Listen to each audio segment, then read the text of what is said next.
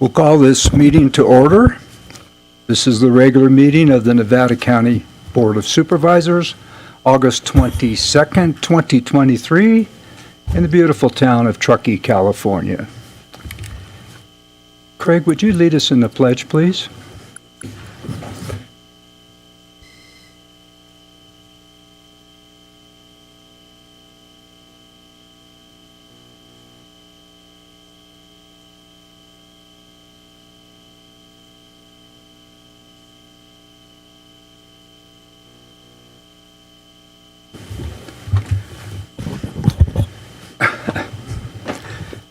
All right, before we actually get into this meeting, I'd like to make a presentation on behalf of the full Board of Supervisors, and I'm going to go down in front and do this and try to speak loudly, okay?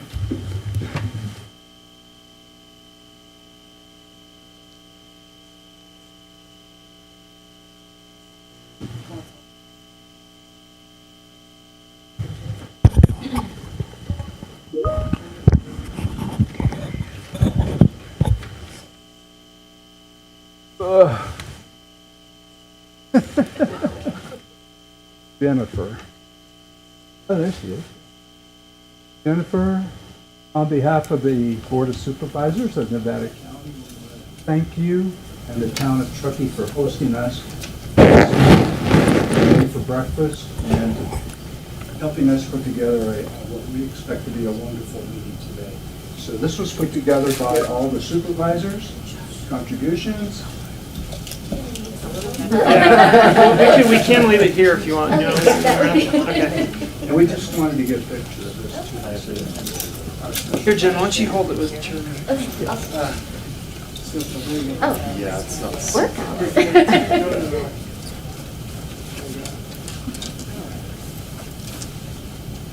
1, 2, 3. Perfect.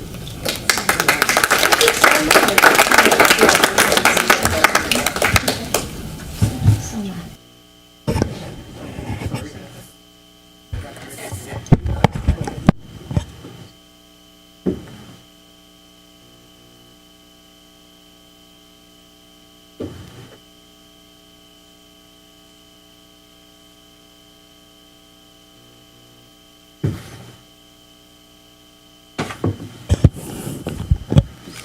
All right, deep breath here. I got all these notes. Madam Clerk, is there any corrections or deletions to the agenda? Chair Schofield, we do have one correction to the agenda. We'd like to clarify for anybody watching or listening that if you would like to watch this meeting on cable TV in Eastern County, the proper channels to watch it on are Optimum channels 18 and 78. Very good. Thank you, Madam Clerk.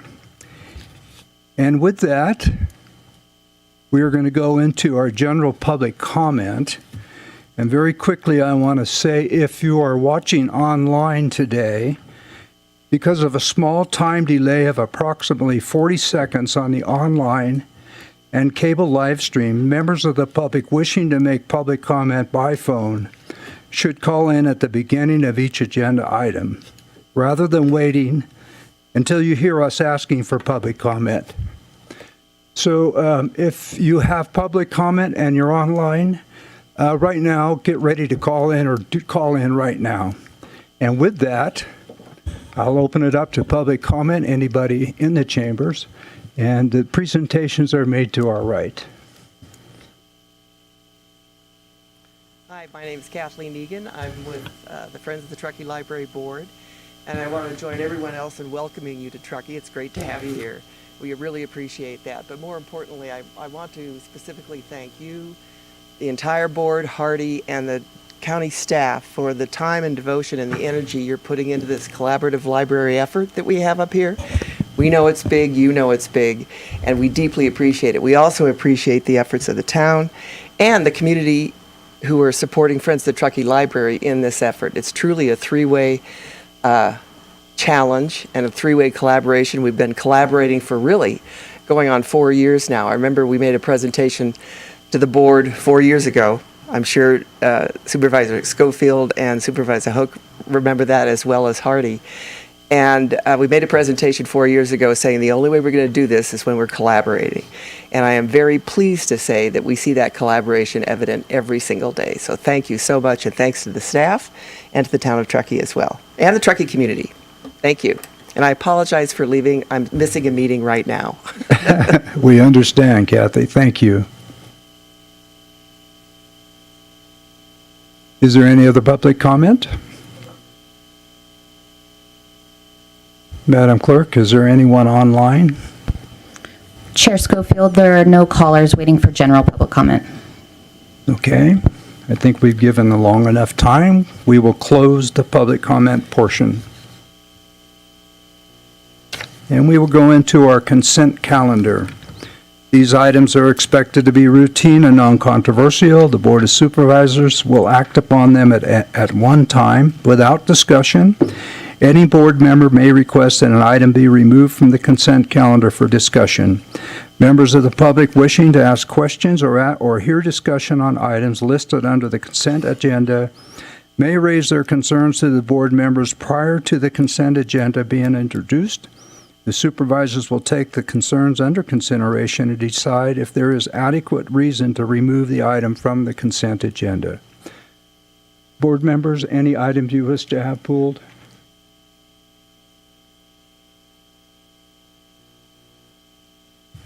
Sue? Lisa, you okay? Any general public items to be pulled? I should have reminded folks to call in right away if there was any to be called. Hopefully, you're calling in right now. We will actually hold off a little while longer, Teen. People can still call in. But at this point, the only item that we would have pulled, and we'll pull the item first before we do the entire consent. Is that okay? All right. Then at this time, we will go into item number 25, is that what you said? Which is acknowledge Supervisor Bullock's acceptance of a letter of resignation from Kevin Murphy and appointment of James Dill as District 5 representative to the Fish and Wildlife Commission. Artie? Thanks, Chair Schofield. I just wanted to mention a special thanks to Kevin Murphy, who's not in the room today, for our Fish and Wildlife Commission with Krista and I. He just did an outstanding job, pioneered a bunch of change that we've been working on with Herschel and other communities. I just want to put out a special thanks to him and also welcome James Dill, who's in the audience today, as the new Fish and Wildlife Commissioner. Really excited to work with him, and I just wanted to recognize your contribution to the Rotary Fishing Derby for, I think, 15 years or more, somewhere near there. 23, I think. 23, okay. So Jim's done 23 years of the Rotary Fishing Derby, which is kind of this highlight of our season every year where Rotary gets all the kids out to fish. And I'm just really looking forward to working with you, and thanks so much for your service to this community. Thank you. Thank you, Hardy.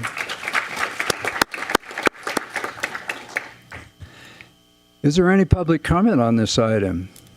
Anyone that would like to maybe reconsider Mr. Dill for that commission? Seeing none, then I would entertain a motion. So moved. Motion Supervisor Bullock. Second. Second Supervisor Hook. Madam Clerk, roll call. District 4, Yes. District 3, Yes. District 1, Yes. District 5, Yes. District 2. Yes. With that, we will go to our consent agenda. Madam Clerk, was there anyone that called in? Chair Schofield, there are no callers. We have received written public comment on item number 13. Very good. That public comment was distributed to the board. It was from Cheryl and Larry Andresen. It was regarding environmental review and the Herschel Bridge project, especially regarding this stairway. I think we're all aware of that. We've all received that letter. And Hardy, is there any reason to pull the item? No. Very good. Then we will proceed with the consent agenda, and I would entertain a motion. So moved. Second. Motion Supervisor Swarthout, second Supervisor Hall. Madam Clerk? District 4, Yes. District 3, Yes. District 1, Yes. District 5, Yes. District 2. Yes.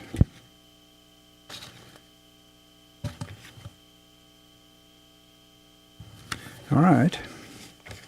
So now we're going to do things a little bit differently than we usually do, and we're going to go into the announcement portion of the meeting. For those in Truckee who don't have the opportunity to watch us, this will just give you a feel for what we do as supervisors throughout the rest of the time when we're not in our regular meetings. Artie, I'm going to start this out with you, District 5. Thank you, Chair Schofield. Once again, thanks to the town for having us here today. It's fun to be up here and not have to jump the summit to get to another meeting. I have been pretty busy the last couple weeks, and I know we do this for everybody who's here. Every 2 weeks we give an announcement of what we've done. So I wanted to highlight our East Side Coalition of Firewise Communities meeting that Craig Greisbach and I attended, the U.S. Forest Service. It was a great time. We had people from the entire county representing the Firewise communities and that coalition coming together. A lot of work's been done to try and assemble a specific East Side Firewise coalition of communities. I think I'm saying that right. Bringing specific resources and trying to get these communities signed up. We're working with the Fire Safe Council and others. So it was a great meeting. The Forest Service, Craig hosted, I think, at the Forest Service building, but we had everybody in the room. It was great to see everybody up here for that. I hosted Senator Alvarado Gill. We had the Truckee Fire Protection District Attorney Jesse Wilson, Sheriff Moon, and her senior staff, and then Friends of the Truckee Library, and had her and got to sit down and talk to her on a casual conversation basis for about an hour and a half over lunch. Talked about the regional issues we face, and I know she went to the town for the groundbreaking ceremony and then met with Placer County, so that was a great opportunity to have her in district here and talk to her about our specific needs and challenges that we face here in the Eastern County. Met with Bright Futures for Youth and Enterprise Rental Car Company. They were community advocate and support program. Allison and I got the opportunity to talk to them a little bit about their sponsorship of our Heart of Gold bike race that's coming up here in October. We'll talk more about that, maybe a specific resolution later identifying the Heart of Gold race and Enterprise commitment to our community. It was amazing to me. She stated a figure, I think it was $68 million they give, and all that giving is handled locally, and Nevada County is a recipient of that, so I was very proud of that company. For corporate America, it's pretty cool to see that happen. I met with economic strategy and our economic strategy consultant, who's providing some reporting for us. I think the name is Integrated Communication Strategies. Thanks, Barbara's shaking her head back. Okay, so I met with them and talked to them about our economic strategy and the upcoming study work they're doing for us over the next 6 months. It was fun to talk to them about what they think is working in Nevada County and what we think is happening. Jeff and I attended a really good meeting on the Reno-Roseville Rail project, and Jeff can correct me in the term. Is that the name of what we're calling it? Regional Rail Route. Okay, thank you. So Placer County, the effort is to connect rail and expand rail services from the Bay Area essentially to Reno and open up those tracks and get more people on rail and out of their cars and onto the train. The complexity associated with that transportation initiative was mind-boggling to me. I was really blown away at the time frame and the complexity and enhancing the station and tracks and all those things. But we learned a lot. We're going to stick with it, and hopefully whoever's in these seats after we're done gets to see an expanded rail service. Jeff and I met with Jeff Dellis and then also Dr. Craig Rowe from TTUSD. It was a great meeting talking about the Youth Leadership Commission that the board has adopted at the last piece, and what role Eastern County plays in that, and what role TTUSD can play in integrating students from the high school into different commissions here, and then also what happens after kids from Truckee graduate from college and they want to come back and make a life and make a living here, and how that works. It was good. I met with Martis Camp with Scott Bauer, talked to him a lot about our sustainability summit happening up there in September, coming up pretty quick. I met with TTUSD board president Catherine Rolfe from the airport. TTAD, Truckee Tahoe Airport District board president Kat Rolfe. Talked to her a little bit about what's going on at the airport. We had our CCC planning meeting. That's going to be on transportation, and the town is going to play a big role in talking about their efforts in transportation, so that's going to be good. Sue and I attended the local agency formation, LAFCO, Local Area Formation Commission. Got the words wrong. LAFCO meeting. I got an update on the consolidation for the fire piece. Had a Hurstdale community meeting out there on the bridge. It was great to talk to everybody about both the sign plan that's on today's agenda, the stairs, the capital improvements for the bridge, Fish and Wildlife. Senator Dolly and Assemblymember Dolly have contributed some resources to understanding how recreation impacts that community. So it was great to go out there and talk with the Hurstdale community on that. Had a meeting on Forest and Firewise Coalition, Fire Safe Council meeting. I have been meeting with some of the folks from Donner Summit on the speed limit on the road on Donner Pass Road. We'll talk more about that. And then the field trip later today, maybe we can point out and talk about some of the things on Donner Summit as well. Some van life camping. People like to pull off a 40 and camp out there, which is not necessarily a bad thing, but the community needs to understand a little bit more about what that means to them. And then we had a great meeting yesterday with Friends of the Truckee Library. Next steps, formulation of the JPA, funding alternatives, a number of different pieces that we've been working toward for almost a year. So it was a good meeting. Jeffrey and I and Mandy got to go down and meet in tribal headquarters with the tribal chairman and the tribal vice chair for the Washoe tribe. It was a good meeting. It was a sobering meeting. It was not necessarily easy, but it was definitely effective in understanding what the tribe wants from us and resource protection, cultural acknowledgement, and things like that. So it was a great opportunity for us to sit down with them, and we've made a commitment to meet with them again soon. And Jeff's doing some work to do some signs and some updates on our resource protection areas. And then we had a sustainability summit meeting. So that's it for me, Chairman. Heidi? Thank you, Chair. Can you all hear me okay? Okay, different microphones here. So I think it's been several meetings since we've done announcements. So I don't think I've actually have been able to talk about the NACO meeting that I attended recently, National Association of Counties, which is a national association of all the counties in the United States. I'm on the Public Lands Committee. And at that meeting, after that meeting, I received notice that we established a new subcommittee. It's a outdoor recreation subcommittee in that committee, and I was appointed chair of that subcommittee. So very excited about that, to be bringing back the outdoor recreation issues to that national committee. Those are issues that have languished. They've been over. Other issues have sort of taken that over, but we're bringing that back. And in fact, we had our first meeting of that subcommittee. There's a new Foundation for American Public Lands that BLM is establishing. It's going to be a sister agency to a number of the other federal agencies who also have foundations. And they are holding an invite-only listening session. And our staffer on the Public Lands Committee will be attending that on September 7th in Las Vegas. So we had an hour-long call to discuss all of the issues we're seeing on outdoor lands with regard to recreation, so he can provide that input.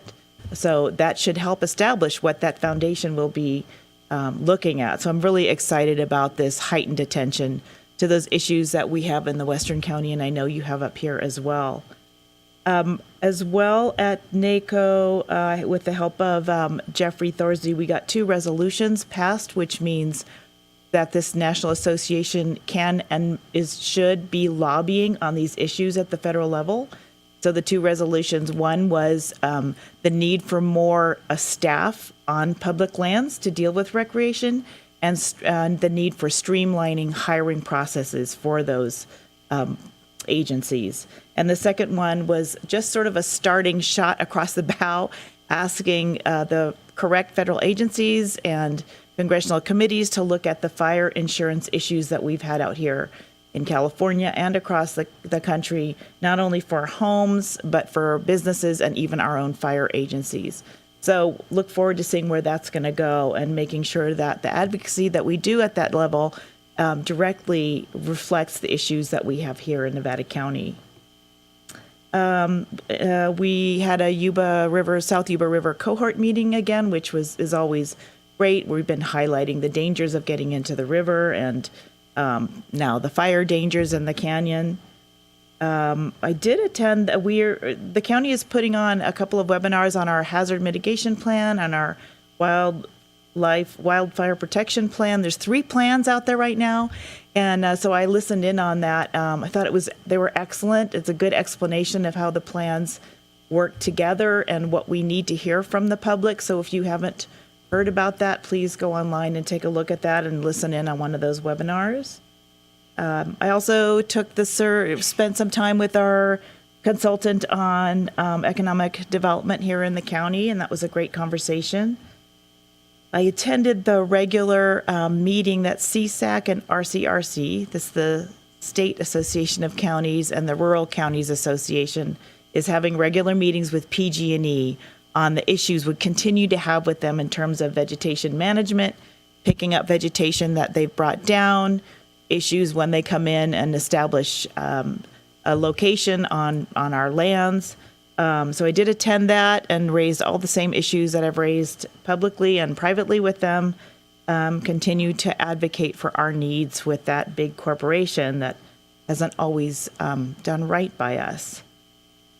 We did have a CSAC executive meeting where we talked about the status of our at-home initiative, which is feeding into the governor's changes to the homelessness, to bringing more resources and changing the program that addresses homelessness, which of course is implemented at the county level, much of it, and then also at the upcoming MHSA mental health changes that he is advocating for. Some bills that are out there we have some great concerns about, and we spent some time talking about those and what the counties can do to try to get those bills and actions done in such a way that works best for the counties. I did meet with the Youth Commission. I met with the Sustainability Summit group and had a staff meeting on cannabis, where we're going with the cannabis regulations. And I'm going to stop with that. Thank you, Chair. Thank you, Heidi. Sue? Okay. Yeah, it has been busy. I know I'm looking at this list. I'm not going to go over all of them because that's kind of crazy. So, but I want to say it was great at LAFCO to be able to look and see how the fire service issue is still moving forward. And we had those messages from the chief, and that was it's uplifting to see the work that's getting done through that community. And it's been fun to watch the community come and build. So I attended the Rough and Ready Grange breakfast, and then they also have a firehouse dinner now. And it's really exciting to see that community come together because they're so appreciative of the work being done so that they're going to have fire services in Rough and Ready. I've had so many constituent meetings the last couple of weeks over all kinds of different issues, from cannabis to building to planning. I've been up in North San Juan for a couple of meetings with folks with our new emergency water system that we're hoping to finish, which was a great project. So I can't wait to see that come to fruition. I went to our monthly RCRC. We have an online meeting with all of our legislative issues that we have going on. So it's really great because then we can come back and really discuss those with what's going on in our county and how they relate. I had a good meeting with SSV EMS, which is the Sierra Nevada ambulance contract was being renewed, and I'm on that JPA, so we had a really good, robust meeting about that, and it's kind of interesting to see the amount. We need paramedics. We need people to go to school and be paramedics, so that was a really interesting conversation about how we do that and keep our ambulance services, and I will say we are really fortunate in our area for Nevada County. We do a really, really good job for the rural side we're in, but there still is always that need, and we do run out of ambulances. I met with the Youth Commission. That was really exciting to see that come to fruition. What an amazing bunch of young people that look like our leaders for the future, right? So that was a lot of fun. I really loved watching that process. I went to a RCRC, hosted a water resiliency webinar. It was really great. It was about drought and how we're going to manage that over the next 20 years. It was well done. And if anybody's interested, I have the slide show for that, and you could have it and look at it because it was interesting. Of course, the highlight was Nevada County opening ceremonies day, and I'll let Ed tell more about that because that's his special place. But Nevada County Fair was incredible. Working with the kids, working in some of the booths at the nonprofits. It was a lot of fun. I never made so many baked potatoes in my whole life. And they were fantastic. Thank you, Lisa. Yeah, so that was a lot of fun, and it was fun to see the 501c3s really do well this year, and the people that came out and supported the communities, because that's probably all of their biggest fundraisers for the year. I'm out of my thing. I went to the salute to their first responders, which was great and sponsored. And I love that the people that donate. You know, we all live in a community that's very generous, and I think that gives a shout out to those folks and shop there. You know, because they're always really working for our community and giving. It's just amazing to me to see the. Because that's a big fundraiser for those folks too. And it was interesting. They've given out over $1 million to different local first responder agencies. I thought that was pretty impressive. We had our Yuba cohort meeting, and of course it always tends to be a bit of a challenge when we're dealing with, like you do here, when the weather's hot. Our river crossings are really challenged. We don't have great parking there, and working with that relationship we have with state parks and Forest Service and all those areas. And now we're heading into fire season, and so how do we really start to message that? So that was a good meeting. I went to Mountain County Water Resources Association. I'm on their board. We were hosted by El Dorado Hills, so we met with some of the folks from over there. It was really interesting. We deal with water issues. Water is one of the things for me that is important, because even in our community, water is life, and how we manage it. So really interesting in that. Met on cannabis regulations. I've had a couple constituent meetings on cannabis. And I think that's probably enough for today.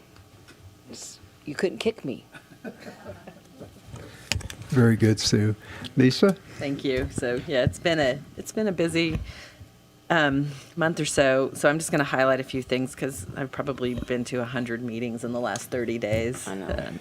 But I finished my new supervisor training in Sacramento at the end of July. That's put on by CSAC. So I guess I'm official, and I look forward to seeing some of my fellow classmates at the CSAC conference in November. Thanks to Supervisor Hall, did a presentation on one of the days about disaster preparedness, and it was great. So thank you for that.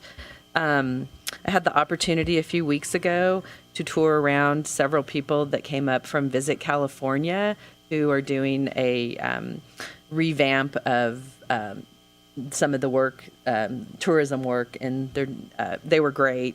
Kimberly Parker and I toured them around. Some of the highlights. We only had a couple hours with them.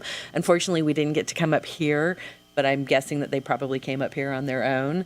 But they were really impressed with Grass Valley, Nevada City. They were here during the fair, so we gave them tickets to the fair. I'm not sure if they went, but they would have loved it if they did.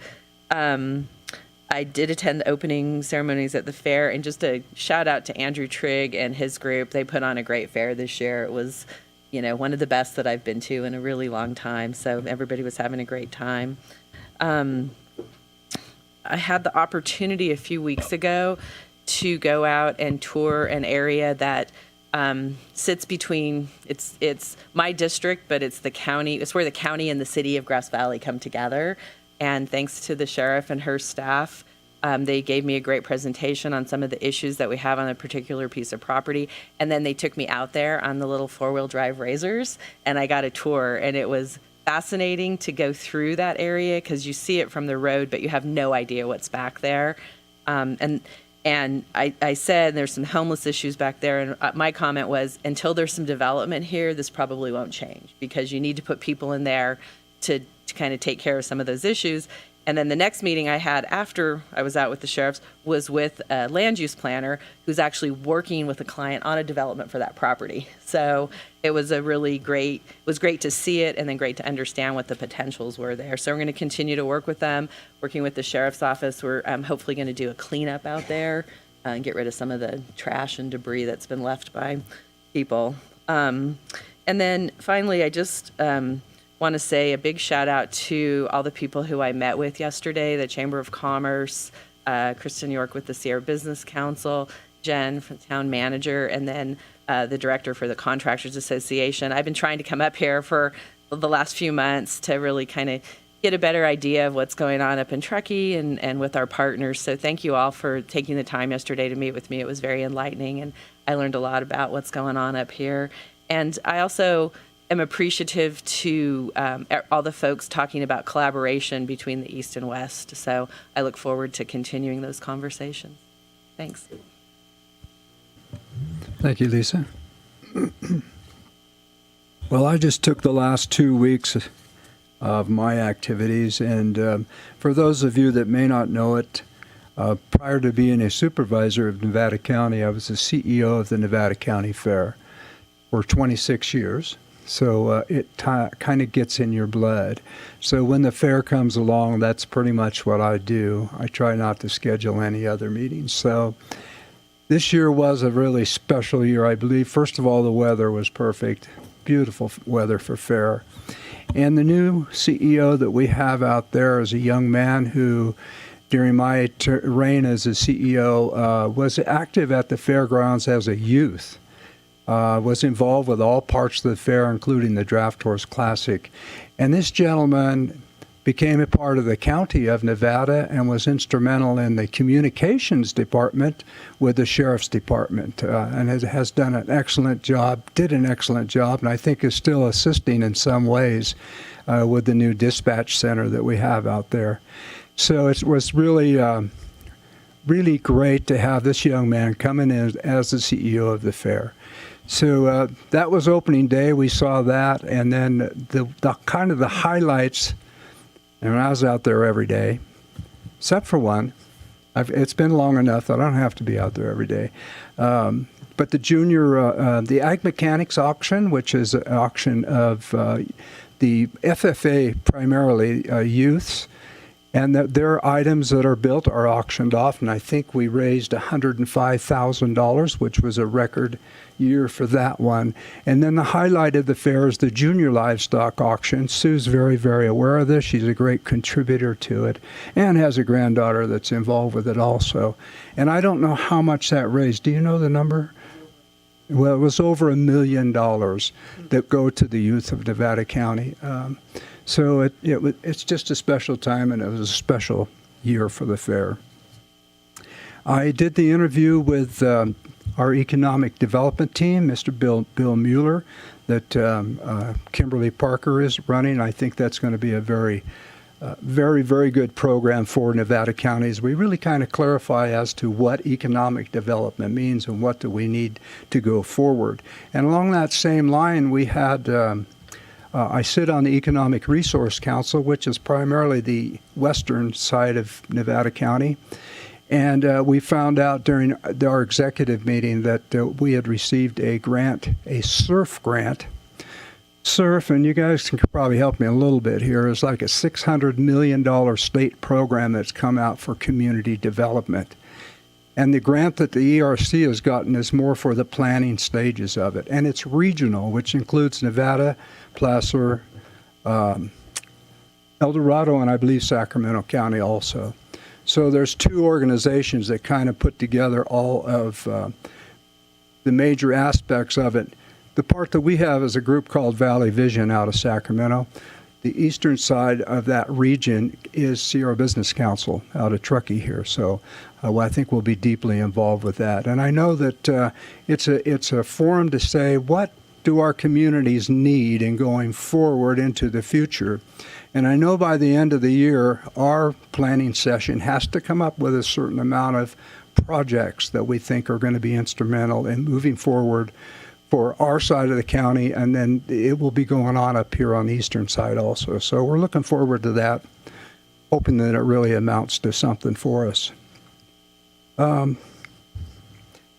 We did our mayor and managers breakfast, which is something that we do, the mayors of the towns, the cities, and the county, myself as the chair, have breakfast once a month, and we rotate where we're going to be. And I have to say that we come up here for these meetings and we go, oh my gosh, you know how far it is to travel up here, Jennifer? You know what it's like going over that mountain over there? Hardy does it every 2 weeks. You guys, and even in inclement weather, Jennifer, in this case, Mayor Lindsay. Jennifer wasn't able to make it this time, but Lindsay was there. And Danny, your chief of police, which was great. And it's just that when you talk about collaboration between east and west side of our county, there's a lot that goes on there. Those are really enjoyable meetings, and we appreciate the efforts that you guys make to come over that hill. I think the only other thing that I did do that I'd like to point out, and I think almost all of us did, we went to the Law Enforcement and Fire Protection Council, a fundraiser. This is an organization that raises money for our law enforcement.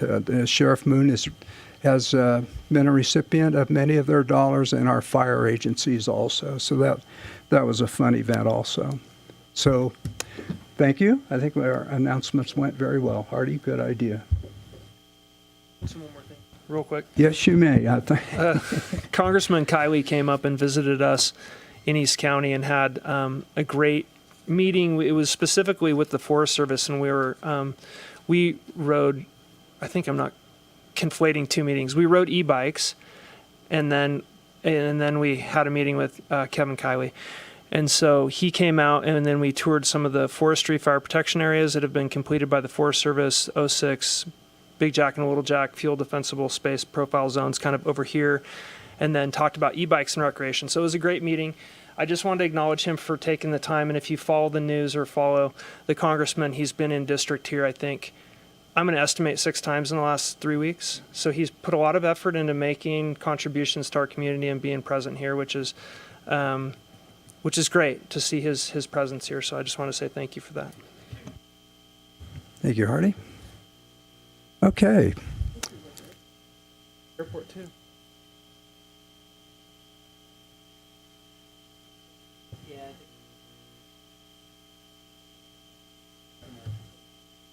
Oh, you were there just with the governor. Yeah, right. I would have been there for the airport. But we weren't invited. I questioned that. Very good. All right, we're going to move on our agenda. And at this point, we're coming into what I think is a very special part of our agenda. And of course, it's listed as individual board members and District 5 Supervisor Hardy Bullock, but I'd like to kind of kick this one off. The next one is a certificate of recognition for Judy Price for 21 years of public service as a town clerk for the town of Truckee and for many contributions to the greater Truckee community. And I would like to remind anybody that's online, if they'd like to call in to make comments, to make your calls right now while we're doing this portion of it, and then we'll get to you on a very timely manner. Is that good, Teen? All right. Judy, I'm going to pass this over to Hardy for the presentation, and then we're going to come down front for a picture op. But I just run off the bat and say thank you for your time. She reminded me last night that I came here to a council meeting a number of years ago dressed as a pirate. It was part of the theme of the Nevada County Fair. And also the fact that Carol used to do facilitating for the town of Truckee up here. It was one of her more enjoyable groups that she worked with. And once I became a supervisor, those went away. She's always thanked me for that.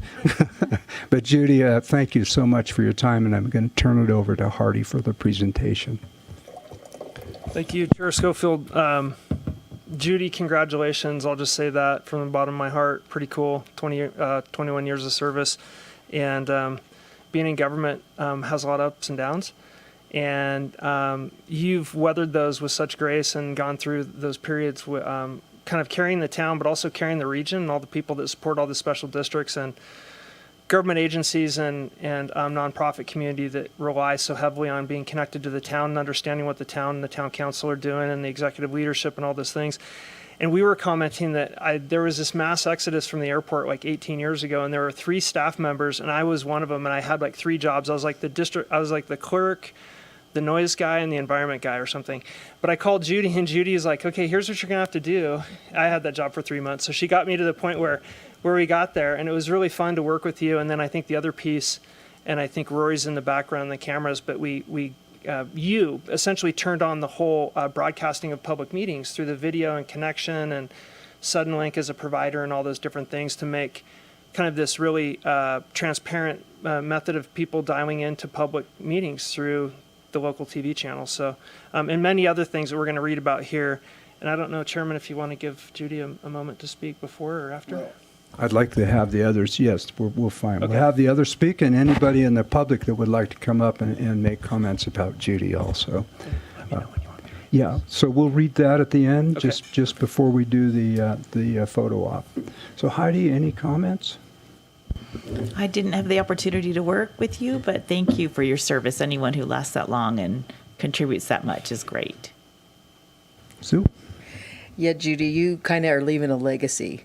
When you look back and you look from the web page all the way, and then the one that's closest to my heart is what you've done with the Veterans Day up here is incredible. So thank you for that, because that's like one of my passions as well.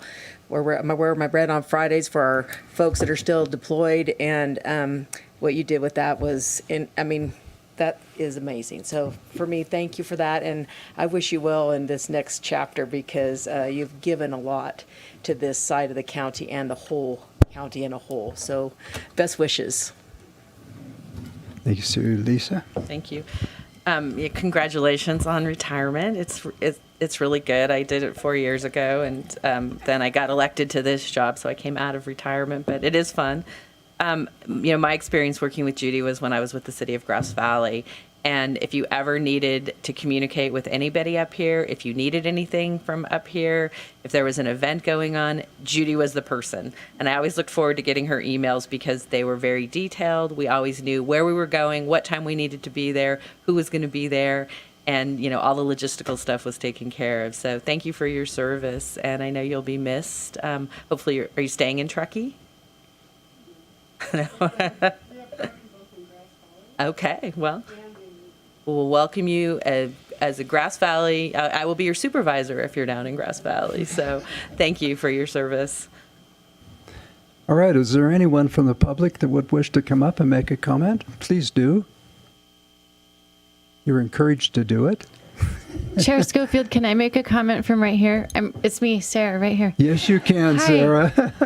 I had the pleasure of working with Judy on Nevada County's broadband work group. She contributed from the Truckee perspective, and she also helped to advance broadband for the town of Truckee, like doing things that I wasn't part of. But I just felt like she was really going above and beyond in her role, and really became very knowledgeable in that area. And I hope that there is somebody who can pick up that passion project in her absence and continue it, because she really was a valuable member of that team. Thanks, Sarah. Allison? No, just shared appreciation. I think that you really reflect the values of the town, the Truckee, of just being an active participant and collaborator and providing support where needed. So thank you, and congratulations on your retirement, and we really wish you well. Madam Clerk? Judy, this is Teen. On behalf of the clerk of the board, congratulations and thank you for all of your event coordination, your resource sharing, and especially your help with sharing your staff for last minute agenda posting and all sorts of weather. So thank you on behalf of the various clerks to the Planning Commission and the board for the county. Madam Clerk, is there anybody online? Chair Schofield, we have no written comments and no callers. Okay, then I think what I'd like to do is have Hardy read the certificate, and then Judy, I'd like you to come up and make comments, and then we'll come together for a photo op. Hardy? Thanks. I was just going to mention one more thing. In West County, we have obviously our building and everything, tax collection and sheriff's office and all these other things. But Judy coordinates all these loose ends in East County. So I see these chains of emails like, Hardy, come pick something up from the tax box, and we're opening something and we're posting something. All these, they just go on and on and on. And finally I get to the end and I just get one from her telling me what I'm supposed to do, or pick up and transport to West County. So thank you for doing those tasks on behalf of Nevada County, because it's not part of your job, but it serves everybody in our shared constituency in East County. So thank you. I just wanted to mention that. And I'll read this is a certificate of recognition for Judy Price. The County of Nevada Board of Supervisors takes great pleasure in recognizing and thanking Judy Price for her 21 years of public service as the Truckee Town Clerk and thanking her for her many contributions to the community. For over 21 years, Judy Price has played an integral role in serving the Truckee community through her role as the Truckee Town Clerk and her ability to build relationships across the community. When Judy started as a town clerk in 2002, Judy worked hard to foster productive relationships, enhance the mission of the town clerk's office, support the town manager, town council, and exhibited the best of public service. Her approach not only led to improved outcomes, but promoted a positive approach in working relationships that underscored the value of productivity through collaboration. Throughout the years, Judy has gone above and beyond to advance the well-being of the community, including but not limited to transforming the annual Truckee Veterans Day event into a town-coordinated affair that adequately honors the veterans in the community, improving our relationships between the various government agencies in the region through the formation of the Regional Clerks Group, supporting various county departments to ensure the seamless delivery of public services to Eastern County residents, serving as a core member of Nevada County Broadband Working Group, and working directly with the Nevada County Clerk of the Board to assist with agenda postings during times of extreme weather, limited staff, or at times when an emergency errata agenda was warranted. Judy's positive and collaborative approach to meeting the needs of the greater community truly embody the spirit of the Truckee Way. Therefore, the County of Nevada Board of Supervisors takes great pleasure in recognizing and thanking Judy Price for over 21 years of public service dedicated to serving the town of Truckee and building relationships to improve service to our community. Thank you.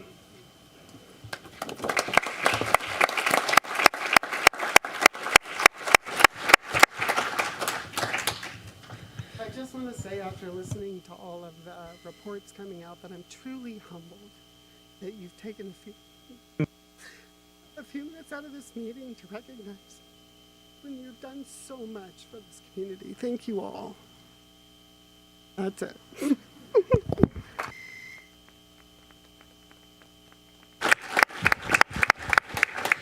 And you know, Judy, I think we would say everything that we do up here, we can't accomplish without people like yourself. So thank you.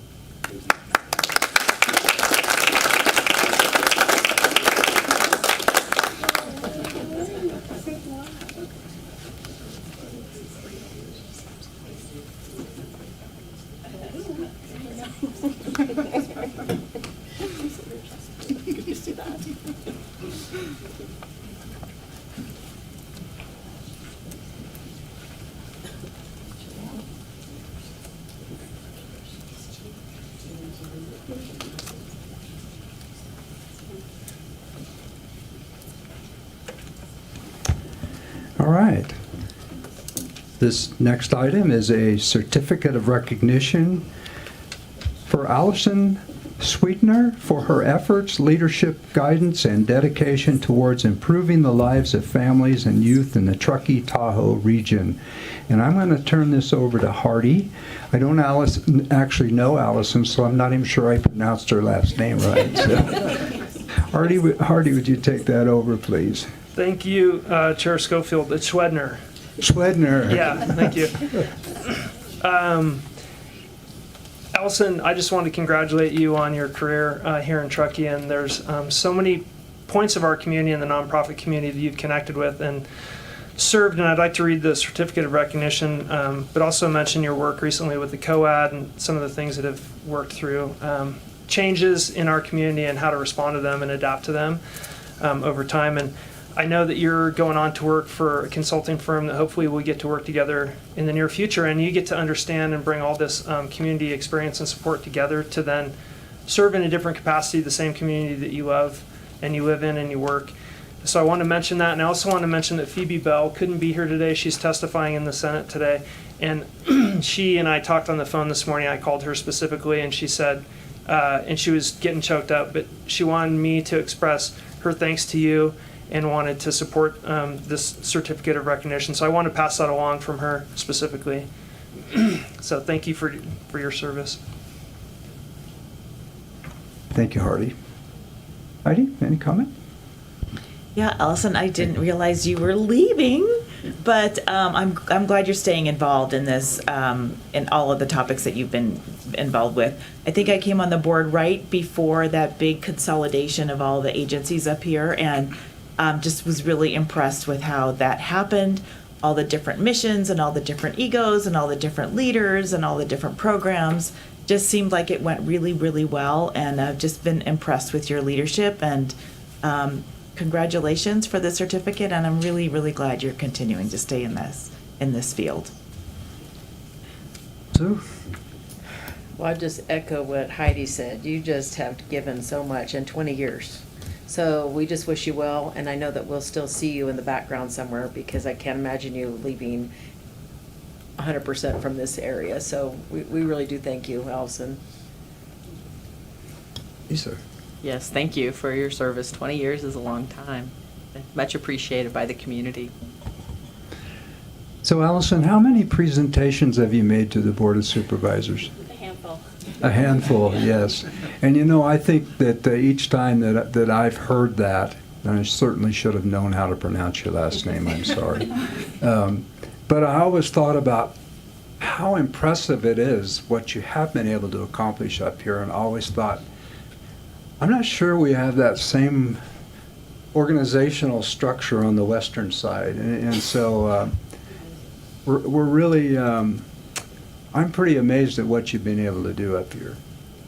And I hear they're saying you're going to stay with it, so that's greatly appreciated too. So Allison, why don't you come over and make a few comments, and then we'll read the proclamation, and then we'll have a photo op. Great. Well, no, hit the button. Yeah. Okay. Well, thank you, Supervisor Bullock, and the rest of the Board of Supervisors for the recognition. It means a lot to me, and I'm very humbled and very grateful, and really appreciate the opportunity I've had to work with the county, to work with Health and Human Services, Boys and Girls Club, the foundation, the school district, the town, all of our partners, to really work to make our community an even stronger place for kids and families. And I think the work that we all do as a collective is really rewarding, and I think it can also be very, very challenging. And I think that the issues that folks in this room and you all tackle are some of the most challenging issues facing our community. Like I look at Kathy around your leadership around homeless issues, and what the foundation's doing. And I know this sounds very trite, but I do feel like we are stronger when we do it together.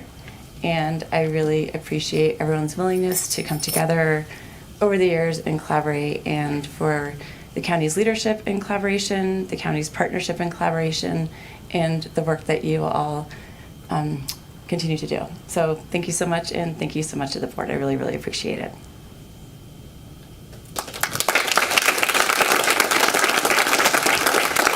So Allison, maybe we should have read this first, but go ahead and let's read this, and then we'll take a photo.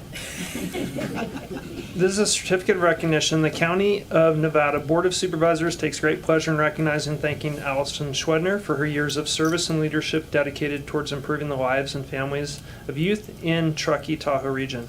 For nearly 20 years, Allison Schwedner has dedicated her life and her career to serving the Truckee-Tahoe community through her work with several nonprofits in the area.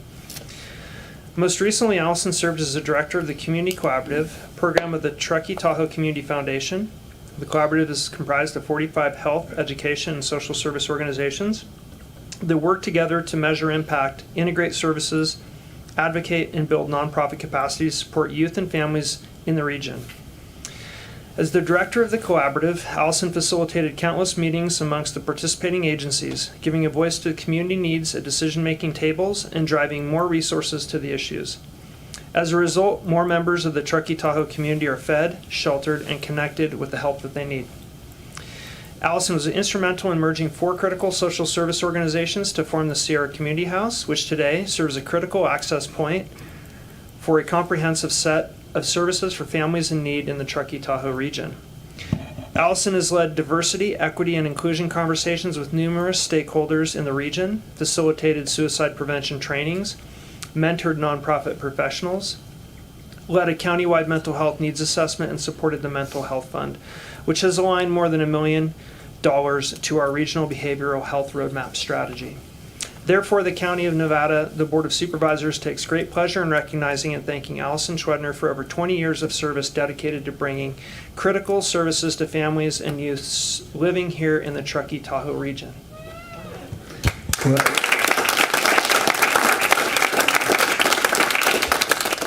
Now, is there anybody with the public that would like to come up and make some comments? Chair Schofield, I just wanted to share our appreciation on behalf of county staff for all the work, Allison, that you have done. I've had the opportunity personally to work with you, gosh, probably 18 of those 20 years. And I remember even 18 years ago working on a Healthy Families grant of connecting families that were underserved to health services. And even through your 2 decades of work in health and human services, you were really a pioneer of that true collaboration of looking at those networks of local government and nonprofits. And even in Eastern County, the challenge of 2 counties, as well as the network of nonprofits of really having success in bringing important services to families and children. So thank you for all your work and wish you well. Thank you, Allison. Christian. Hi, I just, I'm on the Tahoe Truckee Community Foundation board, and, people come and go in our lives and in our work, and every now and then, when you hear someone's leaving, you're like, no way. What is going to happen? And you're one of those people, Allison. You have been amazing, and you bring the voices to the table that nobody listens to. So thank you for that and for years of service. You are a community gem. Thank you.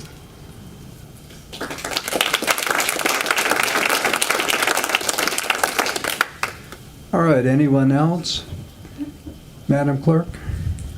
Chair, there are no written or call-in comments. Okay. And I remind people to call in early if you wish to make a comment, and we'll go ahead and do a photo op-tine, and then if somebody does call in the meantime, I'll ask afterwards, okay? All right, we'll go down front.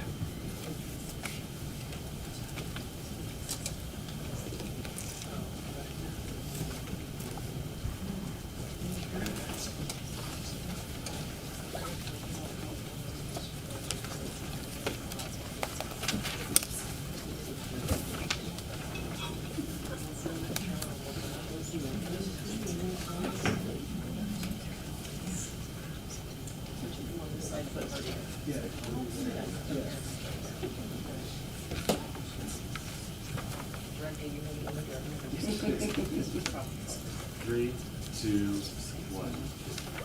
Thank you.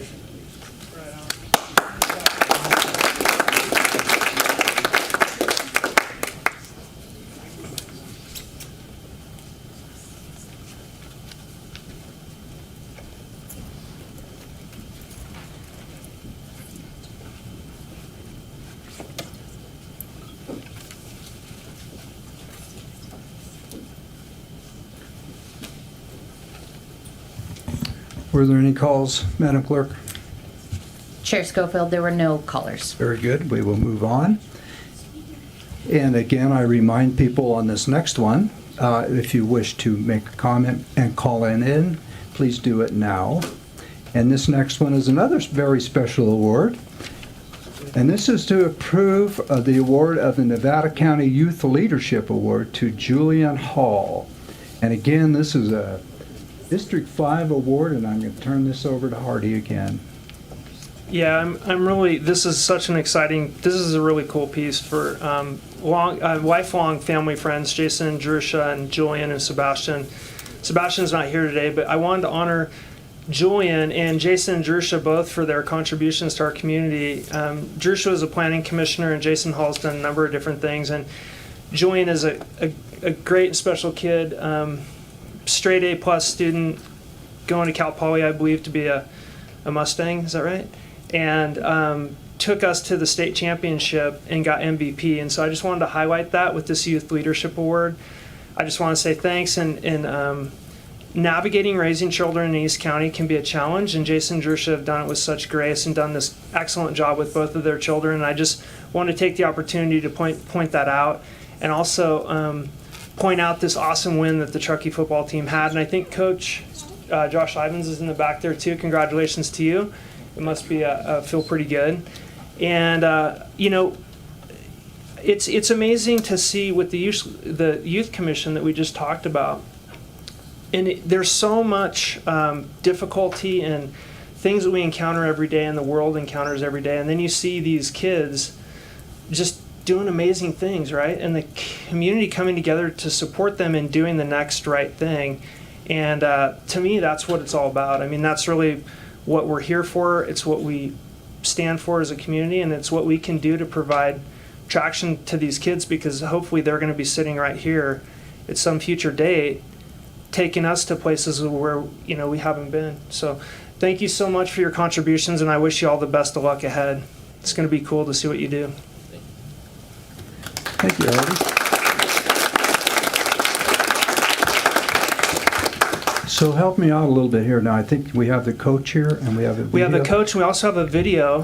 Why don't we have the coach come up and make any comments that Okay. he wishes to do, and we'll show the video at the same time or afterwards.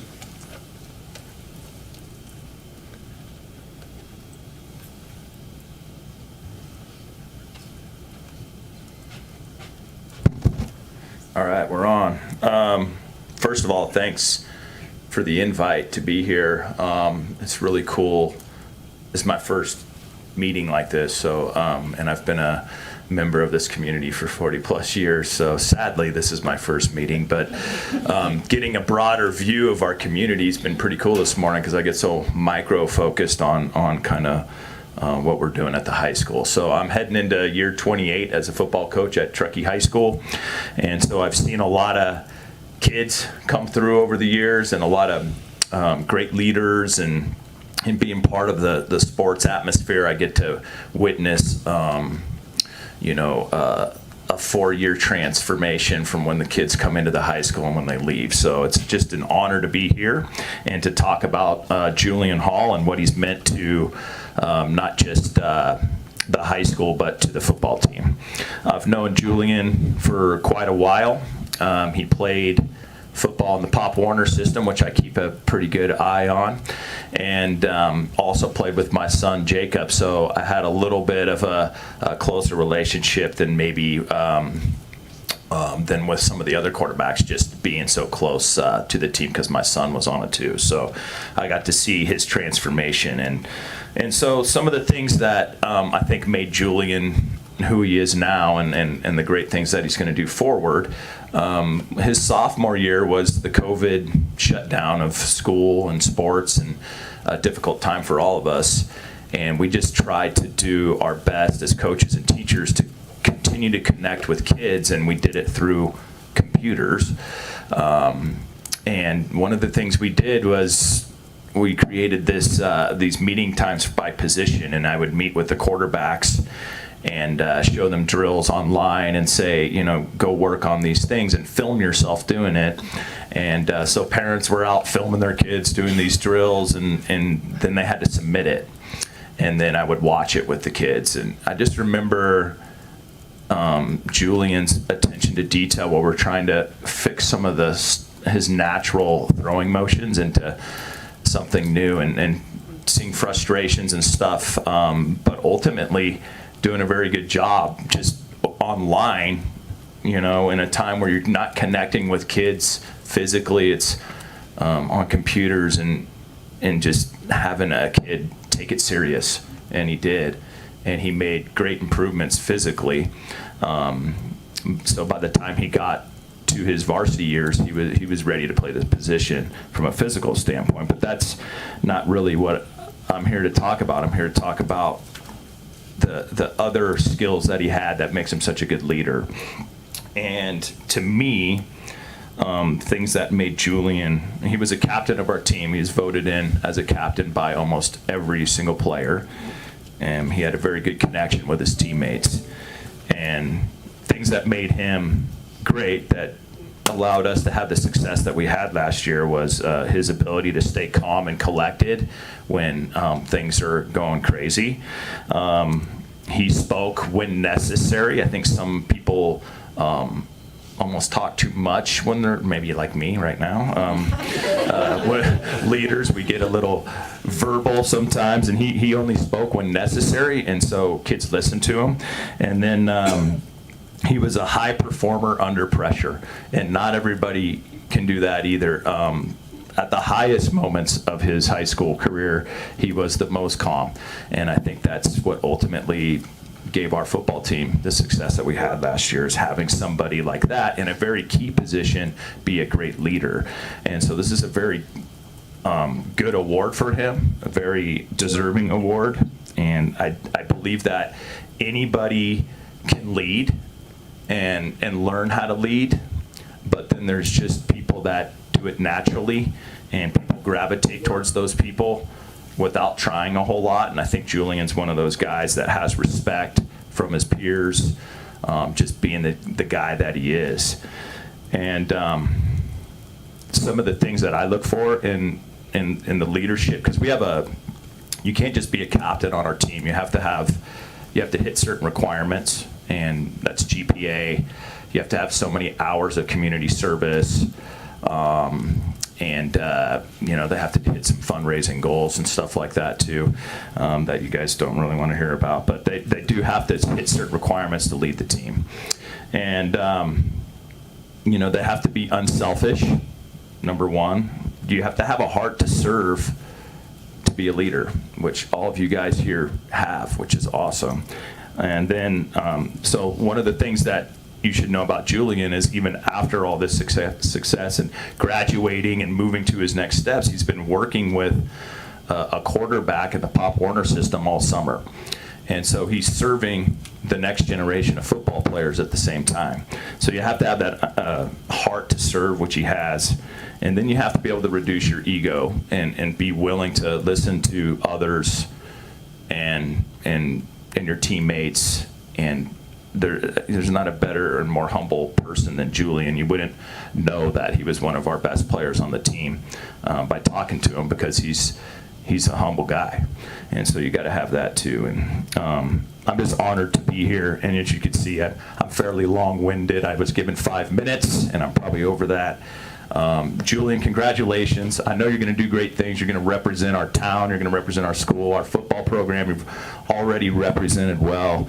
And I just know that you're going to do great things in the future, and we appreciate you here in the Truckee community.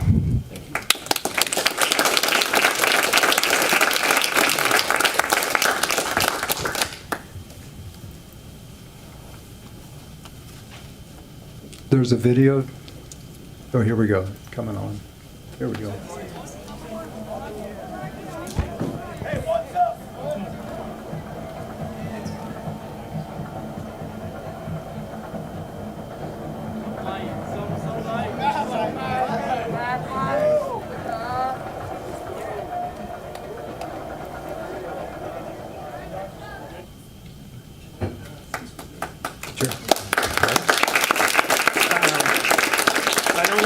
Put Julian on the spot, but I wouldn't mind if Julian could come up to the podium and just tell us in your own words what it was. Just tell us what was going through your mind when you guys won that day, what it was like. I know how I feel when the Niners win, and I just know that it's a lot more than that.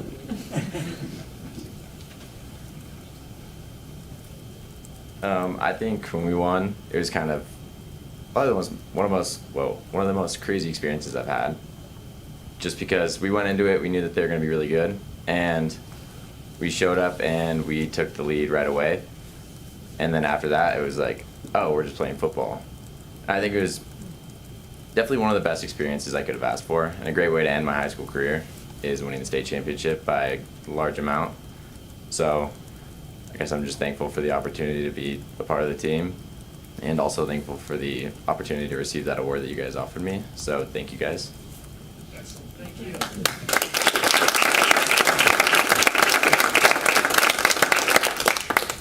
You want to read that? Sure, I'll read it. The County of Nevada Board of Supervisors takes great pleasure in recognizing Julian Hall for standing out as a youth leader on the football field, guiding his team to victory in the Class 3A Nevada State Championship. We also commend Julian for his academic excellence. Julian Hall, a senior at Truckee High School, has proven to be a model leader both on and off the football field. As a quarterback for the Truckee High School football team, Julian played a critical role in guiding the team to a 40-13 victory over Slam Academy on November 1st, 2022 to become the Class 3A Nevada State champions.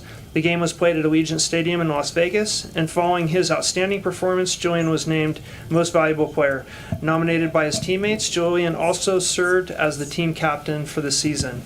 Off the field, Julian is also an exemplary student, as evidenced by his 4.2 GPA and being named All-American Football Scholar.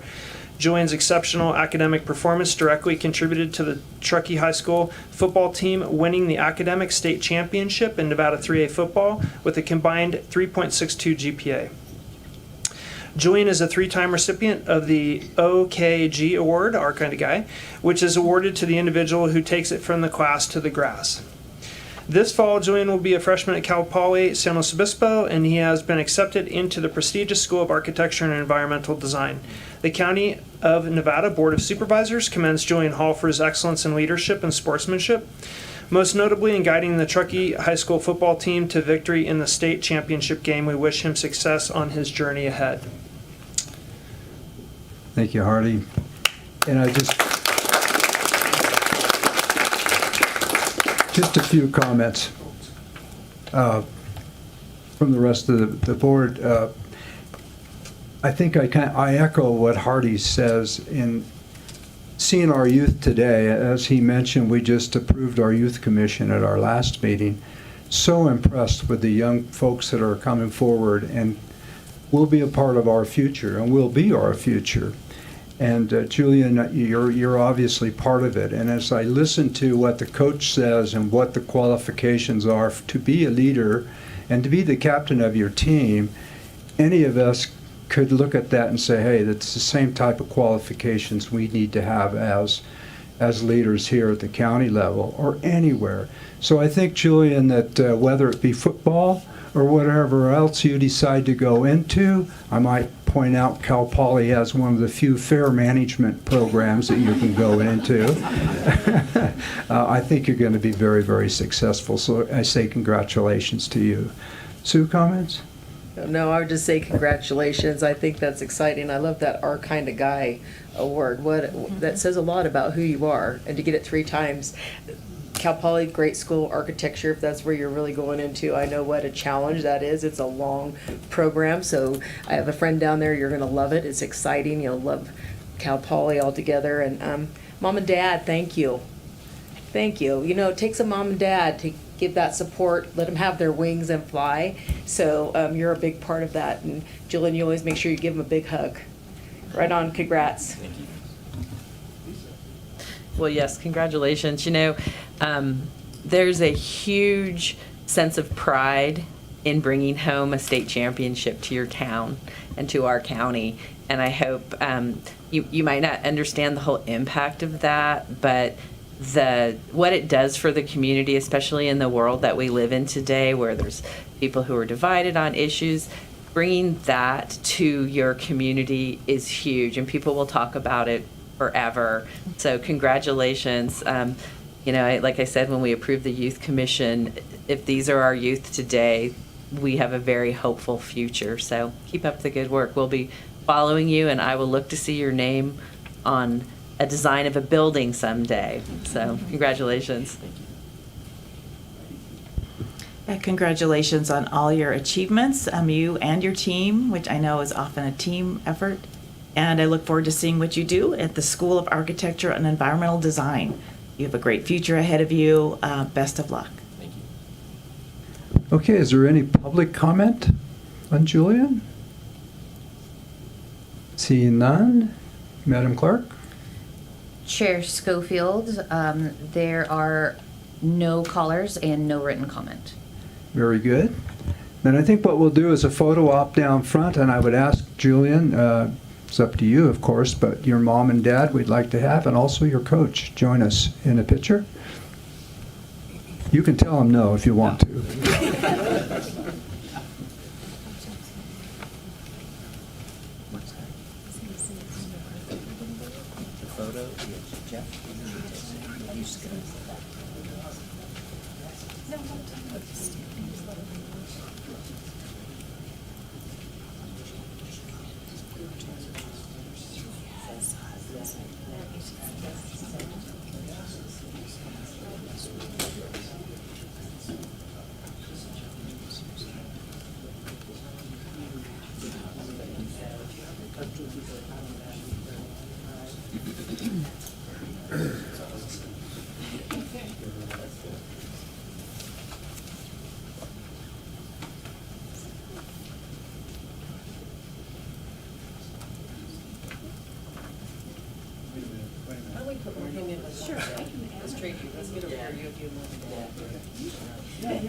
Maybe let's everyone just do it. Just a little bit more, That's probably bring everybody down. Yeah. That's probably perfect right there. Okay. Got it. Ready? 1, 2, 3. All right, perfect. Thank you.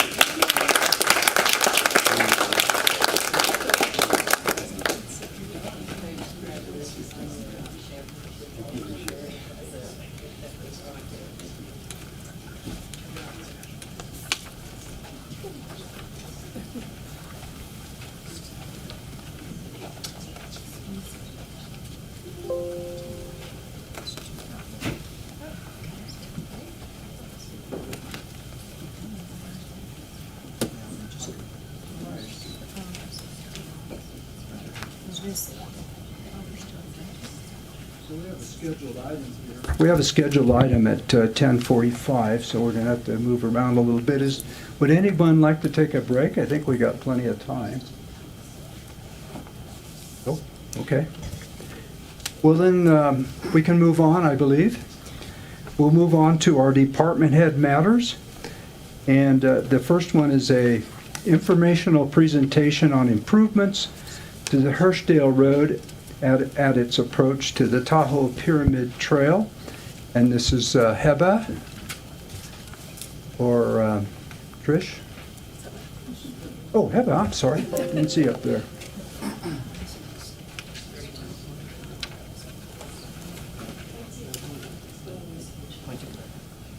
Yeah, this is item number 31, I'm sorry. And again, if anybody wishes to make comments on this item, please call in at this point, and we'll catch you at the end, but just hold on to it. Heba, please. Honorable board members, good morning. Heba Gindi, Public Works Director. And I will be presenting informational items on improvements on Hirschdale Road near its easterly end as it approaches the Tahoe Pyramid Trail. There has been a number of meetings with the adjacent community, including one held on June 22nd, when the improvements were discussed. The project area is to the east of the Hirschdale bridges with the Truckee River and the Union Pacific Railroad. The improvements covers some maintenance items, including removal of vegetations on the side of the roads, maintenance to the roadway surface, as well as improvements to the signage as it relates to information signs directing the area visitors to the trail, as well as where parking would be permitted or prohibited.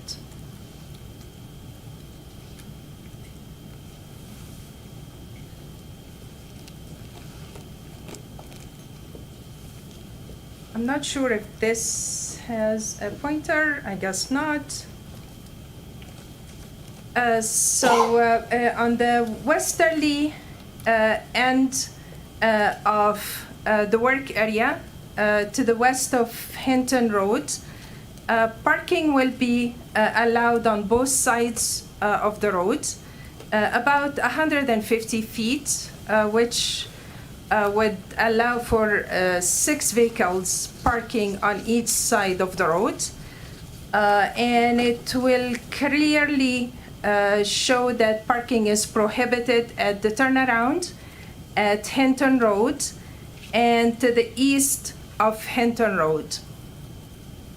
We're also appreciative of our work with the Tahoe Pyramid Trail Group.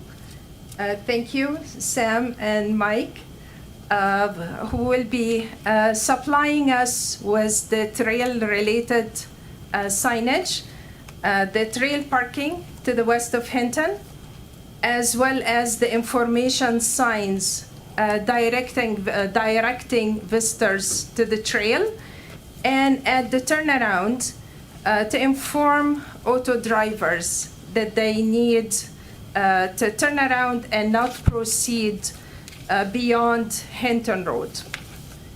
We're also going to be installing 2 bollards at the easterly end of the road, where currently there is a private gate to only permit cyclists and pedestrians beyond that point.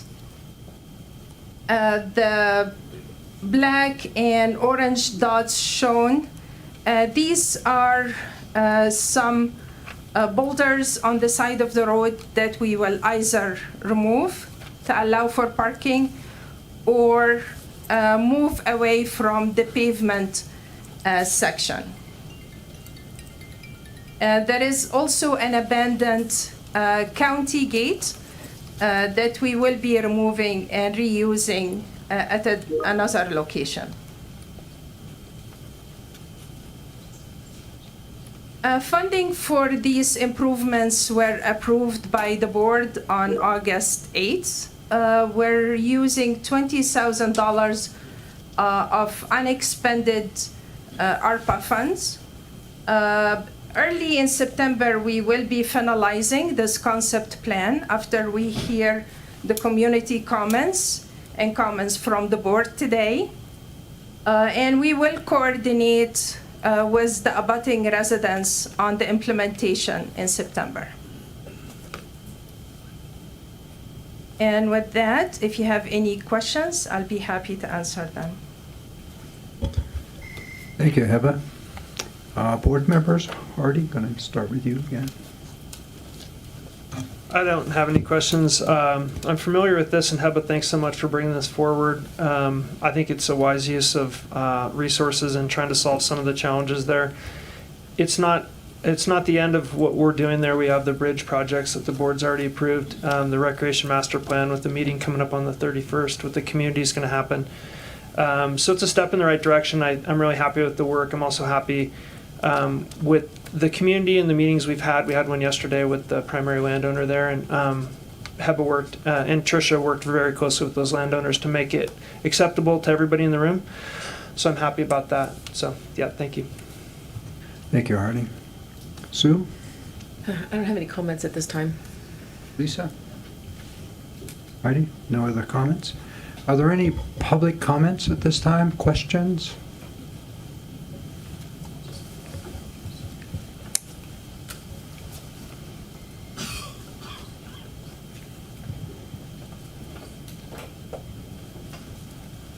Chair Schofield. For the record, my name is Mark Cameron. I'm the Executive Director of the Tahoe Pyramid Trail. I'm joined by Sam Limerick. He's our GIS guy. He's also on our board. He's a GIS mapper extraordinaire. We couldn't do what we do without him. But I just want to thank you for allocating the funds at the August 8th meeting for these improvements. We appreciate that it supports the users of the Tahoe Pyramid Trail, but I also want to thank you for going out and working with the public too, because we don't want to appear as the trail to be some somebody that's not wanting to work with everyone. You know, this is a great thing for the community. We want everyone to be able to access the trail, but we also want the public to be heard. So we appreciate that. So we look forward to many years of collaboration with Nevada County, and that's all I have to say. Thank you. Thank you, Mark.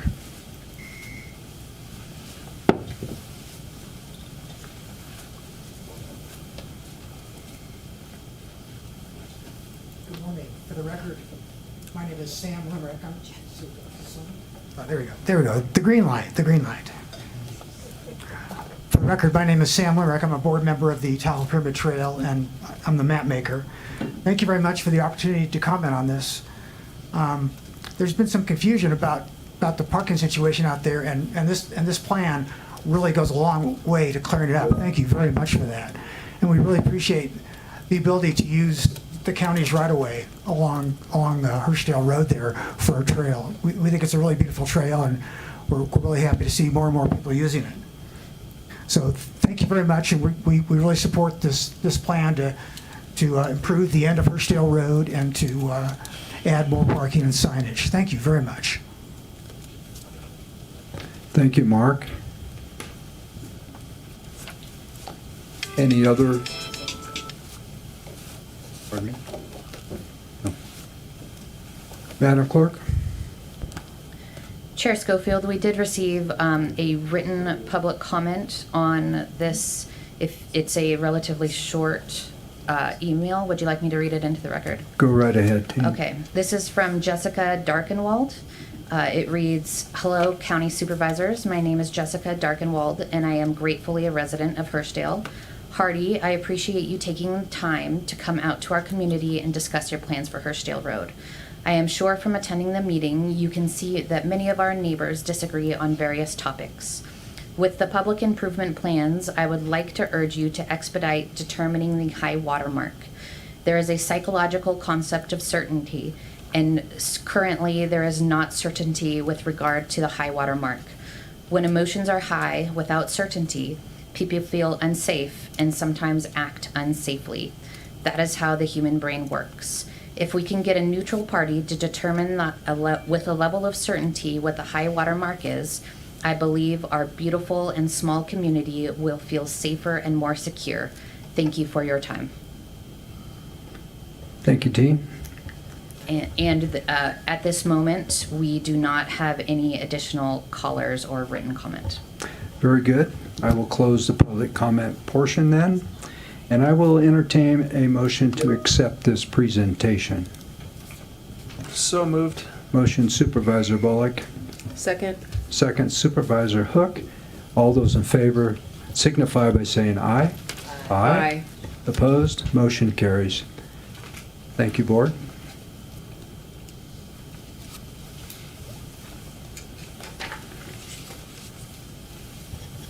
So our next item is the Office of Emergency Services. Director Craig Griesbach. Resolution approving a memorandum of understanding between the County of Nevada, North Star Community Services District, Town of Truckee, Tahoe Truckee Community Foundation, Truckee Fire Protection District, and County of Placer regarding the North Tahoe Truckee Biomass Task Force and authorizing the Director of Emergency Services to execute the Memorandum of Understanding. Craig? Good morning, Chair Schofield, members of the board. Craig Griesbach, Director of Emergency Services for Nevada County. For a decade, your board has prioritized emergency preparedness initiatives and programs. We have several large-scale field mitigation projects over the next decade or so that will greatly help mitigate the threat of wildfire, while also helping address forest health and climate-related issues. The questions remain. What do we do with all this vegetation on our landscape? How do we remove fuels from our landscape in an economical way that doesn't add to climate-related issues? How do we leverage these fuels for energy production, workforce development, and reducing emissions overall? These questions and many others we hope to work towards addressing with the formation of the North Tahoe Truckee Biomass Task Force. This is a regional problem, as these issues don't have barriers or boundaries with cities, towns, or counties, thus needing a collaborative effort to address it. I would now like to introduce Jared Deck, who's an environmental engineering manager with Placer County Department of Public Works, who is a close partner and leading much of these efforts. And Jared was nice enough to join us while he is out of the office, so I really, really appreciate him joining us and contributing to this presentation. Jared? All right, good morning, board. Just let me know if you guys can hear me. We can hear you. Sounds good. All right, so as Craig noted, my name is Jared Deck. I'm the program manager for Placer County Department of Public Works Environmental Engineering Division. And I greatly appreciate your board taking the time to hear the item before you. Also, I apologize for not being in person today. I just underwent hip surgery and just kind of a bit immobile right at the moment. As Craig noted, one of the public agency's main priorities is protection of its communities. With catastrophic wildfire not abiding by jurisdictional boundaries, a regional solution is vital in mitigating major wildfires within the Tahoe region.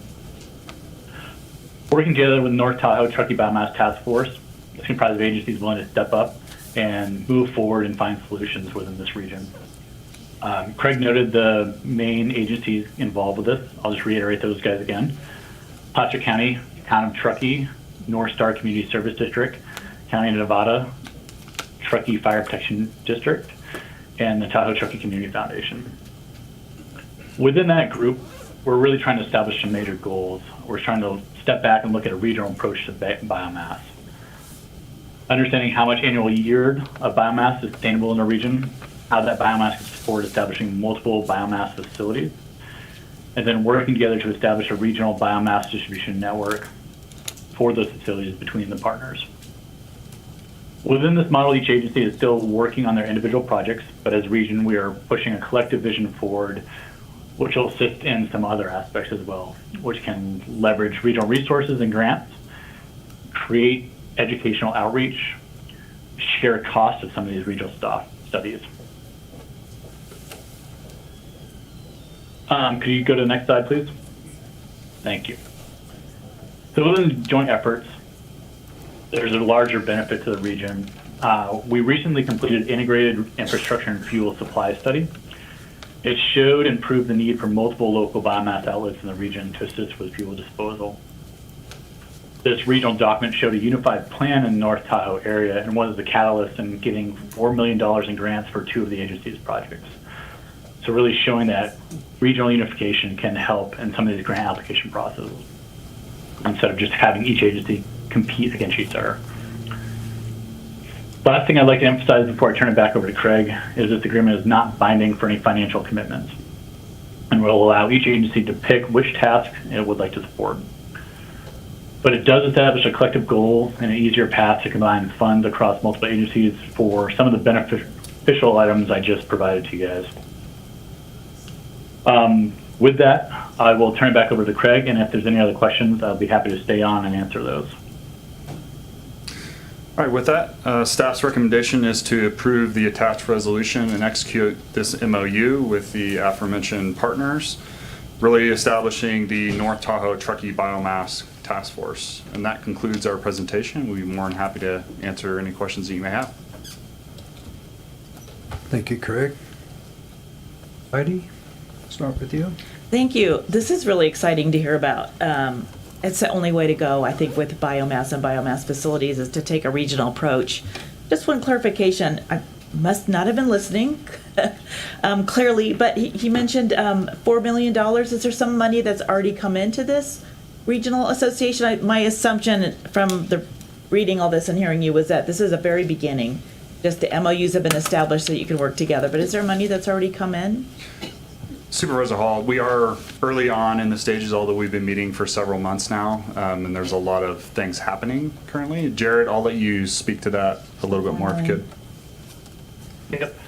So the $4 million was $2 million grant for 2 of the agencies. So Placer County's Cabin Creek project received it, and the North Star Community Service District received $2 million for their project as well. So that's not directly related to the MOU and the group itself, but it was part of a larger regional project of establishing some of those facilities and getting overall funding for that. Great. So it just goes to show how much can be done if you start working together on this, I think. So sounds really good. Thanks. Pardon? Thanks, Craig. I appreciate bringing it forward. Just a couple of questions. I was hoping maybe you could highlight the NCSD project, and then just really briefly, and then the Cabin Creek project that are kind of a little bit more tangible, maybe projects that have moved along and are now kind of being shepherded by this group. Yeah, Supervisor Bullock, there's a bunch of different projects, many on in the early phases. Cabin Creek is definitely one of those that Jared could probably speak to better than I. There's some efforts and discussions in Truckee for a smaller biomass facility. We are looking into different solutions potentially for the new LeVar Meadows property that we purchased this last year. So there's a lot of different things going on with our partners, working with our ski resorts as well, because there's some interest there to mitigate a lot of the fuels and projects that they have over the next decade as well. But Jared, can you speak a little bit more to Cabin Creek and any of the other projects? Yep. So I'll start with the North Star project. So it's run by them. It's a different aspect of biomass. So they're using biomass to heat, so supplementing their boilers. Instead of using natural gas, they're looking to use biomass to actually supply that heat and then heat their facilities. And so that project's moving along. They're, I believe, just finished their environmental review process and are still moving forward with that, looking for additional funding to help kind of cover that capital cost. For the Placer County project, it is currently proposed as a biomass to energy facility. So a 2 megawatt facility that uses a synthetic gas process, which pretty much converts that biomass into a synthetic gas and puts it into engines to combust and create electricity from. We also are working on site to investigate new mechanisms for disposal of biomass. So we received a $500,000 grant from the Department of Conservation to investigate biomass to hydrogen. So creating hydrogen for supply for the fuel industry and for vehicles. And then also biomass to bio-oil. Bio-oil would be a product that you could possibly use in asphalt or also in burners as well and heating applications. And then just kind of looking at a general process of that biomass energy. So we're still working through that process and understanding what our best path is forward. Yeah, thank you for highlighting that. And the one other project that you mentioned, Wisewood has this really, it's a manufacturer. They've gotten really aggressive trying to find grants, and there's some really cool grants out there from the state. The East County, the application of that type of system in East County isn't the best, so I think there's some great opportunity in West County in different facilities, both heating them and generating power. So Craig was working on that as well. So anyway, I'm really excited about where this is all headed, and thanks for the support of that. Thanks, Hardy. Lisa? No? Sue? No, I know. I always like. Hang on a second. I just want to remind people, if they want to call in, please do it right now as we're finishing up here, and then we'll get to public comment. I apologize, Sue. Go ahead. No apologies. This is great. I love, again, working together to come and solve a solution. I always wondered, though, we've been here and done this. We closed them, and now we're moving ahead again in this direction. So I am interested in watching how this process works. I mean, the cogen, I love to see something as we move forward to help that move with our food waste. You know, is there some way to incorporate that with our green waste? I think there's so much more that we could do. Because like I said, we've been there and did it, and then they closed it, and now we start over because we're in this situation. So I am really excited to see how this group works, because they are creative and open-minded and really looking for big solutions. Yeah, Supervisor Hook, it's interesting you mentioned that, because I think biomass could be a potential vehicle for a lot of these issues, from workforce development to climate resiliency goals to fleet electrification to food waste to hopefully we can combine all those together. I mean, it's a lofty goal, but hopefully we can get there, and I think it makes sense. Yeah, the biomass. I just mentioned one more thing, Sue, to your point. The biomass of the past, these big plants where they have all these big tipping, you know, all this green waste going to one central location, it's like becoming decentralized. And so the Wisewood project is really small. It's like a very small footprint, and it takes smaller scale to be more localized, which I think is a difference, because I know from my experience, you know, we've been talking about biomass, quote unquote, for like 20 years. And it just never, you can never feel like you're getting on the step. But some of the things that I'm hearing from this group and also from the manufacturer side are pretty darn promising. I'm excited to see where it goes. Yeah, thank you, Craig. And as Artie and I sit on the Northern Sierra Air Quality District, which is comprised of Nevada County, Sierra County, and Plumas County, and we have issues with a large biomass plant up there, and that's what Artie's saying, is the bigger ones are struggling, and I think what we're looking at here is more of what I think the future is going to be. So, no, this is really great to see. So is there any public comments or questions on this? All right, seeing none. Teen? Chair Schofield, there are no callers or written comment. Very good. Then I will close the public comment portion of this, and I will entertain a motion if there's no other comments from the board. So moved. Second. Motion Supervisor Hall, second Supervisor Bullock. Madam Clerk? District 4? Yes. District 3? Yes. District 1? Yes. District 5? Yes. District 2? Yes. Very good, thank you. And with that, we have about 4 minutes before our next scheduled item, so we'll take a 4-minute break at this time.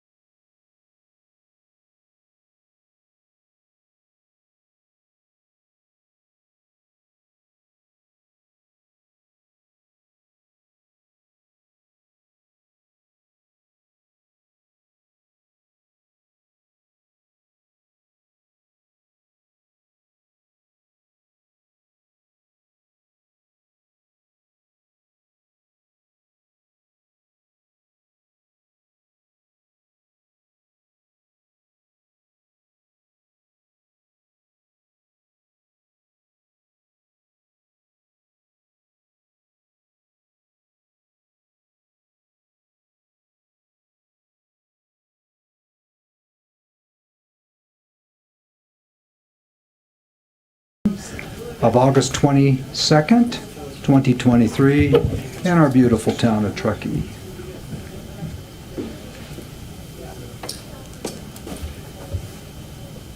This next item is a public hearing to amend the consolidated user fee schedule for county departments as adopted June 20th, 2023 by Resolution 23-288 to reflect the following changes. Exhibit E, Community Development Agency. Exhibit K, Public Health Vital Records, etc., etc. Allison Lehman, will you take it over, please? Yeah, absolutely. Thank you, Chair and members of the board. We have Barry Anderson, analyst with the CEO's office, as well as our Chief Fiscal Officer, Martin Polt, who will present the item today. And I'd like to introduce Barry. Thank you for being here. Thank you, Allison. Chair Schofield, members of the board, my name is Barry Anderson. I'm a management analyst in the CEO's office, and I have a brief presentation for you today, followed with an opportunity for questions and comment. So, some background, on June 20th of 2023, as part of the 23-24 board, budget hearing, your board adopted the consolidated user fee schedule for all county departments. That following the adoption of that schedule, we realized that there were a relatively small number of fees that required revision. Those revisions can be broadly categorized into three areas. We have some statutory updates that were not captured in the June resolution. We identified some issues with rounding on the consumer price index adjustment that was applied to certain fees, and an issue between the way that was done and the way the Community Development Agency permitting system applies fees. So some rounding issues, and then also there were a handful of fees that were erroneously omitted from that schedule. So we would like to correct that issue now. Included in the resolution and the materials with this resolution is a document noted as Attachment A that enumerates each of the fees that are proposed to be revised, along with a description of the reason for the change for each fee. And lastly, wanted to mention that the proposed revisions and the situations necessitating these revisions have been reviewed by the User Fee Review Group. Again, we call that the UFERG for short, and that is composed of staff from the Auditor Controller's Office, County Counsel's Office, and the County Executive Office. So the first category of fees that need to be revised are in the statutory updates category. So these fees are set by state or federal government, and while Resolution 23-288, that June adoption of the consolidated schedule, did authorize the UFERG to simply make administrative adjustments, we figured since we're coming before you today, we would include those in the Attachment A. So those are presented here and in the materials associated with the resolution. And those fees specifically are in the Community Development Agency, Ag Commissioner, and the Public Health Vital Records fees. The other category, the second category of fees, as discussed in my sort of introduction, is the CPI adjustment and some issues with the rounding. So a little background there. In the interest of streamlining the process of updating fees for countywide, the board has previously approved an automatic adjustment based on consumer price index for 2 years, excuse me, for 2 years following the time study established baseline fees, where it's appropriate to do so. The Community Development Agency fees were subject to that CPI adjustment as part of Resolution 23-288. And in the preparation of the fee schedule, that CPI adjustment was applied to the fee as a whole. However, as mentioned in the public fee hearing, some of those fees are a formula. It can consist of multiple hours for a task, a combination of hourly rates for multiple departments, and sometimes a complex formula that also involves square footage. And so the issue that we found is that when we applied the CPI to the total fee, it caused a rounding issue with the Acela system, which actually the CPI adjustment should have been applied to the base components of those fees. So, for instance, if you had a 2-hour fee in planning, and the CPI should have been applied to each hour of that fee and not the combined 2-hour fee. And so you will see in Exhibit A, a number of these fees are 1 penny different. However, there are some that are slightly more complicated. So that's the nature of those. The CPI should have been applied to the component pieces of those fees. And we're proposing to correct that situation. And then the third category of changes that we request to make are a handful of fees which were, as I mentioned, sort of erroneously omitted from the consolidated fee schedule in both CDA and public health. So in the CDA, we have 3 fees specifically. One environmental health fee, which was intended to have its baseline increased from a half an hour to 1 whole hour. And that brings it in line with other similar fees for land use.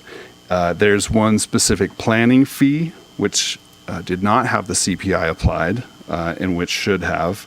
And then in the area of CDA administration, they charge sort of an overhead fee, cost recovery fee.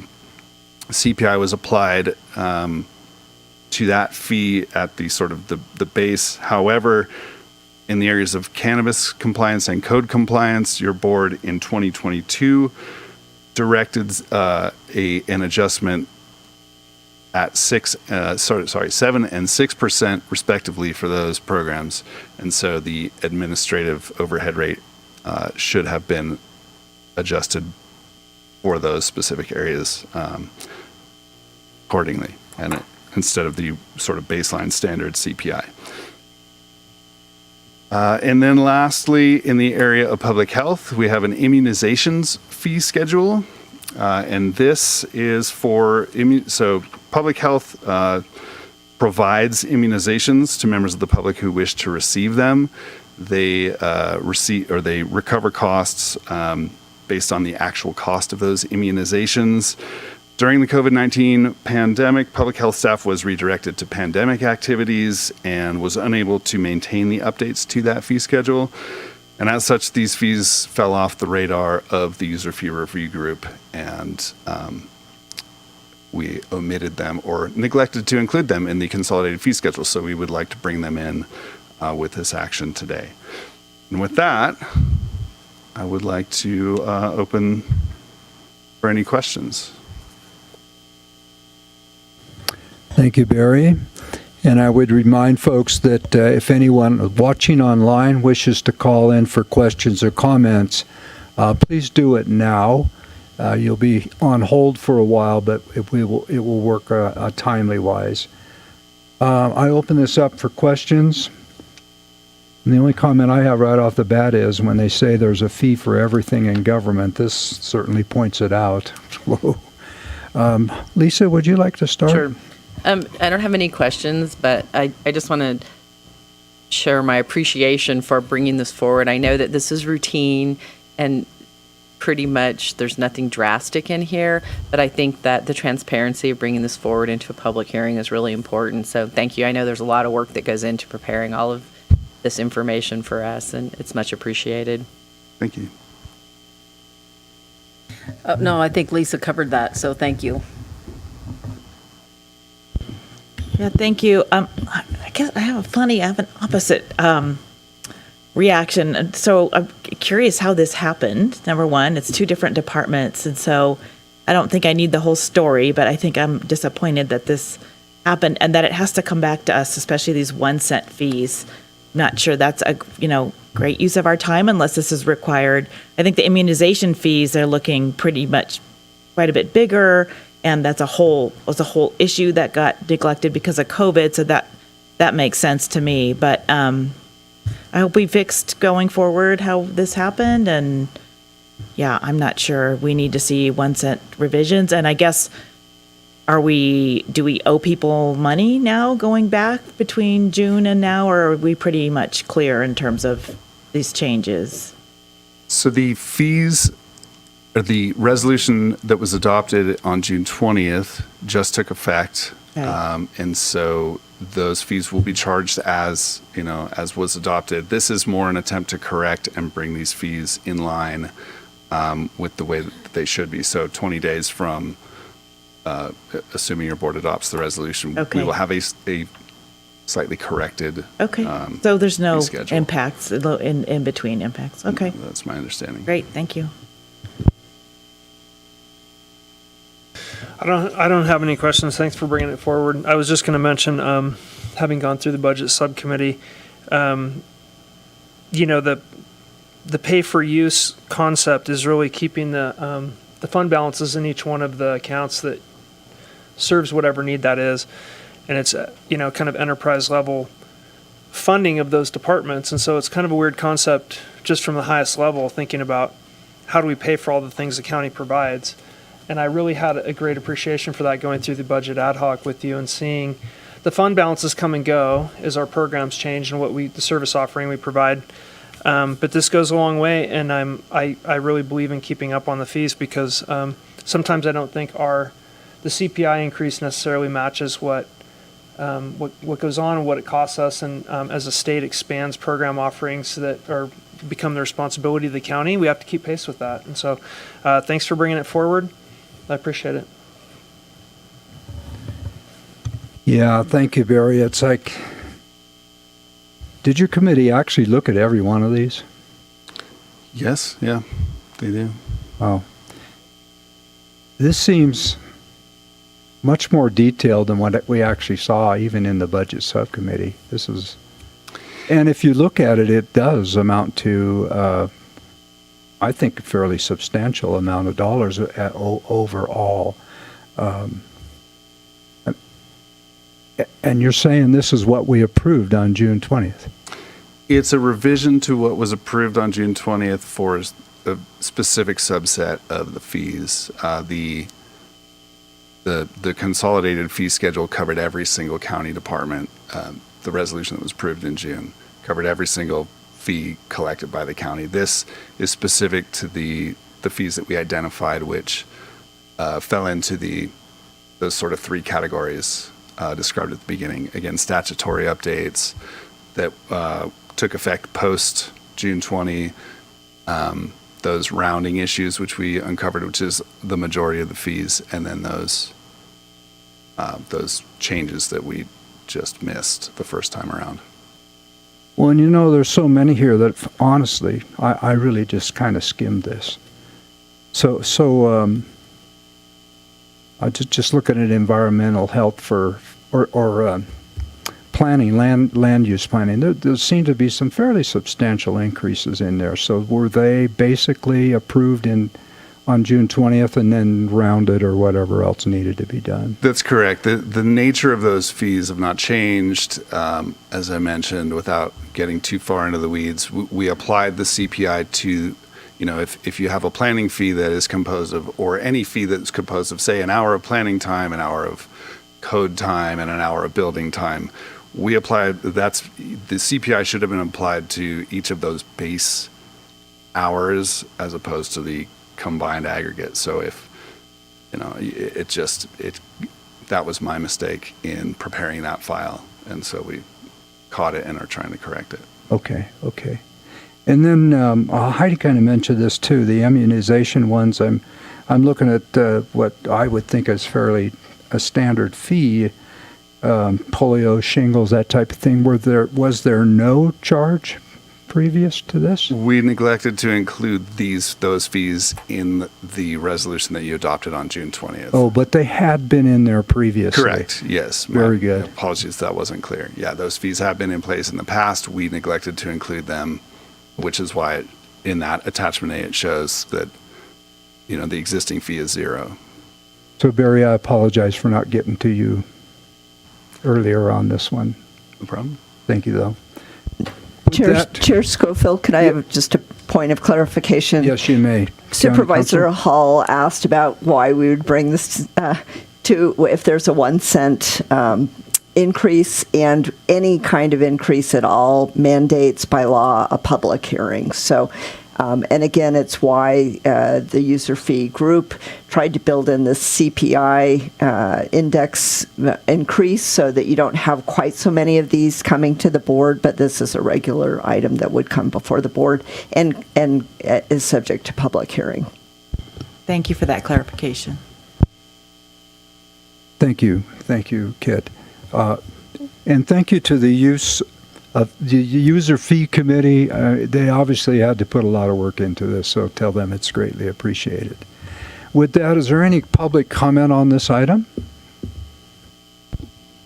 Seeing none here in the chambers, Madam Clerk, is there any call-in? Chair, there are no callers or written comment. Very good. At this time, we will close the public comment portion of this meeting. And unless there are further discussion, we will bring it back and I will entertain a motion for approval. So moved. Second. Motion Supervisor Swarthout, second Supervisor Hook. Madam Clerk? District 4? Yes. District 3? Yes. District 1? Yes. District 5? Yes. District 2? Yes. Thank you, Board.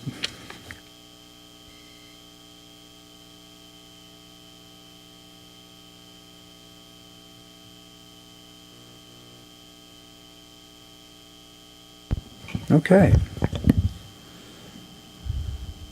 Moving on then, what we have is what we've all been waiting for. County Executive Officer Allison Lehman, the acceptance of the 2023 Board of Objectives Mid-Year Report. Allison? Thank you, Chair, members of the board. Each year, the Board of Supervisors adopt their policy objectives, their priorities for the calendar year.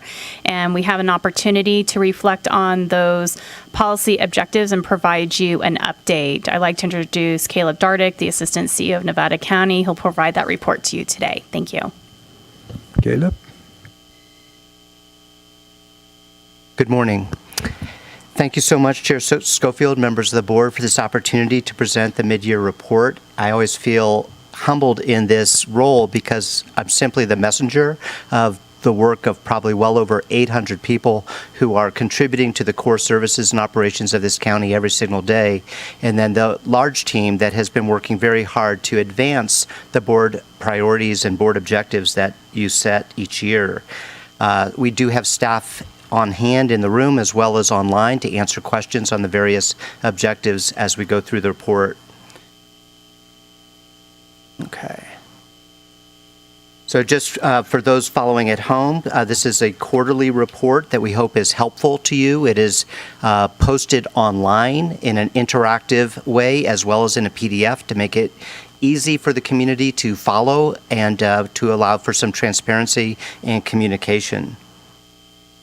This chart is very familiar to you. This is the process of developing and acting on the board's annual objectives. This report is a mid-year report. We do these reports on a calendar year, unlike most of the county reports, which are on a fiscal year, so this covers January through June. The board identified 8 objectives for 2023, and we will review each of these briefly. The first one is fiscal stability and core services. I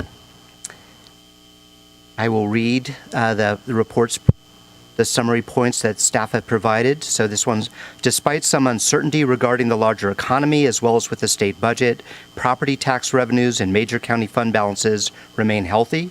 Fiscal staff remain vigilant in monitoring finances, but the county is well positioned to weather challenges that may be on the horizon. Moving to emergency preparedness, let me first start by saluting our first responders and our EOC team who coordinated last week's response to the highway fire as well as the Reeder fire. It seems like a long time ago, a snowpocalypse, but if you recall, our EOC was open for 17 days in support of the January through March back-to-back winter storms. These events brought emergency proclamations followed by state and federal aid to public and private residents to support what will be a multi-year recovery effort. The OES team is really to be congratulated for their grant writing, which has been quite successful. Some of the awards include $950,000 from CAL FIRE for the Winter Storm Hazardous Vegetation Cleanup Project, $256,000 from FEMA for the Ponderosa West Grass Valley Extension Project, $214,000 from Sierra Nevada Conservancy for the South Yuba Rim Hazardous Fuel Reduction Project, $250,000 in Community Wildfire Defense Grant funding for the Nevada County Community Wildfire Protection Plan update. The OES team is also busy with implementing these grants. Quite a great deal of project work goes into this. So in particular, I want to point out the partnership with the Fire Safe Council of Nevada County. Together, they've completed work on 2 access and functional needs defensible space projects totaling $1.3 million. These implemented free defensible space around the homes of 68 vulnerable residents and verified the eligibility of 464 additional residents who will receive residence during the next phase of the project. And as we know, this work, clearing defensible space, is quite expensive and often physically beyond what many of our elderly residents can take on. So, very important project.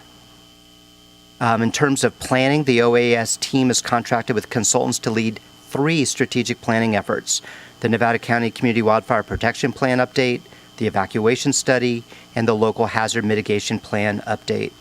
Together, these 3 plans constitute the county's roadmap to resilience. These planning efforts involve working closely with residents and community members to define the hazards we face, that priorities are identified collaboratively, and that the resulting recommendations are actionable. Moving to economic development, and Kimberly Parker is here, can answer many of these questions. She and her colleagues have been working hands-on with our business community.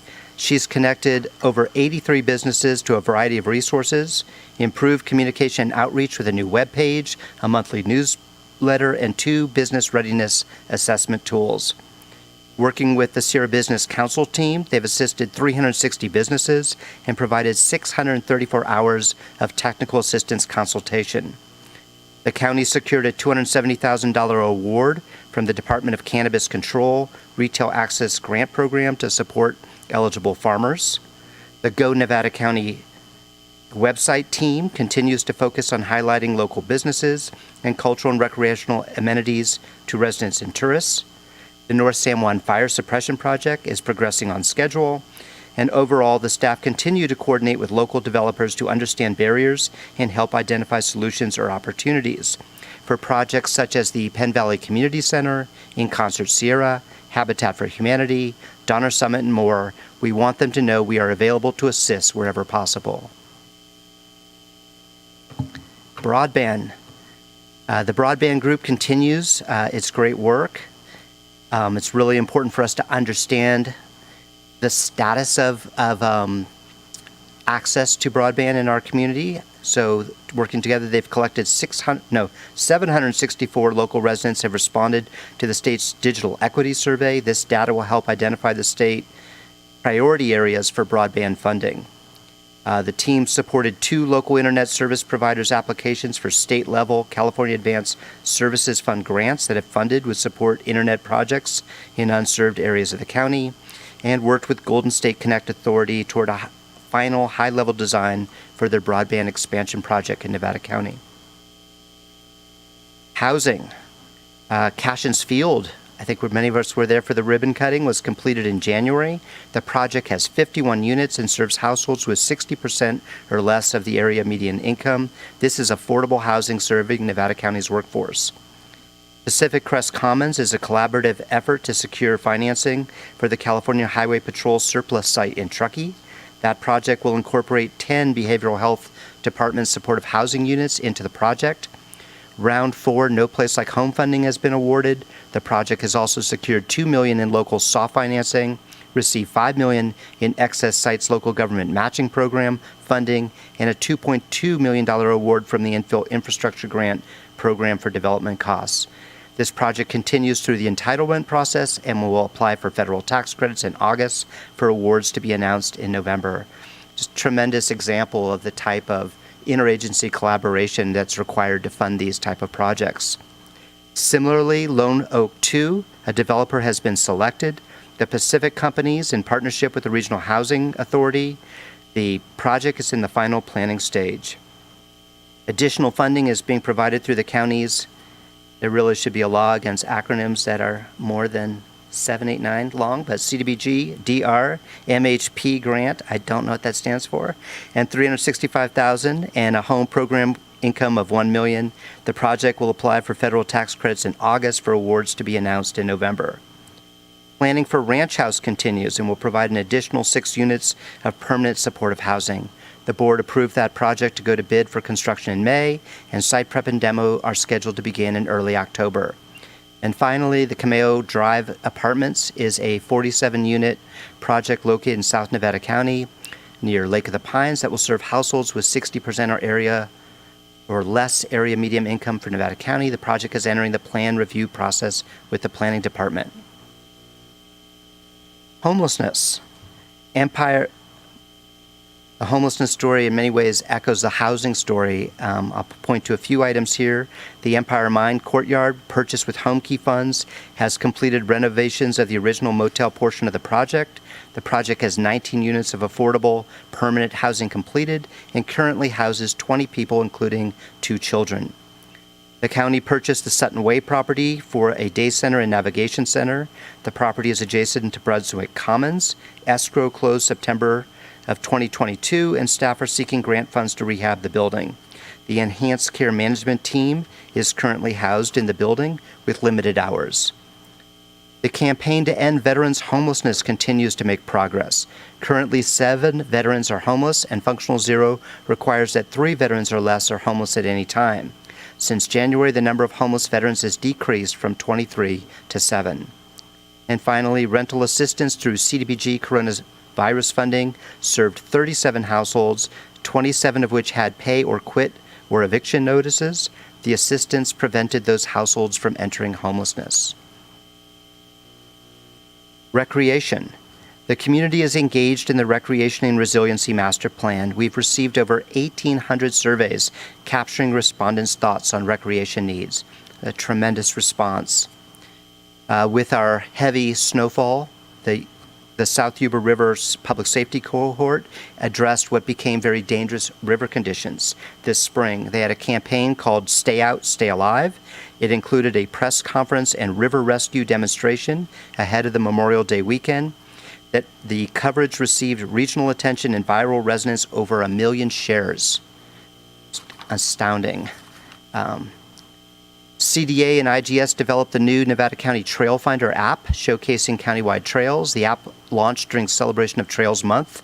The library expanded its recreation collection this winter, providing snowshoes and other equipment for recreation, which came in handy during this winter's power outages and extreme snowfall. The Nevada County Probation Office launched its first ever free skateboarding clinic. We want to thank Carolyn Mueller and for putting that together and in response to requests from students from Seven Hills. The board awarded funds to 17 outdoor visitor safety grant fund projects and locally awarded funds for Hirschdale Road and Donner Summit. Looking ahead, the rec team submitted over $2 million in grants. Our fingers are crossed on the outcome of those submissions. And finally, to climate resilience. This is our newest board objective, established in February. The first 6 months have been focused on establishing structure, seeking funding, cultivating partnerships, and advancing and aligning climate-related work across county departments. Highlights include securing a Civic Spark Fellow, furthering community choice aggregation, and advancements in organic waste disposal and zero-emission vehicle infrastructure planning. You will be hearing a detailed update from the climate objective staff this afternoon. And with that, I'd like to open it up to any questions or comments. Thank you, Caleb. And again, I'd like to remind those folks online that if they have questions or comments, please call in at this time. Sue, you want to start this? Sure. Thank you, Caleb. Great presentation. I'm always amazed at I don't think people realize all the things that are happening inside the county on a regular basis. And I feel like we're on task, and that excites me. I mean, especially when you look at the physical thing, we've had some ups and downs, and I want to commend our staff for really keeping that in tow where we need to be in case we see a big fallout that comes. I think that's amazing. I think that between our auditor and assessor and tax collector, all of them are doing just a fabulous job. And thank you to Martin for leading the way on all that. I think it's really important. The broadband thing is very exciting, and we've had a good team on that. I'm excited where that might go, especially with this new Golden State Connects. I think there's a lot of opportunity that we're going to see that's going to help our folks in the community, as well as is what the struggle that we're having with the loss of hard lines, landlines, and we're doing some study on that as well, and people are phoning in because those are issues that we see in a rural community, especially when it comes to emergency. I mean, I could go on and on. Our OES team, we pulled this thing together, and that was the first opportunity for HEART, our animal rescue team, to have to mobilize during the Washington fire. Just is amazing to see how that collaboration works, and they pull together. So when we get to look at this, what's happening over the year span from our workshop to now, I'm ever impressed. The housing, I'm looking forward to see where that goes. We have those 2 big projects looking for tax. We'll see that happen in November for, especially I've got a senior apartment building in Penn Valley. It'll be the second phase of that. Really excited. And excited to see where this goes up here with the Highway Patrol office in Truckee. That's going to be a real benefit to the area. So I feel like there's a lot of really exciting, good stuff going on, and the update's always just really good to hear. And I commend all the staff that works. Like you said, there's probably 800 different folks that contribute to this, and it's a lot of work to put it together. So I'm just pleased with where we're headed. Thank you, Supervisor. Lisa? Thank you. So I would echo everything that Sue said. I think it's important to know where you are, and the presentation that you made gave us a really good idea of where we are mid-year with all the projects that have been directed. But the importance is also knowing where you're going. So keep up the good work. And, there's so many things that we did that weren't on here, such as the HEART program, such as the youth commission that was formed. So in addition to all of this work that is being done by county staff, there's a lot more. So, thanks for the presentation, and I look forward to seeing the end of the year and doing the comparison. Yeah, thank you, Supervisor. You will get one more quarterly report that will be delivered to you in after September, and then we will do another presentation, certainly update at your board workshop in January. Heidi? Thank you. These are great to get, and commend everyone for the great work that they continue to do. I think a couple highlights. I have a couple questions actually, and then I'll go into my highlights. But on the emergency response, is Craig still here? Question on the, I know that we did a hot wash, a really great report after the winter snowmageddon that we have had twice. And the idea was to be better prepared coming forward to learn the lessons that we learned the hard way. And I'm wondering if that's incorporated in this. And if not, it was a really good report with very clear suggestions about what we could try to do better. And I'd love to see the follow-up to that, sort of before the winter hits. Like, okay, here's what we identified, and here's where we've gotten on that. So maybe a comment to take back. Yeah, thank you. Okay. Yeah, absolutely. The hot washes and after-action briefings are always prepared, and happy to share them. I'm not sure, Sarah, if we have OES staff online, but if they are, please, I just can't tell who's here, but I know a lot of people are listening. But Chair Schofield and Supervisor Hall, that's something that we could bring back to a board as a staff report in the future.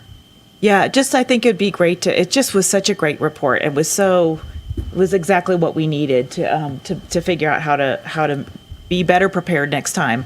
No dissing to the staff at all. We were just slammed with all kinds of unexpected issues, but after the hot wash report did just such a good job of identifying them. I just want to keep seeing where we're going on those.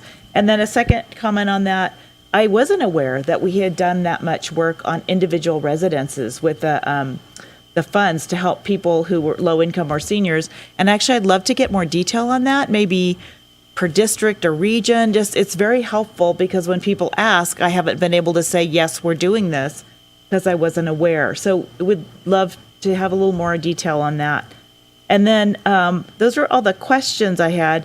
I think what really stands out too are the survey responses we got and the outreach we're doing really so much better than we have in the past. And kudos to all the folks who are doing all that outreach. It's just critical that we get that kind of input from the community, and we're doing much better on that. I love that. And then I just have a thought that I think we should look at maybe in January. These are so great to show us what we've done and where we've succeeded, but to take off of Supervisor Swarthout's point, would be interesting to, like, on each one of these to sort of have a reach goal.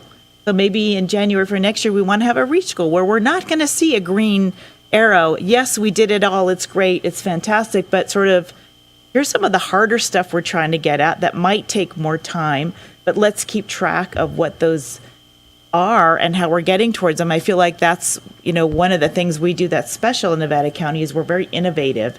We've done really good, unusual work. And I think the only way we keep doing that is by having these sort of reach goals to keep challenging us. So a thought for our January workshop, but overall, just a great report. Very, commendation to all of the staff who've worked so hard and really made great achievements this last quarter. Thank you.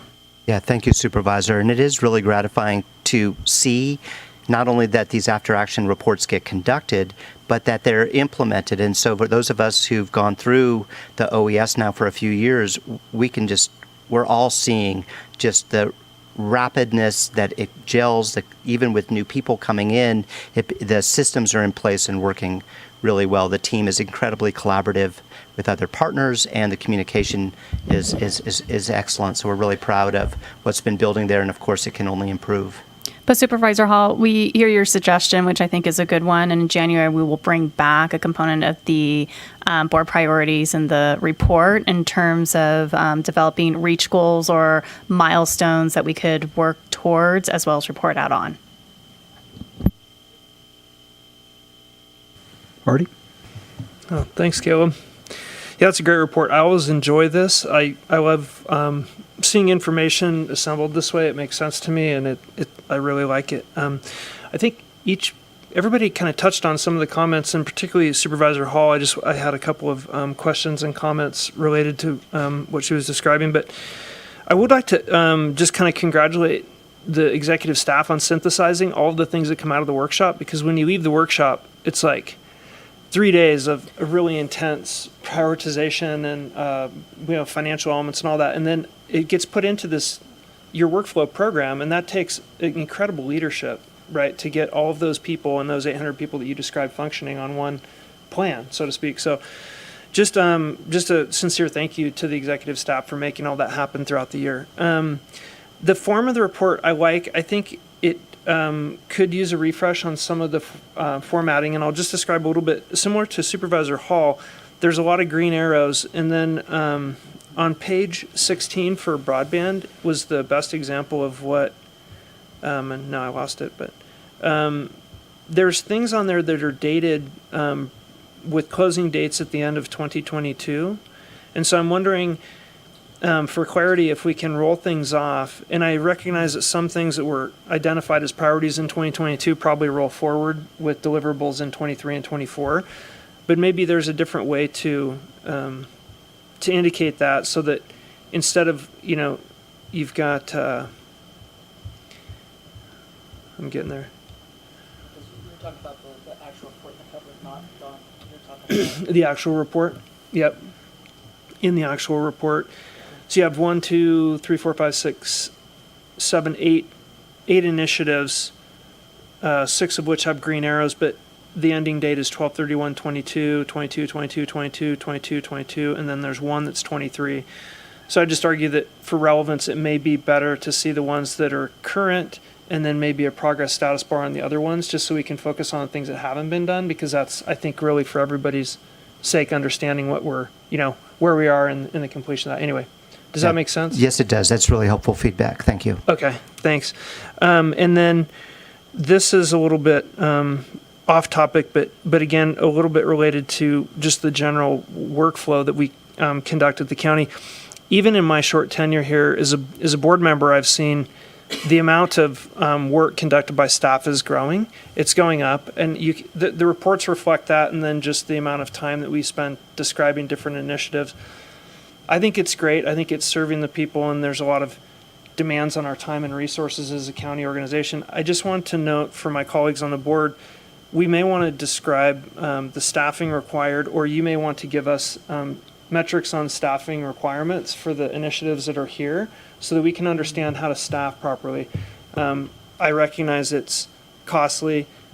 Government has costs associated with it, legacy costs and pensions and all those things. I just want to bring up the fact that the reason we're doing this great work is because of the staff that we hire and retain and attract and pay for and staff around. And I see people working really hard. I'd like to continue that conversation in the strategic workshop, understanding, are we staffed properly? Are people getting the support they need? Can we continue to work at this level? Because the level I see is definitely increased just in my tenure here on the board, and I want to make sure it's sustainable. That's it for me. Great. Well done. Yeah, I want to echo Hardy too, and congratulate the executive team for the work that they do in putting this together. Not only putting it together and working on it once January happens, but getting ready for the next January, which is well in progress already. So it is very impressive. And just a point of what Lisa was saying too is that even though we've got these priorities, and that's what's in these reports, there are many things that are still go on that may no longer be called a priority. Cannabis, for instance. Cannabis is far from being totally resolved and not something we have to worry about any further. And there's a lot of work that's going into that particular program. And I don't know, I think most of you know it now. Lisa and I are on ad hoc committee for that cannabis updating that's going to be coming to you soon. Once we get to it, huh, Lisa?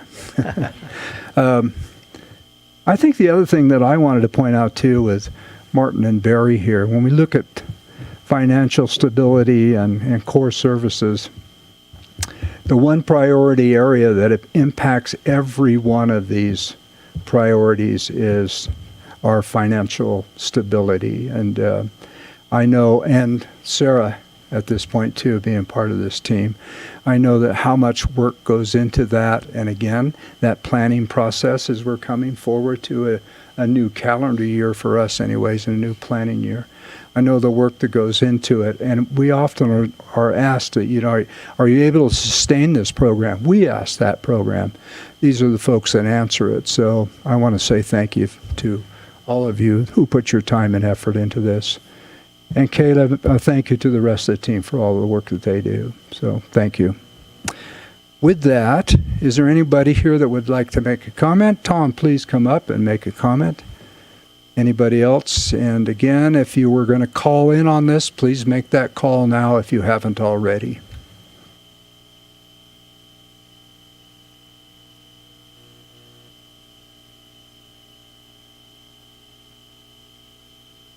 Hi, my name is Tom Durkin. I'm the creative director of the Sierra Original Place to Go project. And I was curious about the landlord liaison program, who exactly it's serving. I talked to a lot of landlords who used to rent to homeless people, and they don't anymore because of crime, violence, and property damage. And is the landlord liaison program working with them? I was kind of curious about it. I hadn't heard about that program before, so I want to know a little bit more about that. Ryan, would you like to comment on that? Thank you, Tom.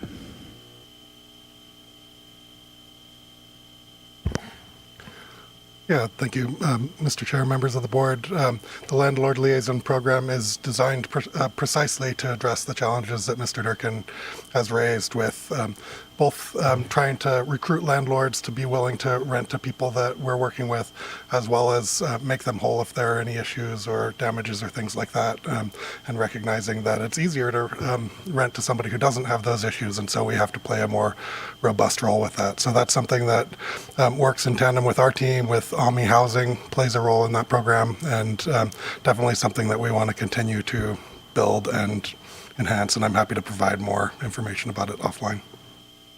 Is there financial incentive Yes, there can be funding available for helping with if there's any damages or deposits and things like that. And then often we're also playing a role in connecting with the programs that can support the actual rent of the individuals staying in that housing. So it works in tandem with a lot of our other programs. And really through the coordination that Brendan Phillips and teams and our teams do with all the service providers. And as people come into the homeless system, they go into coordinated entry, and a team jumps in and works and connects them either with landlord liaison program or other resources to support their needs. Wonderful. Thank you, Ryan. And you can get more information on that too, Tom. Is there any other public comment? Madam Clerk? Chair Schofield, there are no callers or written comment. Okay. Then let's see what I'm supposed to do with this one, you guys. Sorry. Well, I will entertain a motion. What are we accepting? So move to accept the report. Who said that? Heidi? I did. Okay. And I'll second. Motion, Supervisor Hall, seconded by Supervisor Swarthout to accept the midterm report. Madam Clerk? District 4. District 4, yes. District 3. Yes. District 1. Yes. District 5. Yes. District 2. Yes. Okay, and with all this consternation we had about not having enough time to get everything in, here we are with a half hour before noon. So, Allison, is there anything else?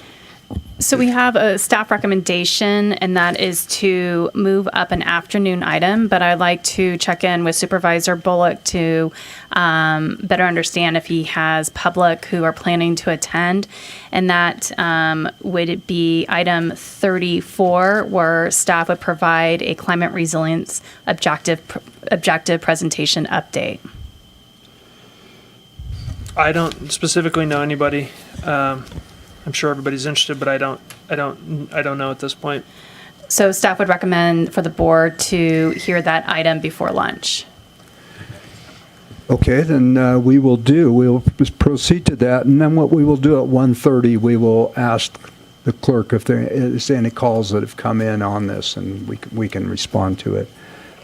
So we will go to the next item, number 34, which is the Climate Resilience Objective Presentation Update. And who is presenting this? Ariel.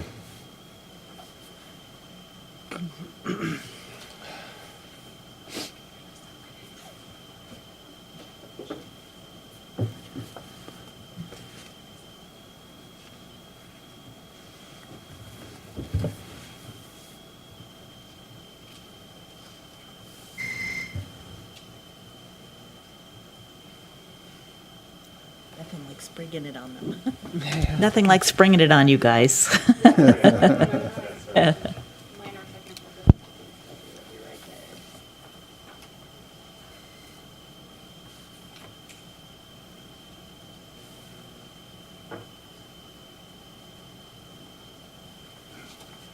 can help here if you need it. Do you need IT? They're here. I think I'm good, thank you, though.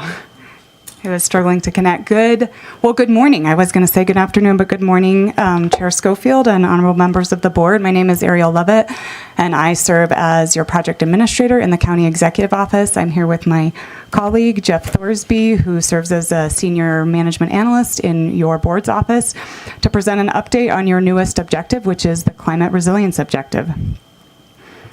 As quick background, a reminder that your board adopted this objective through discussion at the January workshop and then formally adopted at your February meeting. Oh, I need to be forwarding the slides so we're all on the same page. To safeguard Nevada County's economic durability, environmental integrity, and public health and safety by preparing for, adapting to, and mitigating changing climate conditions in a way that reflects our rural quality of life.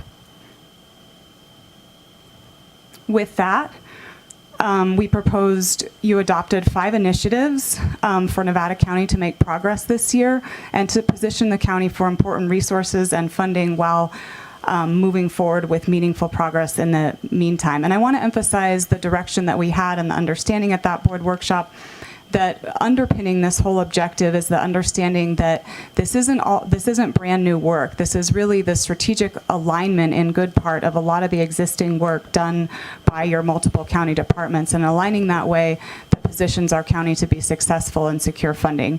So these are the 5 proposed initiatives: to protect and harden critical infrastructure, to enhance carbon storage on natural and working lands, to enhance collaboration to increase climate capacity and achieve our climate resilience goals with our community partners and within our organization, to pursue funding and advocacy opportunities, and to align the strategies in a coordinated strategic plan.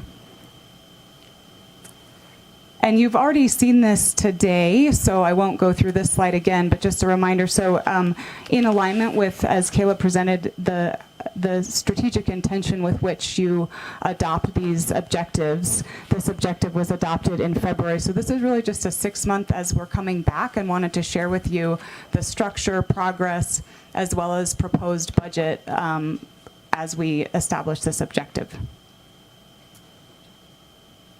Well, good morning, Jeff Thorsby, your senior management analyst, and pleasure to be here with you. So I'm sorry, we're kind of tag teaming on this presentation. So right here, so what I'd like to do real quick is just kind of give some orientation for you as well as the members of the public, kind of how we have approached tackling this objective. As you know, this is a brand new objective. We're approximately about 6 months in now, so about half the year, well, a little bit more than half the year, but moving forward. And so the first component is we have the chair established an ad hoc subcommittee that includes Supervisor Bullock and Supervisor Hall. And so we've set up meetings with them every other month to really make sure that we are keeping pace and staying in check with your board. A part of our initial process when we first launched this objective was also to develop a charter. That's an internal document that really outlines not only our goals in terms of a work team, but it articulates our structure, which I'm going to talk a little bit right now, and is a helpful guiding document, if you will. We actually use these charters in a lot of different special projects. And so moving forward from that ad hoc subcommittee, you have your core working team helping to support, and really our goal is to really identify and work on this objective for your year 1. And that includes obviously Ariel and myself, but includes our public information officer, other members of the CEO's office, and our grants coordinator, and also consultancy from Sierra Business Council.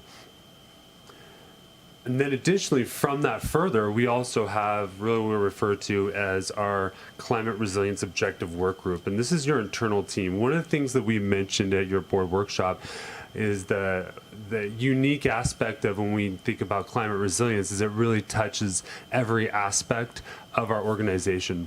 And so bringing in folks from all across and really connecting those dots. And this is the list of all the different folks and part of our team members. We meet with them once a month. However, something that we're really cognitive of, I think actually maybe some of the points that Supervisor Bullock mentioned earlier, is that it does take staff time to do all this. And so it's really important for us as we work with all of our department heads. You can see there's a lot of high octane staffing in there, if you will. And so what we do is we work with, when we work with the ad hoc subcommittee, we identify kind of a working agenda on exactly what we want to be focused on. And then we work and make sure we get those key members at that meeting. And then we allow and when we send out the agenda, the other department heads, if you will, can really self-select if it's value added for them in terms of that meeting. We want to make sure that we're value added to their capacity and not just straining their capacity. But it is really, I just want to highlight how important it is because of all the work, and we're about to outline a number of the different kind of progress we're at, and you will see really all the work across the organization that's happening. And actually, what I'm going to go ahead and do here actually is talk a little bit and kind of launch into our progress. And what we'll do is we'll talk about a progress update under each initiative, under the 5 initiative, and then we'll move forward into presenting essentially kind of our proposed budget allocation for your feedback. So starting off, first of all, we have our first initiative, which is to protect and harden critical infrastructure. I'm not going to go into too much detail, but I will. One of the things we want to mention is our community choice aggregation. This is something that your board actually already heard last month, so I'm not going to go into detail about that. But that was a component that really impacts our critical infrastructure and how we receive energy. Number two is actually a really exciting project that we've teamed up underneath Home Hardening Warm Handoff. So what that means is we've partnered, we partnered with our Energy Action Plan Community Work Group and with our social services department to connect folks with opportunities for home hardening. Home efficiency is one of the key ways to decrease energy consumption, and it's a really huge area. And we actually partnered, and one of the things we'll talk a little bit later is about funding and some of the grant opportunities. But we're partnering with the town of Truckee, as well as with the different cities of Grass Valley and Nevada City on a grant opportunity that could further advance that. But we're excited with this partnership is a really warm handoff with their Energy Action Plan Work Group and Project Go to existing resources to help those most vulnerable. That actually also includes not only property owners, but also renters as well. So renters can receive assistance to increase the efficiency of their homes, whether that's windows or other efficiency means. Also, I wanted to mention our zero emission vehicle county fleet project. So Nevada County Transit Services has begun in processing, transitioning its medium and heavy duty bus fleet to zero emission vehicles with the purchase of two 35-foot low floor battery electric transit buses, as well as related charging equipment. The completion of the project is estimated in March 2025. You may ask, well, it's 2023, why is that taking so long? And that's because of the initial phase delayed due to electrical equipment panel and the delay of the equipment. So we're working as fast as we can, but we think that's an exciting project in terms of advancing our solar project. And then I do just want to mention our county solar project. We feel like it's important. This is efforts that your board made years past, but it was really paying dividends. I'm not going to go into detail about that. And then, of course, our broadband work group and working on how to get folks access to broadband.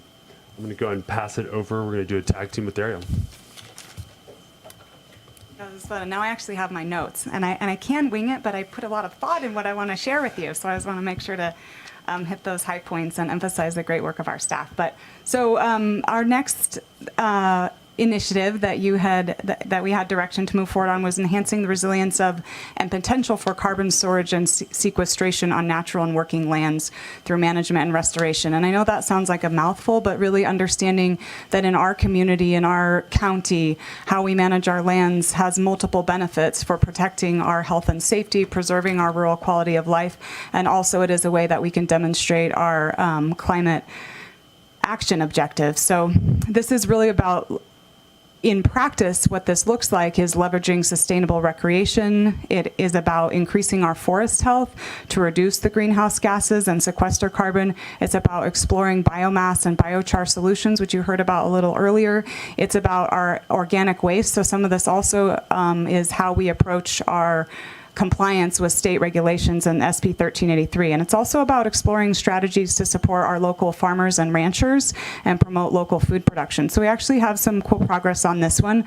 We're part of the Climate Transformation Alliance, which is an Eastern County-based partnership led by the TDPUD and the town and the airport district, but has really formed into a pretty robust collaborative that we're glad to be a part of. And through that, we're part of a natural and working lands group that is developing a project to bring to the state to measure the greenhouse gas emission reduction potential through the management of natural and working lands. Again, I really appreciated, I think, the direction from this board, and I really remember the words of Supervisor Hook that said this objective needs to work in a way that is in alignment with our rural quality of life and our priorities, and this is a good example of that, of sharing with the state. Like, this is a huge way that we have to sequester carbon in a way that supports our health and safety and may look a little different than an urban solution.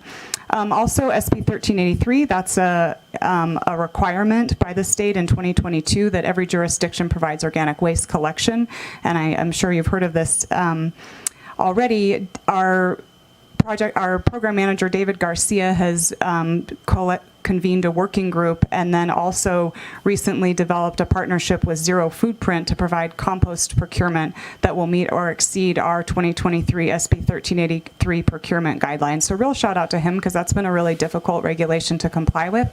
And his creativity and dedication have really brought that forward. So it will meet or exceed our procurement target, which is 910.5 tons of compost. And then also on this one, we want to highlight the work of your board with the Outdoor Visitor Safety Fund grants. And again, a lot of times with this climate objective, we really are looking at co-benefits. And where we're really, feeding two birds with one crumb. So through moving forward with our recreation objective grants, we are also, two of those grants totaling $99,000 supported work in conservation work in Ewer Valley and Van Norden Meadow. And again, so this is preserving the rural quality of life. It's supporting the recreation and objectives of our community, as well as creating opportunity for carbon storage. Back to you, Jeff. So the next initiative, which is enhanced collaboration to increase community capacity and achieve climate goals. I've recently mentioned the Energy Action Plan, and so we continue to meet with the Energy Action Plan Community Work Group.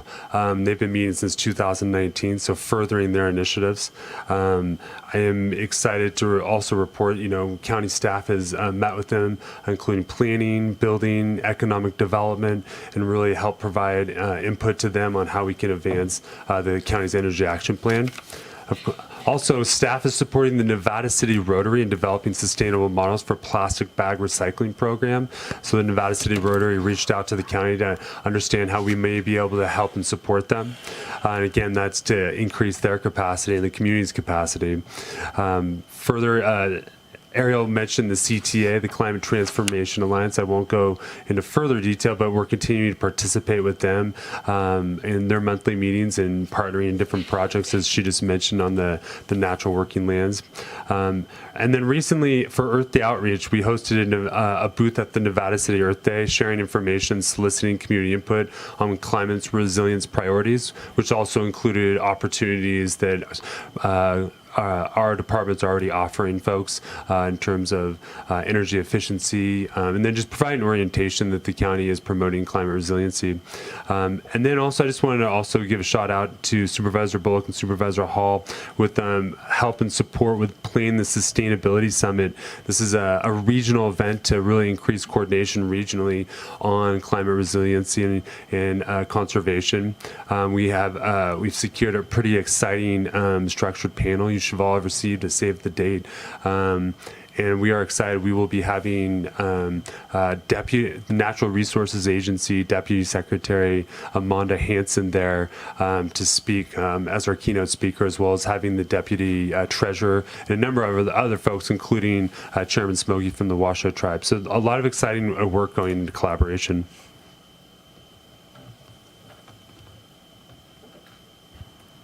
The fourth initiative was to pursue funding and advocacy opportunities. And of course, I'm sure you'll remember that this was a key motivation or an additional motivation in adopting this objective is the opportunities that we have given the state and federal funding climate right now to prioritize climate resilience. So just giving a quick update of some of the work, and this has been an important focus in these first 6 months, is really recognizing, and we'll get to the budget, but that the initial investment that the board is making is really focused on leveraging other funding. So staff have partnered to submit concept proposals to the Air Quality Management District to support vegetation management, and a second proposal, both which were invited for full proposals to support a county e-bike fleet.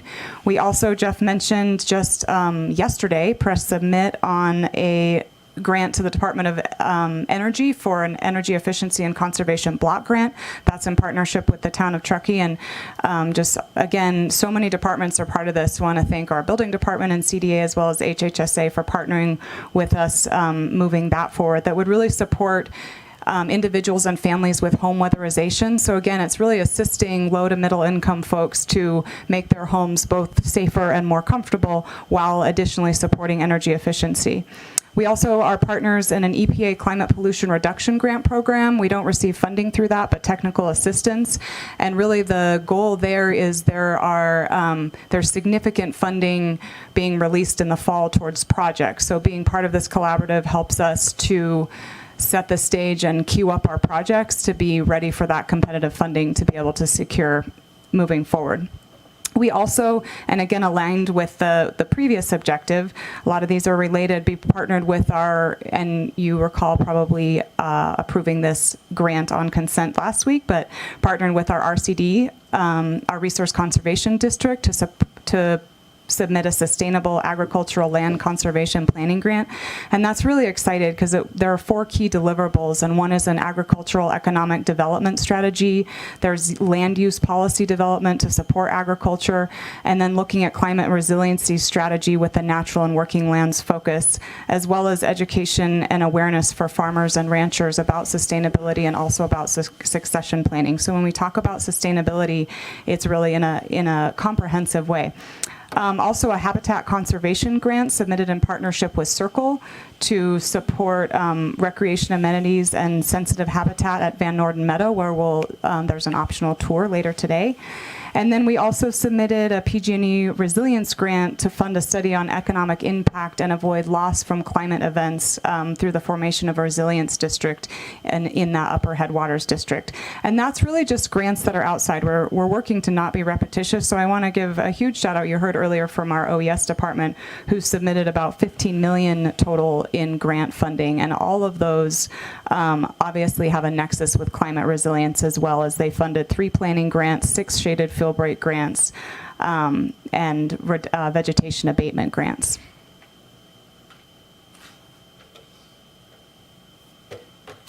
And then your last initiative, which is to align strategies and coordinated strategic plans. So I want to talk a little bit about this. And I think actually at the last presentation, to your point, Supervisor Bullock, in terms of what are our REACH goals and what are the goals of this objective. And I think ultimately, where we see our initial goal is to make sure that the county is developing a climate action or adaptation or both plan moving forward. And I think that is ultimately, and that's something we articulated at your board workshop back in January as an important mechanism to unlock funding and then to have strategies to deal with extreme weather and the likes.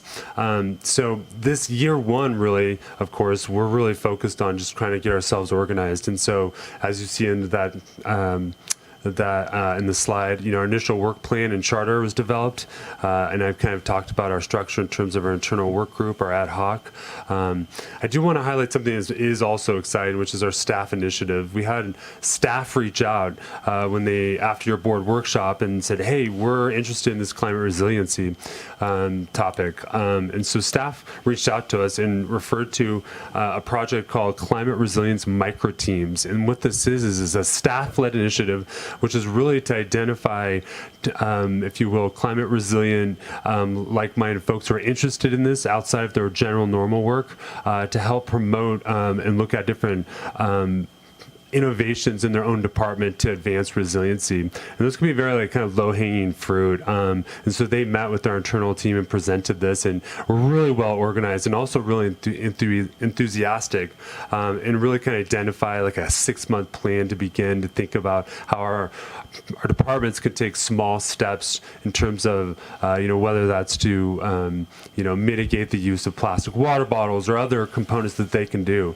So you've enthused our staff, and so we're excited to incorporate that. But I think going back, we're also still in a phase of really continuing to do research.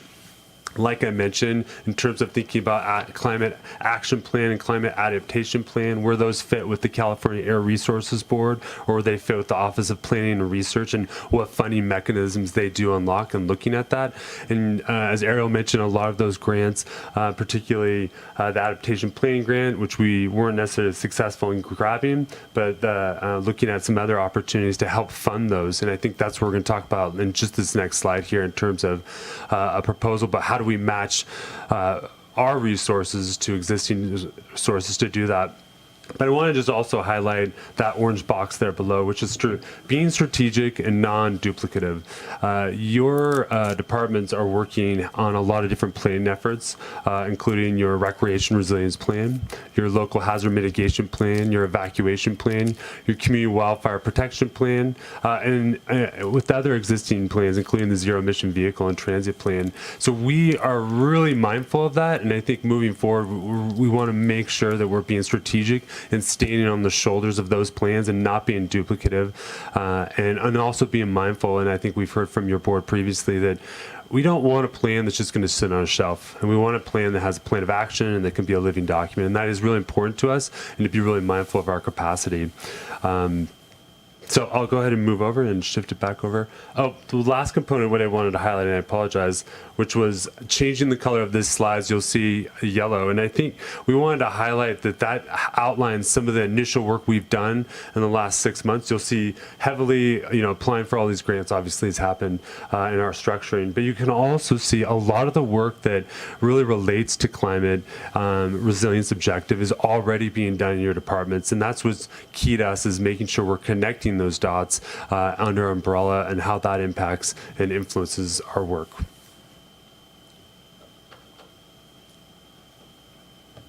Thanks, Jeff. So moving forward, at the board workshop in January, board directed staff to develop a $200,000 budget to address these 5 initiatives. And as we established this new objective, we're bringing you today a preliminary budget, really with the focus of using these resources to leverage other funding. So we're actively seeking grant funding for all of these items, and we anticipate that as we secure funding, these allocations between these buckets might change. And so today we're really seeking your guidance on this budget, sharing with you, and noting that formal approval, though, will come on September 12th, when our fiscal team, Martin and Barry, will be bringing you an update on your American Rescue Plan Act, or ARPA funding, and budget will be established at that time. And of course, implementation of this budget will follow our normal procurement policies, including any contracts over $50,000 being brought to your board. So this budget framework is really in 6 buckets to further this objective and address the 5 initiatives. And Jeff and I will provide a really brief background on each of the items. So as we've been talking about, having an approved climate action plan or climate adaptation plan is successful to an effective adaptation and mitigation strategy, and specifically to unlock certain types of funding. So again, funding identified here is intended to leverage grant funding to further these plans. The $65,000 identified is not what's going to fund a plan. I failed to mention when I was recapping the many grants that we're working on, the Regional Resilience Planning Grant that you approved on consent this morning, which will be a key element of that, would be furthering this planning work in partnership with the Climate Transformation Alliance and the Sierra Business Council. The second bucket is around community coordination and capacity. And so as part of the board's initiative to increase collaboration to achieve climate-related goals, we're proposing $40,000 for community coordination and capacity, which may support contracting for a Western County Climate Coalition to support community engagement and education, including the internal strategies and capacity such as Kermit that Jeff mentioned, as well as build capacity in our partner organizations to achieve climate objectives. And then we have also identified the third bucket, community contracts to implement initiatives. These modest resources to take immediate action to further climate-related priorities through contracts with community partners, such as the Clean Tahoe contract that will be later on your agenda for your approval today. And then, Jeffrey, you want to hit the second 3? Yeah, absolutely. Sorry about the rubber band presentation style. The other one is Civic Spark Fellowship Grant. So we're very excited.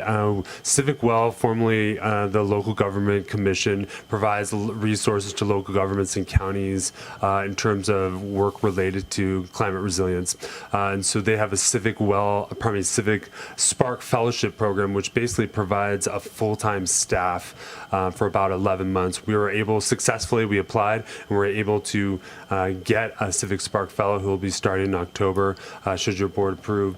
But that requires a match of about $31,000, and then you'll see the little additional cost in terms of for a computer, make sure that we have a staff. But we're really excited that we can help leverage that bucket. So really thinking about that staffing piece.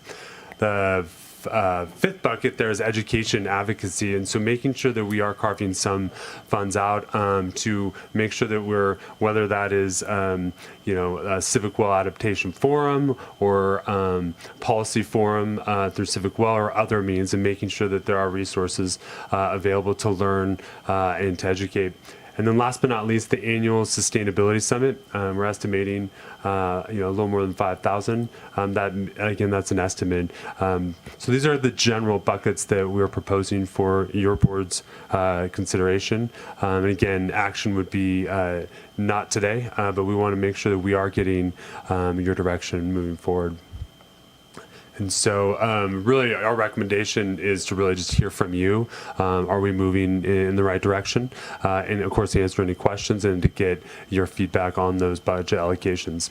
And then of course, we will continue to work with the ad hoc subcommittee and our objective members, continue to identify climate action and adaptation plan and moving forward and a framework for that. Then of course, for the 5 initiatives. So with that, we'll go ahead and stop and entertain any questions and available for you. Thank you, Jeffrey. Thank you, Ariel. And our ad hoc committee, Heidi and Hardy, thank you for the work you've put into this. And Heidi, I think I'll start it with you. Thank you, both of you. Excellent presentations. A lot of material to cover.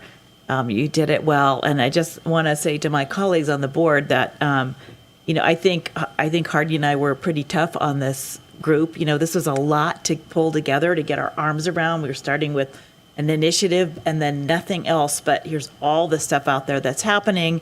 There's all these things we could be doing. How do we put that into a framework that makes sense? How do we create a plan? Plus, we kept telling them, it can't just be a plan that sits on a shelf. There have to be projects, and we have to collaborate with all the people who are already doing all this, and we have to capture all the work that's already happening in the department. So it was a tall order, and I feel like you've done a really good job. I am personally, I think, just really hyper-focused on really getting things done, and this just is a great framework for moving forward. I'm really happy with it. Would be curious to hear your input and see if there's anything we need to change or do differently. But this was a lot of work, and I'm really pleased with how it came out. Hardy? Yeah, I would echo the same comments. It was kind of a blank slate when we first started, so it was really cool to see this framework taking place and I like how you put it down. There's just a lot of content and information and cool things to do. I accidentally tuned into one of I don't know the name for it, but the staff member side of the meeting. Kermit, thank you. Is that what? No, it's our objective group of all departments. Yeah, the objective group. So I thought it was a meeting I was supposed to be in, so I sat in the back and listened, but it was really inspirational to hear people that are taking time out of their busy days to try and address some of these resiliency and climate change objectives that the board has created, right? So it's completely outside people's everyday work that they're doing. That really was great to see. And then I wanted to mention too on the Outdoor Visitor Safety Fund, just because we're Supervisor Hook and I are pretty connected to that, and Erica's in the room and she's doing a lot of work there too. But I can see a noticeable difference in the grant funding that we've allocated here in East County. There's less trash, there's more restrooms, and there's more signage, and there's less interface problems that we see. So that I just want to let everybody know we're making a difference. And I think that's so important when you deal with climate change, these big global problems, like the old adage, like think locally. I think we're doing it. So it's nice to see that done and it actually taking place. So kudos to you for bringing all those things forward. It's just an excellent job. Just a couple quick questions. The budget, have we not established a budget at all yet? Or was it 200,000 based on the strategic workshop? And then we have to put it into the next budget? So from my understanding, the 200,000 was for this budget, and so for this year. This year, okay, that's what I thought. Okay, so will the board have another opportunity, obviously, next year, starting with the strategic workshop to talk about expansion of that, but that would be the starting place for changing the allocation. Okay. Perfect. That's correct. We received the policy direction in January, and then we would work with the budget subcommittee to align the policy direction with the upcoming fiscal year budget. Starting October 1. But anytime throughout the year, it's at the board's discretion if you'd like to revisit and do a budget modification. Okay, yeah, that's great, thanks. I was just curious on the climate action adaptation plan. There was a yellow flag in the report about was that correct? There was a yellow flag in the progress report? Yeah, so we initially applied for the climate adaptation planning grant and we were not successful, but we are working with Sierra Business Council and folks to really kind of repackage that grant and modify it. And actually, that's where, we mentioned the Climate Adaptation Forum. We were actually able to meet with both representatives from OPR to talk about why that was the case and opportunities to further, improve that. But that's why that was a yellow. Okay. And then one final comment. Ariel was telling me about all the reports and plans and studies that are required for our county to move forward. And I just maybe some clarification. I know you're always trying to find a way to get something done versus write a plan that Jeff talked about. We don't want to sit on the shelf, but maybe some clarity. Those plans and studies are really requisite for our future funding, for big funding opportunities. Is that right? Yeah, I think I'm understanding the question. I think I'm understanding the question, but is clarifying our intentionality around how we're leveraging the existing work that's being done, and much of which is related. So Craig, I think, may have mentioned earlier, we're right in the middle of our community wildfire protection plan, our local hazard mitigation plan. There's also an evacuation study. Erica, of course, is leading the recreation and resiliency master plan. Kimberly's leading our economic development action plan. We also have all kind of the standard plans that underpin our general plan and our safety plan element. So what we really want to be intentional about is not going out and creating a brand new plan that doesn't articulate intelligently with these plans. So Jeff and I also had the opportunity at the adaptation forum to meet with some consultants just to learn a little bit more about this process. So, and ask, how can we be efficient both with our resources and our staff time and our community's time when we move forward with developing a climate not to get too in the weeds, but we can have a climate action plan, a climate adaptation plan, both of which are called CAPS, or a CAAP, which would be a climate adaptation and action plan. But, so we're really focused on, and we'll be in the next few weeks bringing all of our department heads, relevant plan leaders together to identify these existing plans and ensure that the plan that we develop is leveraging those, aligned with those, and we're doing so in the most efficient way. And I just want to add one point that staff spoke to in their presentation, but the town of Truckee is really leading the way in this space, and we're learning a lot from the work that they're doing. I also want to recognize Nevada City. Their council has already made this a council priority. So as we look at our plans of action, we're also looking at a regional approach as well. Mm-hmm. Awesome. Thank you. Lisa? So thank you for the presentation. For me, this is an area that I have not worked a lot in, so I'm really happy to get the education. And this particular presentation was very educational as far as what resiliency really means. It's much more than just hardening your home against fire, and how many different departments are involved and how it all ties together, I think was great. I'm good with the $200,000 budget that's been proposed. And I think as we move forward, if there's a necessity for more, I think that's important to bring that back so that the work gets continued and we don't do it because we don't have the money to do it, because I think it's very important. And also really pleased to know that you're creating a plan that's not going to sit on a shelf. I've worked on many plans over the years that have sat on a shelf, great intentions, really great plans, but then nobody had the wherewithal to be able to implement them. So I'm really impressed with how you guys have done this, and then looking forward to the implementation plans that are moving, going to follow. So good work, and I look forward to hopefully coming up to Truckee for the sustainability conference that you're going to be doing, and then as we move forward, hearing more information at the board meetings about it.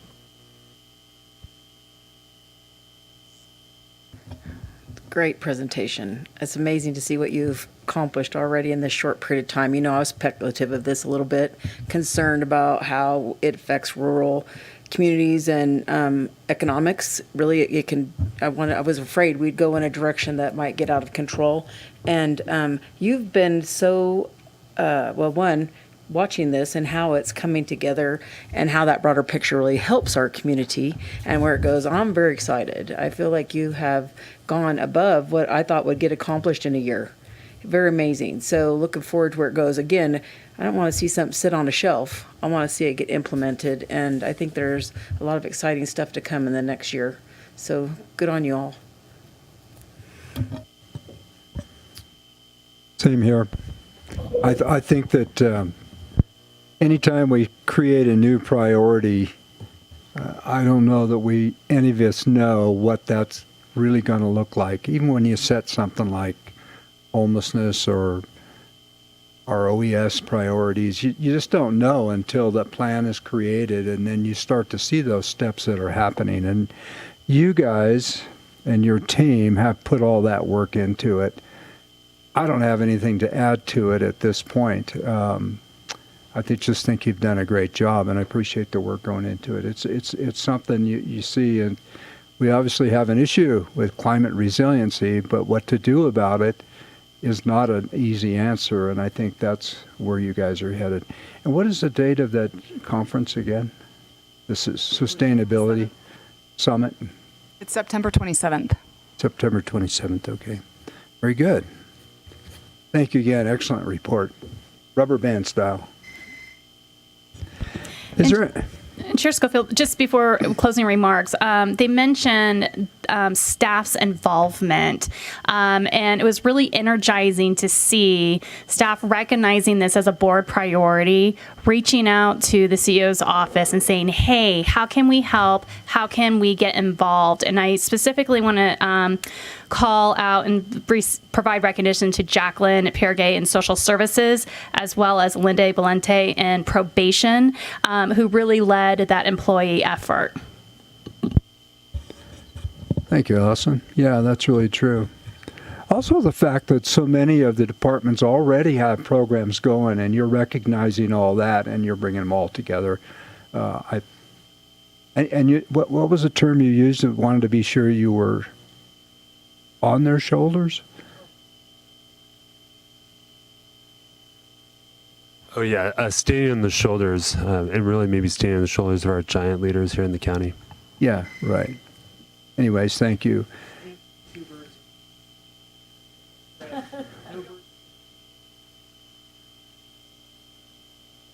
For our audience in the online, I have no idea what they said either.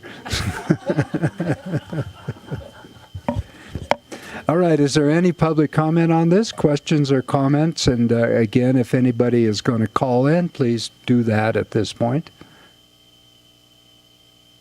because I know there's going to be a heavy public comment here. Seeing none, are we close to 40 seconds? I think we're good. Very good, team. There are no callers or written comment. Okay. Then at this time, I will bring it back and entertain a motion to accept the presentation. Moved. This is one I can do by voice vote, I believe. Okay. Second. Motion Supervisor Hall, second Supervisor Bullock. All those in favor say aye. Aye. Opposed? Motion carries. Thank you so very much. And at this point, we are going to adjourn for lunch, and we will reconvene at 1:30.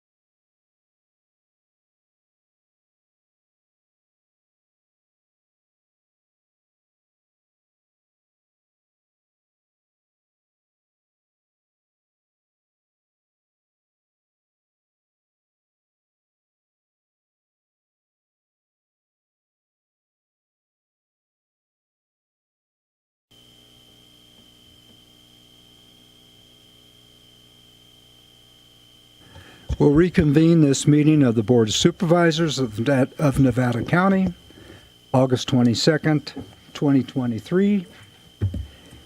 And Madam Clerk, we moved up an item that was scheduled for this afternoon, and we said we would leave it open for phone calls. Have we received any calls? Chair Schofield, remind me which item this one was? Item number 34, the climate resilience. Chair, we have not received any phone calls for that item. Very good. Then we will move on.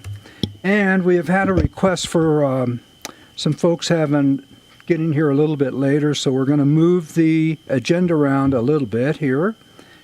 And I think we are going to go to item number 36, which is Supervisor Bullock. Correct, Jeff? This is the resolution supporting and proclaiming October 4th, 2023 as California Clean Air Day in Nevada County. Artie? I'm going to turn most of this over to Jeff. I got involved last year as a request to sponsor this objective, and it essentially centers on taking action steps at the county level to reduce, enhance air quality and reduce greenhouse gas emissions.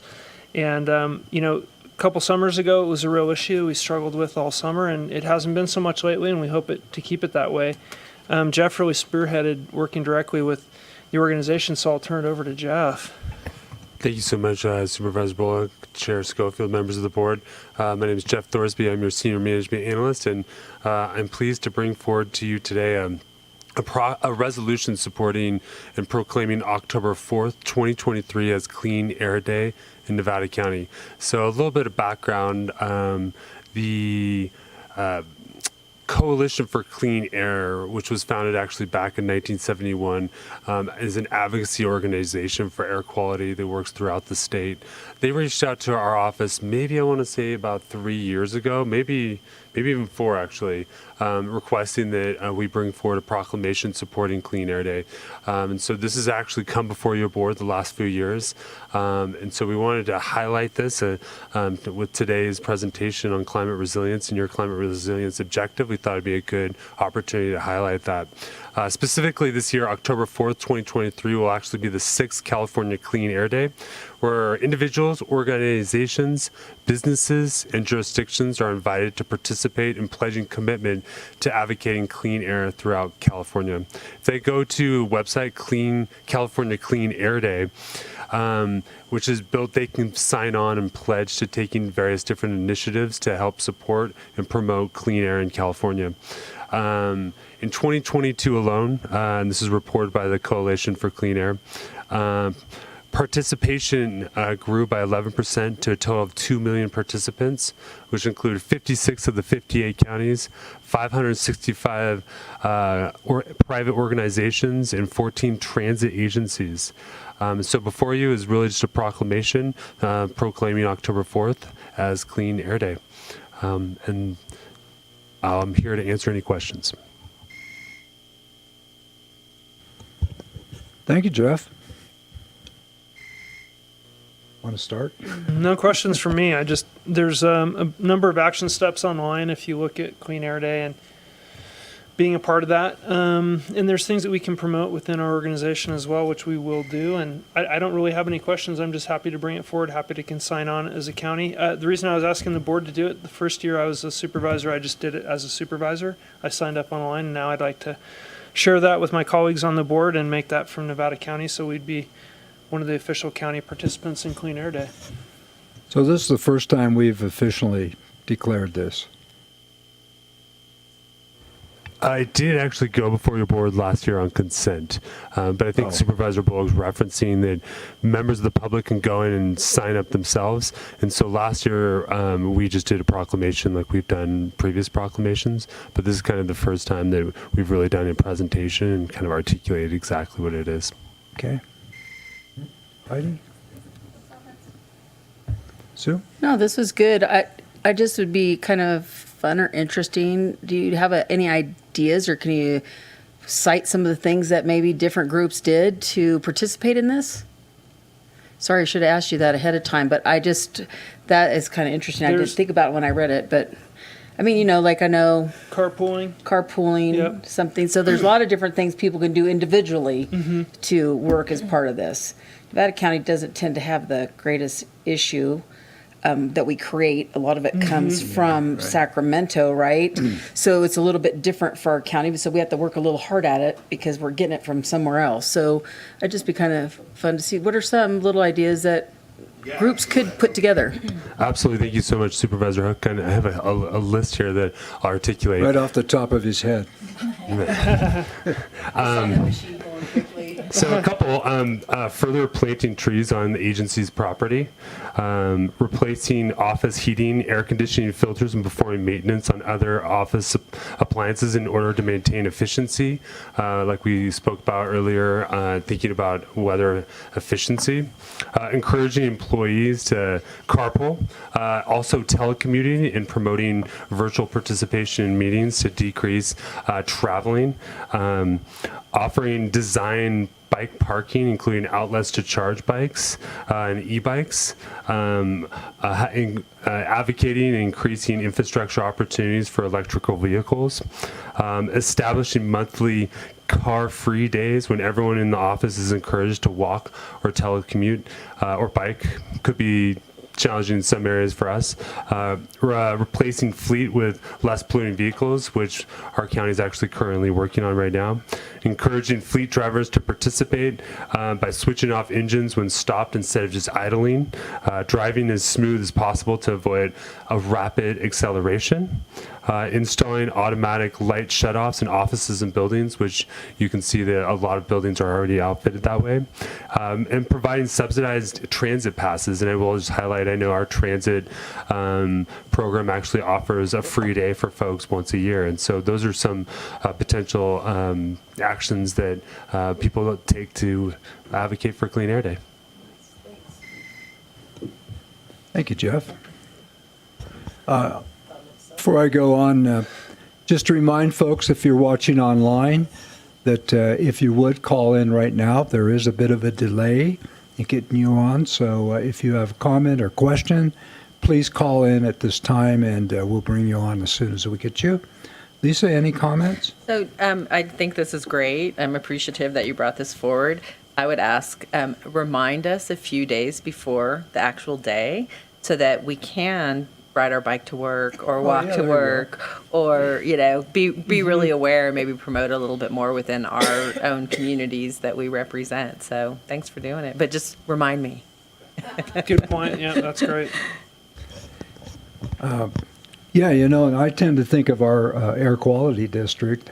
I think we all have different, what does clean air mean to us? And often clean air is a forest fire in which we can hardly see up in this area here. But within our air quality district, we have Nevada, Sierra, and Plumas. Plumas County, the Portola area is a non-attainment area. There's very few of these areas within the United States. And theirs is caused by wood stove particles. At the same time, Western Nevada County is a non-attainment area also, which is more from the valley and the issues that come up from Sacramento, the Bay Area, and lay up against our hillside. So there's not a whole lot that we can do, but anything we can do at this end at least helps when everything coming in. And the more we put out the word for Clean Air Day, the more the rural areas see that also, which impacts us. So Hardy, good job. Good job. Jeff was key. Thanks. And I appreciate it. I think it's the right thing to do. And it kind of folds into things we're already doing. Public comment, anyone? Teen, anybody online? Nobody online and no written comment. Okay. Then at this time, I'll entertain a motion. I'll move to approve October 4th as Clean Air Day in Nevada County. Motion, Supervisor Bullock. I'll second. Second, Supervisor Hall. Madam Clerk. District 4? Yes. District 3? Yes. District 1? Yes. District 5? Yes. District 2? Yes.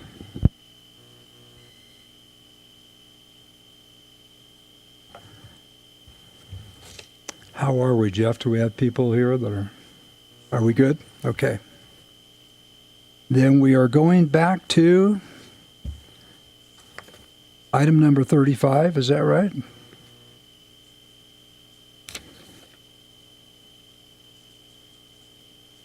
This is a resolution approving a contract between the County of Nevada and Clean Tahoe for litter abatement services in parts of unincorporated East County in the total amount of $15,000 for the period of October 1st, 2023 through September 30th, 2024. Tricia? Good afternoon. Tricia Tillotson, your Community Development Agency Director.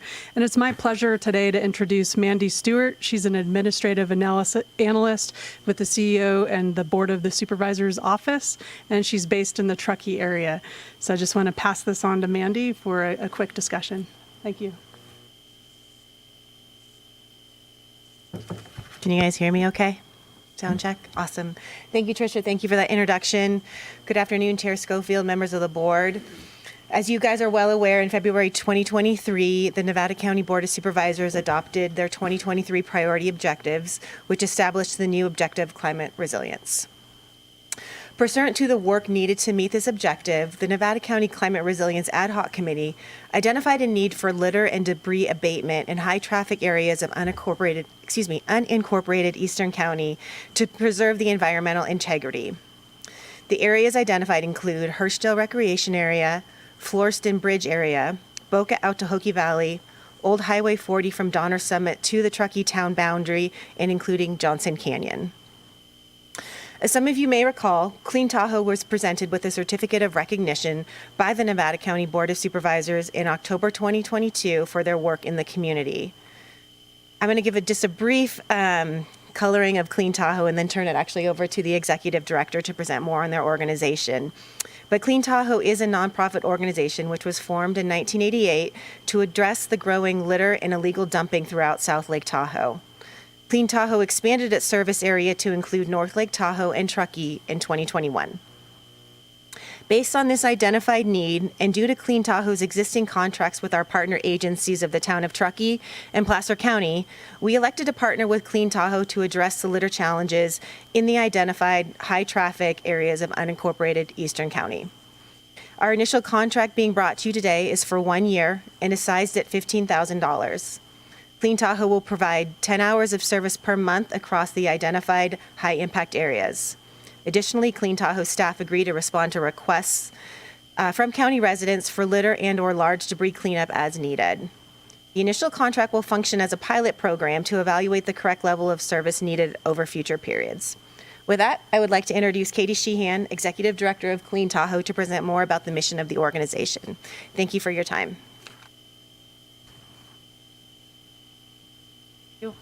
Like Mandy said, my name is Katie. I'm the Executive Director of Clean Tahoe Program, and I did stand before you guys down in Grass Valley earlier this year.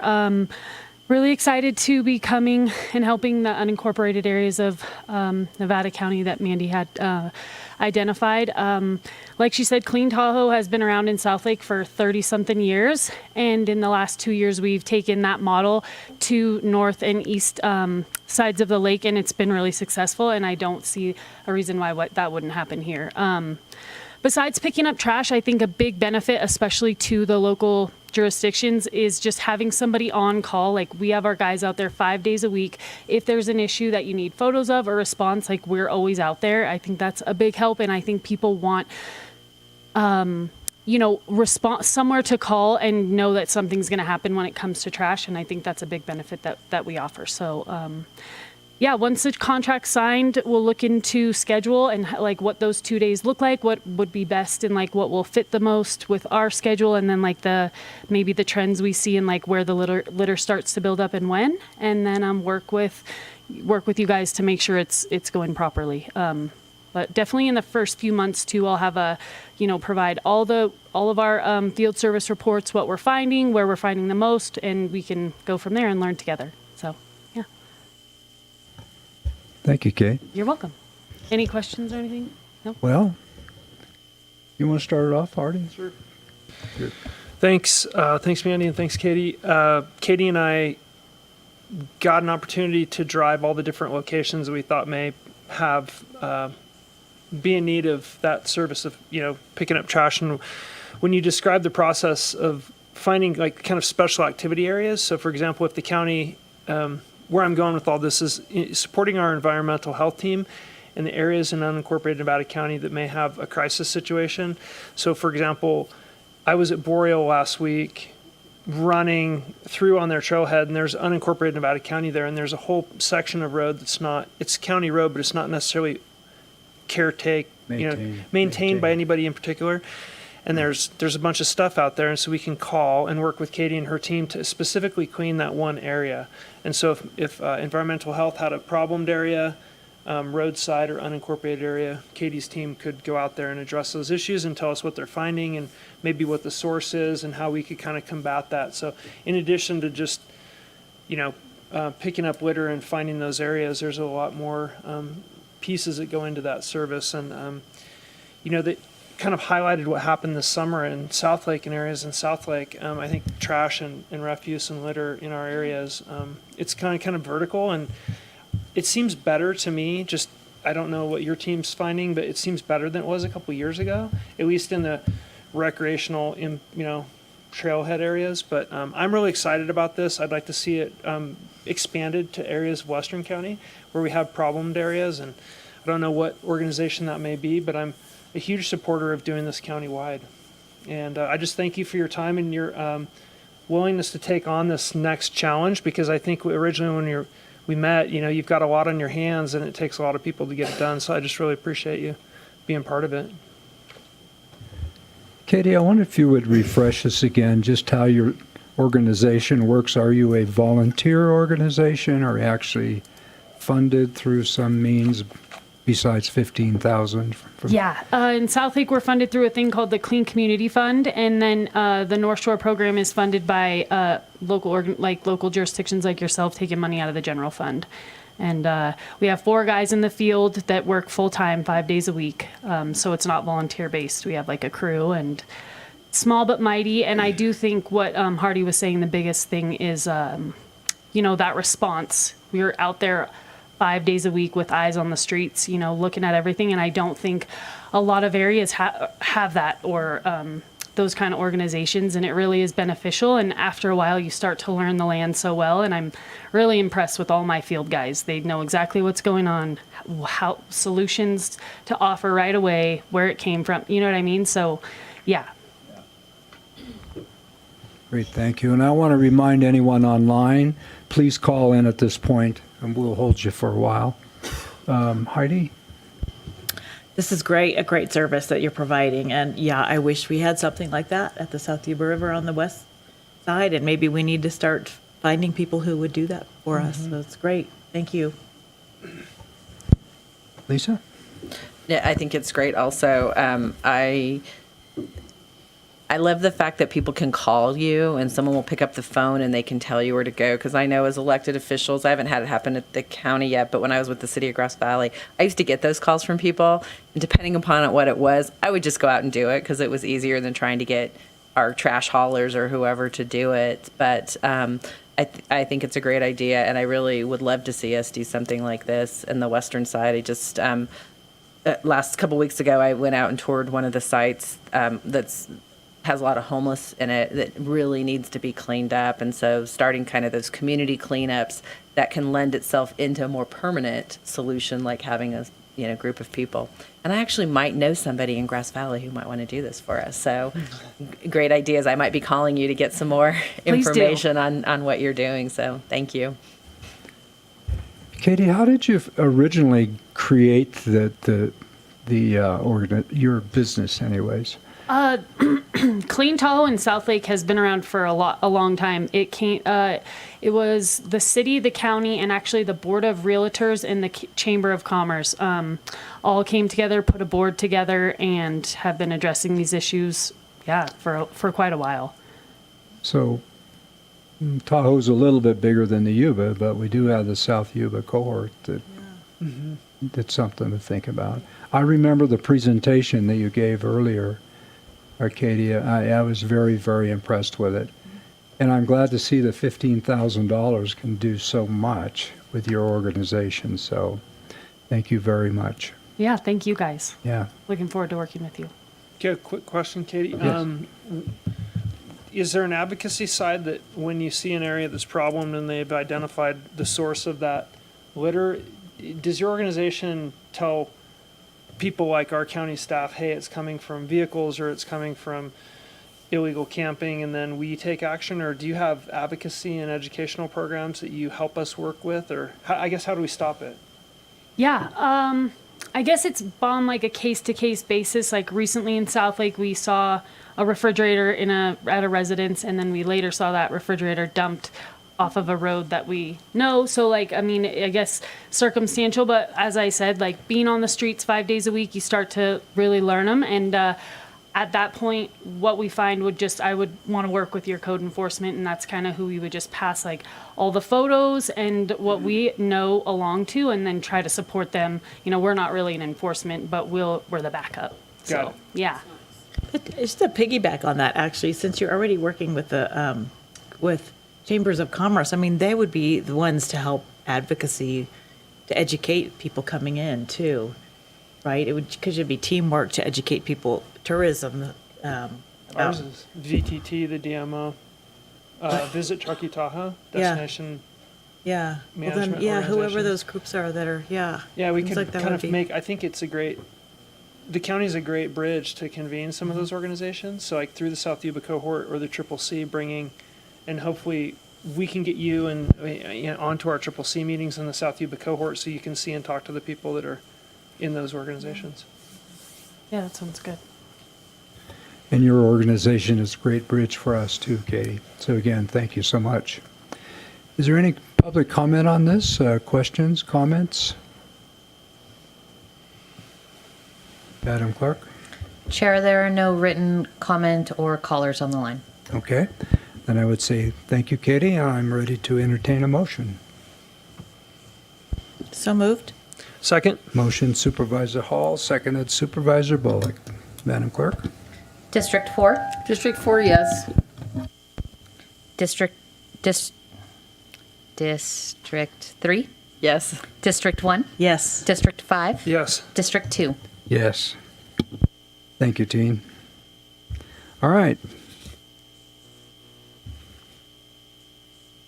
Our next item is the Donner Summit Region presentation highlighting county investments and activities within the region and Donner Summit Association for their work to protect, promote, and strengthen Donner Summit. And it looks like we have Kimberly Parker for presentation. Absolutely. That doesn't look like my presentation.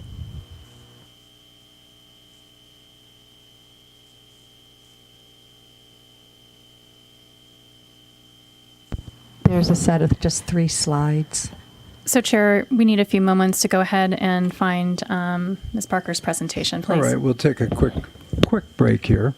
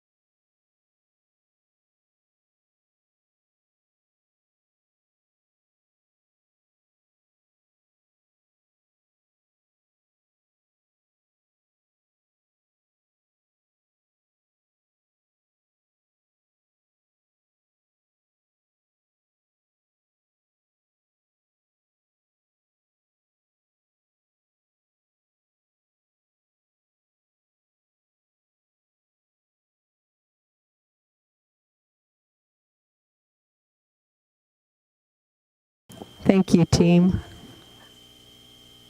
Good Okay. afternoon. Good We'll, afternoon, Chair Schofield, Let me Supervisor. reconvene. Pardon? We'll reconvene. I'm sorry. And we'll start up again. This is the Donner Summit Region presentation highlighting county investments and activities within the region and Donner Summit Association for their work to protect, promote, and strengthen Donner Summit. Kimberly? Thank you. Good afternoon, Chair Schofield, supervisors, county staff, and visitors. I'm Kimberly Parker, Program Manager for Economic Development at Nevada County. Today, we are reporting to you on the Donner Summit region. I will highlight work that's been completed or is ongoing, and then representatives from the Donner Summit Association will provide a presentation to you regarding their activities. We're fortunate to have strong partners in the work being done at Donner Summit. The work of the Donner Summit Association is impressive. As you know, the county has committed $500,000 to their visitor center project, and I'm sure they'll share more about that with you when they speak. We're also grateful to be in the backyard of the U.S. Forest Services, and because of the proximity of both Nevada and Placer County, there's a strong collaborative relationship in moving projects forward between the counties. There's also been tremendous engagement with some of our community-based organizations, including Circle, Truckee Donner Land Trust, Truckee Trails Foundation, and others. With regards to businesses and residents, its challenging circumstances have made it very difficult to live and work in the area. Of paramount influence is the weather, although residents and businesses have also been impacted by road construction, smoke, rock slides, and more. I want to personally thank the board for your recent support of $20,000 from the Outdoor Visitor Safety Funds. I look forward to working with the businesses in the Donner Summit area on next steps for marketing and promotion to the region to heighten tourism and shopping to their venues. Regarding infrastructure, thanks to the Federal Land Access Program, 6.5 miles of Donner Pass Road were rehabilitated and included the addition of bicycle lanes, enhanced pullouts, and parking areas. This project was substantially completed in 2022, although there are still little final touches going on this summer. There's also exciting work that you've heard a lot about regarding recreation impacts and projects. As you know, the county has provided grant awards to community organizations through its Outdoor Visitor Safety Fund in 2 rounds, June of 2022 and more recently in August of this year. The projects and the programs included portable toilets and a dumpster at highly impacted areas on the summit and trail ambassadors year-round that's managed by the Truckee Trail Foundation. Also, $59,000 has been to support recreation infrastructure at Van Norden Meadow. And some of you, I think, are going over to tour that area, and you'll see the sensitive habitat and the vault toilets, the trail signage, and more. And specifically recreation as it relates to Van Norden Meadows, you'll hear from Circle as well and their work on the project there. The county had some significant role in that project, including the planning department, who served as CEQA lead on the project managed by Circle. And in addition, our CDA rec, Erica Seward, submitted $565,000 grant as the lead applicant for the State Habitat Conservation Program, and that would expand recreation and trailhead development, and we'll hear about that later this year. As mentioned above, marketing Donner Summit with the goal of driving people to business is a priority. Working hand in hand with our recreation office, regional nonprofits and agencies, Visit Tahoe Truckee, the DSA, GoNevada.com, our ski resorts, and others, I believe we're starting to see heightened education for visitors who are exploring both a potential visit by looking online or looking for information once they arrive in the area. Broadband continues to be a priority for our county. Steve Monahan, Director of Information and General Services, Sarah Hollyhead, now with our CEO office, our Sierra Business Council staff, including Carrie Sinoff, Stevie Roberts, and Kristen York, along with the Broadband Working Group, are focusing attention on how to best serve this region. Going forward, the Economic Development Office will continue to provide assistance as needed. While there are challenges to be addressed, there are numerous strengths that I see in the area, including historical name identity, proximity to I-80, proximity to some major ski resorts, the natural beauty that draws people to the area, rustic small-town atmosphere, proximity to Truckee and shopping and other amenities, and then proximity to high-income population with second homes in Serene Lake and Sugar Bowl. The Economic Development Office wants the businesses in Donner Summit to know that we have an open-door policy with an interest in their problems and how we can help serve them going forward. Thank you for your time. I'm happy to answer questions if you have any, and then I will invite the Donner Summit Association representatives to come forward.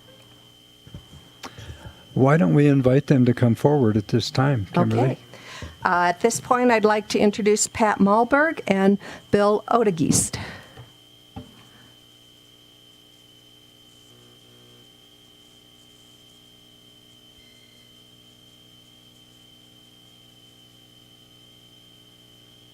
I think I get to go first.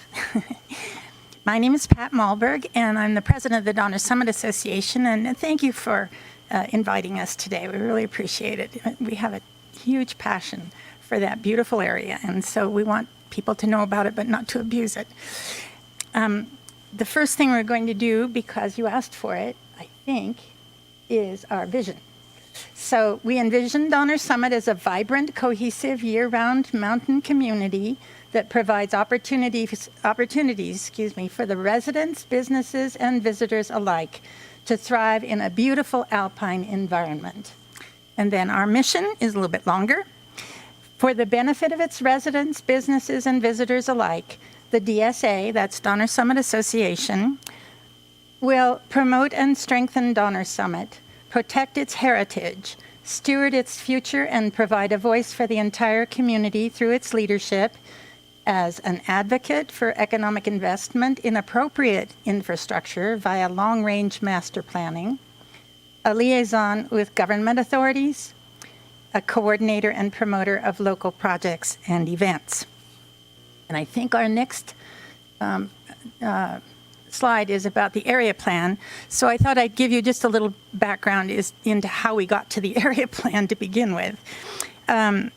The 2004 economic development study that was conducted by Nevada County was the catalyst for the Donner Summit community coming together to form a pre-incarnation of the Donner Summit Association. We called it the Donner Summit Area Association because we realized that we really needed a voice for our area. This was made even more urgent when Foster and Syme made public their plans to develop 10,000 acres that included the gem of the area, the Van Norden Meadow that you're going to see today. It really is a gem. And their project would have changed the entire spirit and culture of Donner Summit for sure.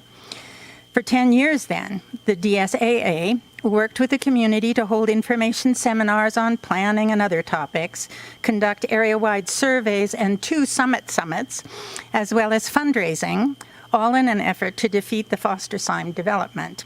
And it worked. It also had an added benefit, that was that we became more familiar with county personnel and operations, culminating in the award-winning Soda Springs Area Plan, which has served us tremendously over the years since, and that was in 2014. Then over the next few years, the newly named Donner Summit Association, which is the current name, applied almost annually for grants from Placer County's TOT, the Transient Occupancy Tax funds, and they received funding. We received funding for our, for our Gateway Monument. It was a design grant and then a construction grant, and then the feasibility study. In 2018, Phase 1 and Phase 2. And then the Trailhead Hub that Bill is going to talk about on Old Donner Summit. That's what it looked like before we did our work. And most recently for the, sorry, I'm not used to this. That's what that shed looks like. So please look at it carefully because you will see today how it's transformed. And then in 2019, we started the recreation plan, and it is just now being completed. So it takes a little while to do those recreation plans. Each of the projects has involved many volunteers and resulted in our partnership base being widened and strengthened. All the while, we've held an annual community-wide spring cleanup, and the annual 4th of July picnic has now morphed into an annual Fall Beer Fest. This year it's October 14th at Soda Springs, and you're all invited. Most recently, the plan for a visitor center has expanded to be more of an everywhere, oh dear, an everywhere visitor center. And I don't have a pointer, but at one end is the hub that you're going to see today, the transformation of that ugly old shed. And then today you will see Van Norden Meadow, and we're hoping that at the west end that will be another type of visitor amenity, similar to what we have at the top. And then at Cisco, there's already the toilets, the park there is already ready for a little bit of additional development. So the thing about this Everywhere Visitor Center is that there will be no staff required to at any of the centers. And then for the past 4 years, we've organized graffiti abatement projects to cover over some of the most obvious and egregious defacing of the historic Transcontinental Railroad tunnels and snow sheds. And this has led to our partnership with the 1882 Foundation that you've heard about, I think, and their effort to have the railroad tunnels that were drilled by Chinese workers during 2 years from 1866 to 68. They want that whole area named as a historic landmark, National Historic Landmark. We very much support this effort, as well as their vision of an interpretive center somewhere on the summit with docents and research opportunities. So that's what we've been about, and I'm going to turn it over to Bill Odegeest, who's our vice president, and he'll present the background on the Trail Hub East at Old Donner Summit. And thank you so much.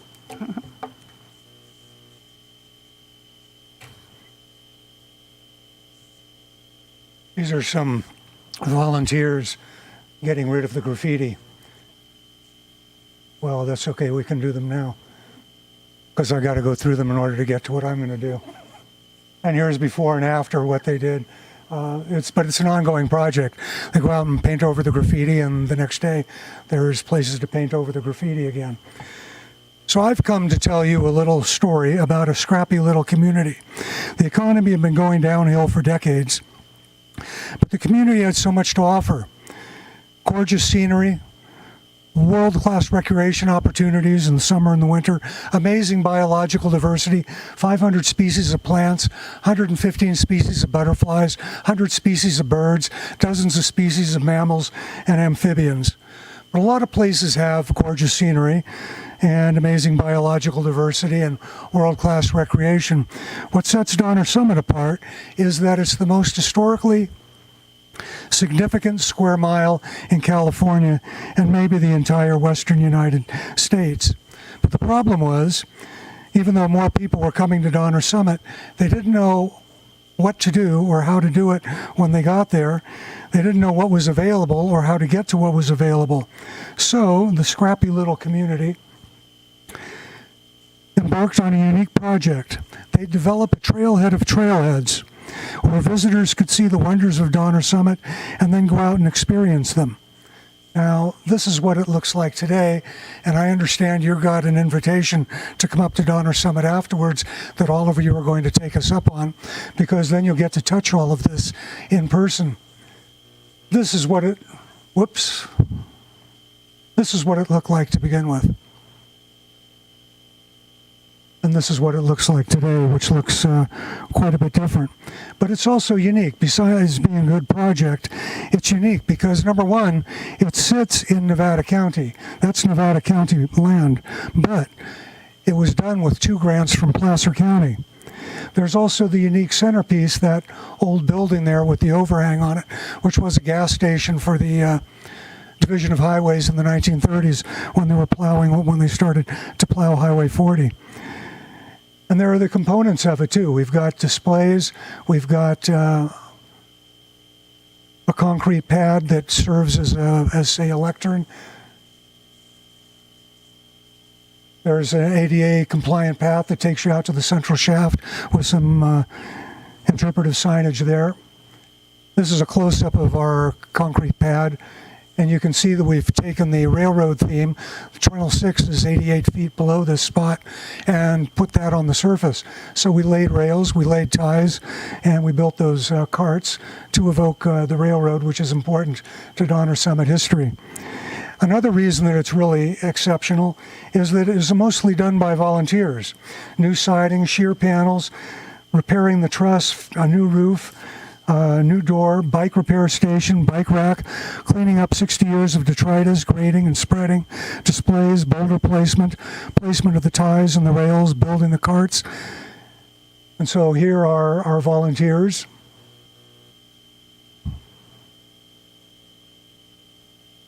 And this lady just talked to you. You see that everybody was allowed on the equipment to go and do what they needed to be done.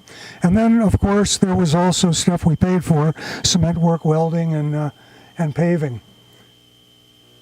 And pretty much the entire community was involved. Here's a partial list on a plaque that's on the building that shows people involved in organizations.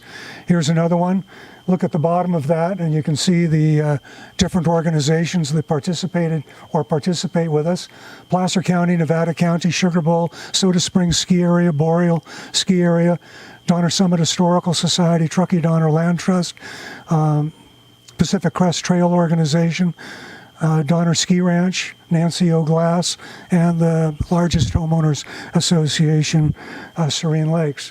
And lots of people have given money too. These are some of the plaques that are on different parts of the hub project. And then, of course, there are the exhibits. Each one is 4 feet by 4 feet. They have lots of nice pictures. There's lots of good text that people can spend a lot of time walking around and looking at. This year we added shade sails, which make the summer, it can be kind of hot up there, and it makes it a little bit more pleasant to be able to sit in the shade. And then for you, especially today, we're going to take a trip to the most inspirational square yard. Now, I told you the Donner Summit is the most historically significant square mile in California, and that's true. But within that most historically significant square mile is the most inspirational square yard. Let's take a look at that. Here is a nice place. This is at the hub. It's behind one of the buildings. You can go up and contemplate things, enjoy the scenery, look at all of the history that is from Donner Lake all the way up through the pass. So that's an exceptional project that we've been doing on Donner Summit, and we're glad to see that you're going to come up and visit. And we have an eye on the future. At the west end of Van Norden, we'd like to see a hub west, and you can see that it's getting ready here. We need cooperation from the counties, of course, but most of all, we need cooperation from the Forest Service, since this piece will be transferred to the Forest Service from the Land Trust shortly. So that's what we have to tell you, and we can answer all kinds of questions, but better is for you to come up and visit. Next step is Alicia Weissman from Circle, and she's going to tell you a little bit about the Van Norden project.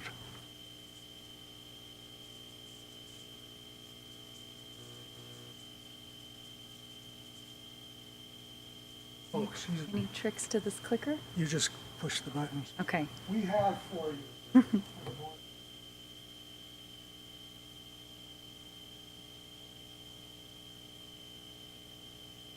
You can find your way around when you.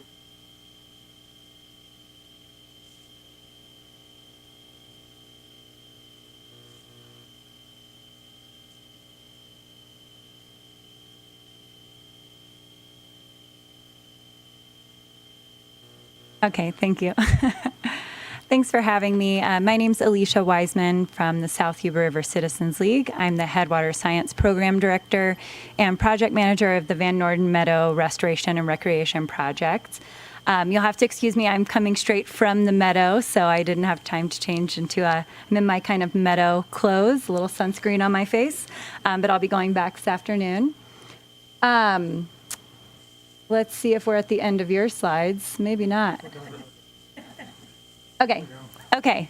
So Van Norden Meadow, it's a really unique site. It's almost 500 acres. It's 485 acres of high elevation meadow. This site is really unique in that it's on both Nevada and Placer counties.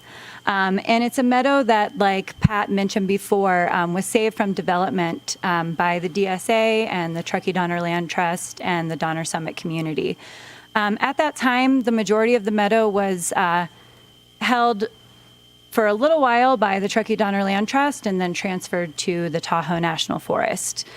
Circle became involved with this meadow because it was sort of assessed and decided that it would be a good candidate for meadow restoration. So the Tahoe National Forest and Circle have been working together on this meadow since 2013.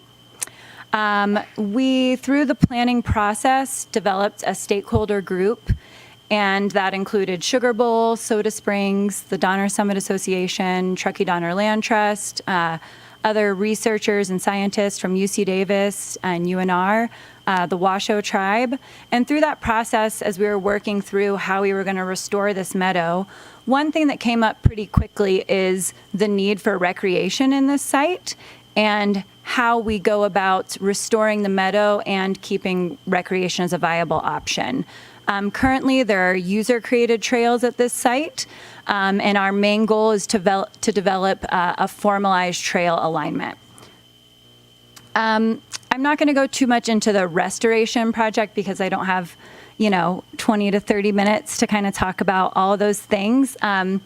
But one thing I do want to say is that as we kind of moved out of the planning phase, and we decided at that time that this was going to be a restoration and recreation project, we moved forward with our NEPA and CEQA. As someone mentioned earlier, the county was the lead on our ISMND CEQA document. So we've been collaborating with the county as well. And,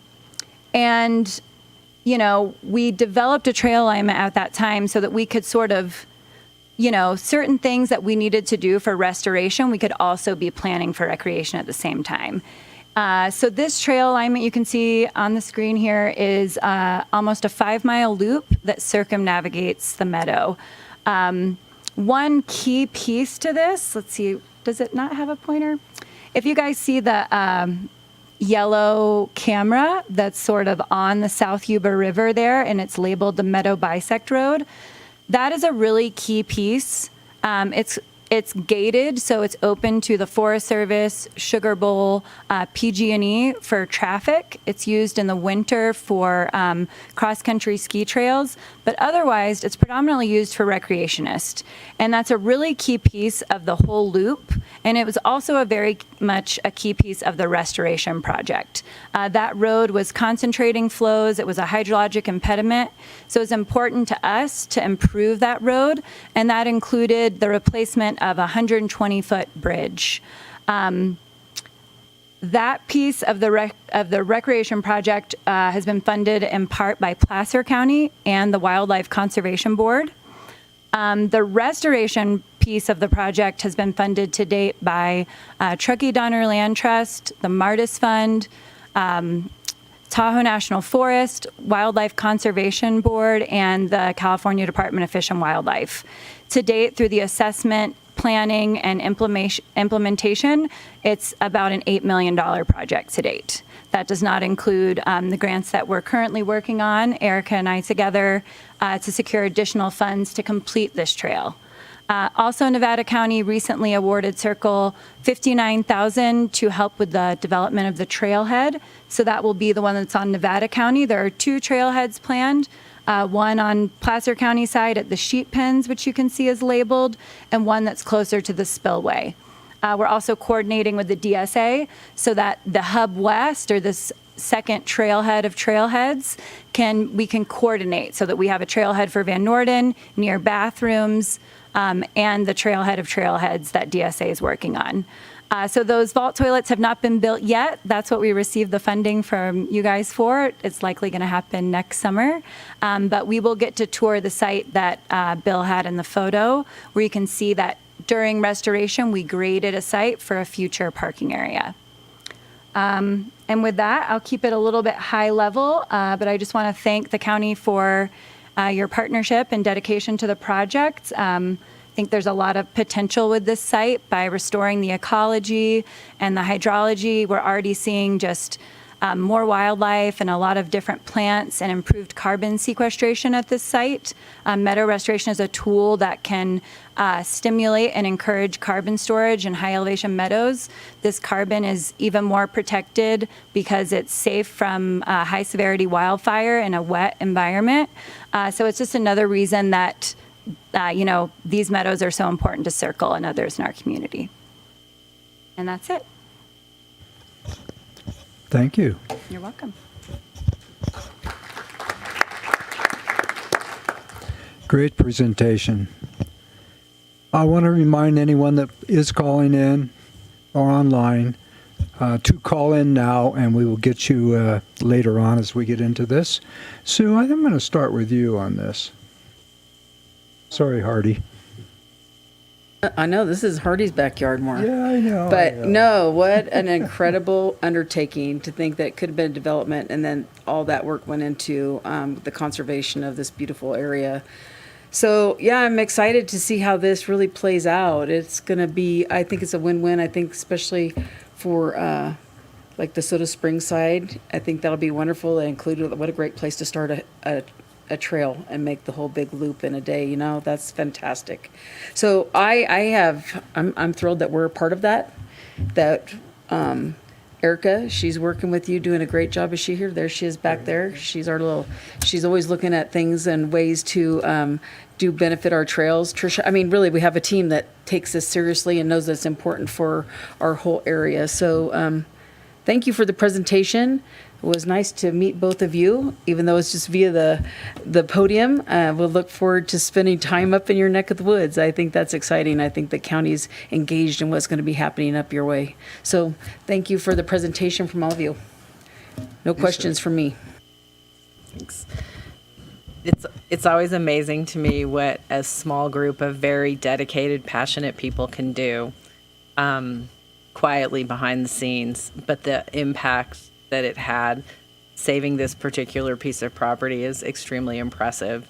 I've kind of been following your association a little bit since I got elected at the county, and having been involved in a business association for many years, I understand the value of that, and am really happy that the county is jumped on board and wants to work with you to make sure that those businesses survive and the community up there thrives. So happy to have seen what you guys are doing, and I look forward to touring that site. And it's been, I can't remember, I think the last time I was there was perhaps in grammar school or grade school. They used to take field trips up to Donner. But yeah, just really impressive with the work that you've done. It's nice to see you, Pat. I can't remember the last time I saw you. It's been a long time, so it's good to see you up here. So thank you. Thank you very much. I'm so excited. I've been waiting for months to get to see this area through the eyes of the folks who are doing the restoration and the rehabilitation. So this is great. And I look forward to coming back here after I know more about it and hiking it on my own. Thank you. You want to go? Thank you. Thanks for the presentation. Thanks, Bill and Pat, for all the work you do up there. I was talking to Jeff, and I correct me if I'm wrong, but we've never had a MAC, a Municipal Area Commission, on our summit. And I think it's in part based on the work that you've done to coordinate the business community and the recreational community and also the residential, because Serene Lakes is in Placer County, but Soda Springs is in unincorporated Nevada County. So I think you're making great strides up there. It's a place that's really near and dear to my heart, and I've seen it over many years, having spent a lot of time up there. And I think this is a great start. The preservation of the meadow just in and of itself is worth so much. We've struggled the last couple of years to keep the road open. So the paving project, and then we had the snow, and then we have the rocks too. But I'm pretty confident the road's going to open pretty soon, and which will have the thoroughfare open again and get people coming through there. I'm anxious to go see, particularly the two trailhead areas. It's interesting that this is the headwaters of the South Yuba, right? The part that goes all the way through our communities South Yuba starts right there. So it's going to be great to see it. I just wanted to point out a few of the things that with Donner Summit in Soda Springs that I deal with, and maybe we have already talked about them or know them, maybe you don't, but Jeff and I have spent, and Mandy spent a fair bit of time with the Washoe Tribe talking about their cultural resources and the protection of their resources, and they're very critical. I know that running NEPA and CEQA on this meadow certainly identified the critical resources that need protection.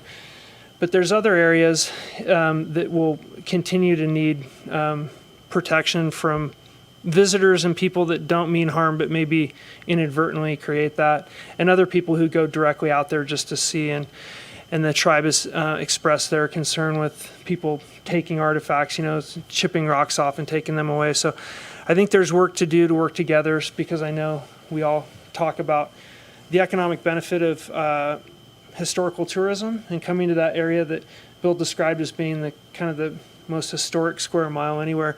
But I think it's going to take a balance on everybody's part. And you and I, we've talked about these things before in other meetings, but the Summit is a great opportunity for us to get all those voices in one place and talk. This is another area that's really, I think it's critical for Supervisor Gustafson and the Placer County Board and the Nevada County Board to work together, right? Because it's an interface area. The one piece I'm hearing a little bit about too is a speed limit on the road, and Tricia and I have talked a lot about that. The speed limit, the posted speed limit, is a little higher than what people I think want, and I'm not sure what the solution may be there, but we could talk about that in the future. And then I wanted to touch base really quickly on the east and west version. I talked to John Swan at the Land Trust, and a lot of the recreation at that Donner Summit in the winter is just basically snow play. So people coming up from the city, not necessarily skiing or snowboarding, but just basically to have a picnic and play in the snow. So is it the vision of DSA and maybe others to create an area on the western side, or is that more Cisco? The snow play would be in Cisco. Okay. And this would this be year round? Would skiers use it? No, just in the summer. Okay. Yeah. Problem is parking, clearing for parking is very expensive. So somebody'd have to step forward to take care of that. To handle the snow removal.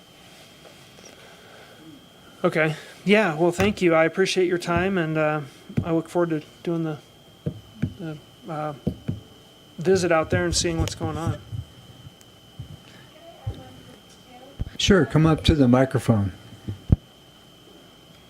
Is it Alicia? Yes. Yeah. Just wanted to give a little more detail about the Washoe Tribe's involvement. When we were developing this trail alignment, it's very much developed to avoid all sites and also draw people away from sites. These two little kind of look like an envelope, they're bridges. And then if you go to the next camera icon right in the middle, that is envisioned to be a platform that looks into the meadow. It happens to be pretty close to a cultural site where we went out with Daryl Cruz and identified a site where we could pull the trail a little bit south and then put a platform. So a lot of creative thinking went into how do we sort of like at this spot, we can draw people into the meadow and away from these rocks that might be sort of enticing. And the other thing is around Castle Creek, that's where a lot of the user created trails are now. And that's an area that the Washoe has expressed that we kind of get rid of the picnic table there, completely reroute the trail. And I know the Forest Service is committed to that. We're also working with them on the interpretive signage language. And essentially I'm working with the Forest Service and we're getting together sort of like a TAC that we'll share with Bill and the Washoe Tribe and other partners to make sure we're getting the language right. Thanks for mentioning that. That's a lot of work and it's key. Yeah, appreciate it. Sue? Sure. So you brought up Forest Service again. So where are they in this whole conversation that would help with the parking?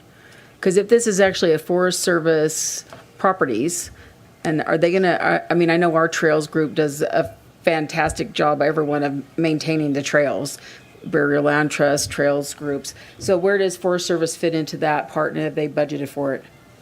Yeah, so the trailhead that we'll go visit today that's marked here by the spillway, Right now, it's Truckee Donner Land Trust property, but it should be transferred to the Forest Service in the next few months. It's been graded for parking. They're committed to allowing parking at a trailhead there with restrooms and maintaining that. In terms of winter use, that's sort of a whole nother discussion. There's just a little bit of detail that needs to be worked out between Soda Springs and the Forest Service with an easement. So I think it's just, we're in the process of working that all out. The Forest Service is very much engaged. They're going to be at the tour later today. So they're committed and engaged to this project, but it does take some formalities and things that we'll have to work through that they just have to adhere to because, as you guys know, they're the federal government. Yeah, Soda Springs, I believe, uses that area as winter overflow parking. Yeah, they have, so as part of the restoration project and our grading efforts to prepare for a future trailhead, we also tapered into their lot and improved their lot as well. So yeah, they have winter parking on their property, but whether there's future extension of their winter parking onto Forest Service land, that's to be determined. I was just curious. Yeah. Ed, could I mention one more piece? Sure. I'll Erica- get my piece in at some point. No, you go ahead. I just want to mention Erica had a great idea when we were talking over lunch because we gave a grant of $20,000 to do some essentially marketing and business development and economic development on Donner Summit based on all the road closures for the couple years. And so the concept of Donner Summit being the jumping off point to all these other areas that aren't necessarily, they may be in Placer County like Palisades Creek and Kidd Lake and Long Lake and then Donner Summit, Castle Peak, Fordyce, Old 40 itself and the Pacific Crest Trail, like you can go in any direction right there and get to world-class recreational amenities. So really trying to maybe further develop that concept with DSA in the marketing or branding, maybe instead of just media buys, maybe actually doing some community branding to let people know about that area. So I thought that was innovative. Erica, I'm sure, will talk more about that in recreation circles and things. Yeah, and Kimberly coming up doing that. So anyway, I just want to mention it's a cool opportunity to use that grant funding. I think the Pacific Crest trailhead is at Boreal, is that right? Yeah. But it does connect into, as you go, what is that, south? As you go south, it would connect into this area, right? Goes right where the gas. Oh, It crosses. okay, yeah. The Pacific Crest Trail goes right through there. That's part of it's in Nevada County too. Sure. Bill, okay. if you wouldn't mind using the microphone so that we can hear you. Sorry, Bill. So, Alicia, we had the opportunity to have a lunch, and I think that was thanks to Heidi that we put that together. And I was very, very impressed with the program at that time and thought, gee, this would be a great tour to take when we have the opportunity. So I think we're going to have that opportunity. But the thing that I was really thinking the most about with the DSA program coming up here was the area plans. And I don't know who came first. I believe it was Donner Summit, or was it Penn Valley? Donner Summit, yeah, that's what I kind of thought. Donner Summit, Soda Springs. And it just seems like the area plans, so we went from there to Penn Valley down to my district with the Higgins area plan that has really turned into something. I think the CDA and the planning department really deserve a lot of credit for this and putting together these plans because they've turned into something. I mean, look at what the DSA is doing with that program. Look at what Penn Valley is doing. They're getting ready to raise the roof, is what I heard the other day. And I think in the Higgins area, I think we're going to see a multimodal pathway from our high schools out to Highway 49. I'm so impressed. It's all come out of our area plans. And I think in our case, again, I think it's a body. We have a municipal advisory commission. You guys have a DSA. You have a MAC, also a good chamber of commerce. But I think out of my area, we'll be some type of an organization that will come out and will carry on this plan. Much better than the original Higgins plan in my case, which kind of went on a shelf, although they're followed, but they're kind of on a shelf. And these are not going on a shelf. I think this is really, really great. And I thank you for all the efforts, because that's what it takes beyond creating the plan, is people dedicated to it. So I'm truly looking forward to going out there today, and maybe if I shut up, we can get out there quicker, huh? With that, is there any other public comment on this project? Seeing none, I think everybody wants to go out there. Team, any calls? No calls, no written comment. There should have been at least one call today, don't you think? Okay. Then I think I'm ready to entertain a motion on this presentation. So moved. Motion Supervisor Bullock. Second, Supervisor Hook. I don't know, is this a voice vote? Okay. All those in favor? Aye. Aye. Opposed? Motion carries. And with that, this meeting is adjourned.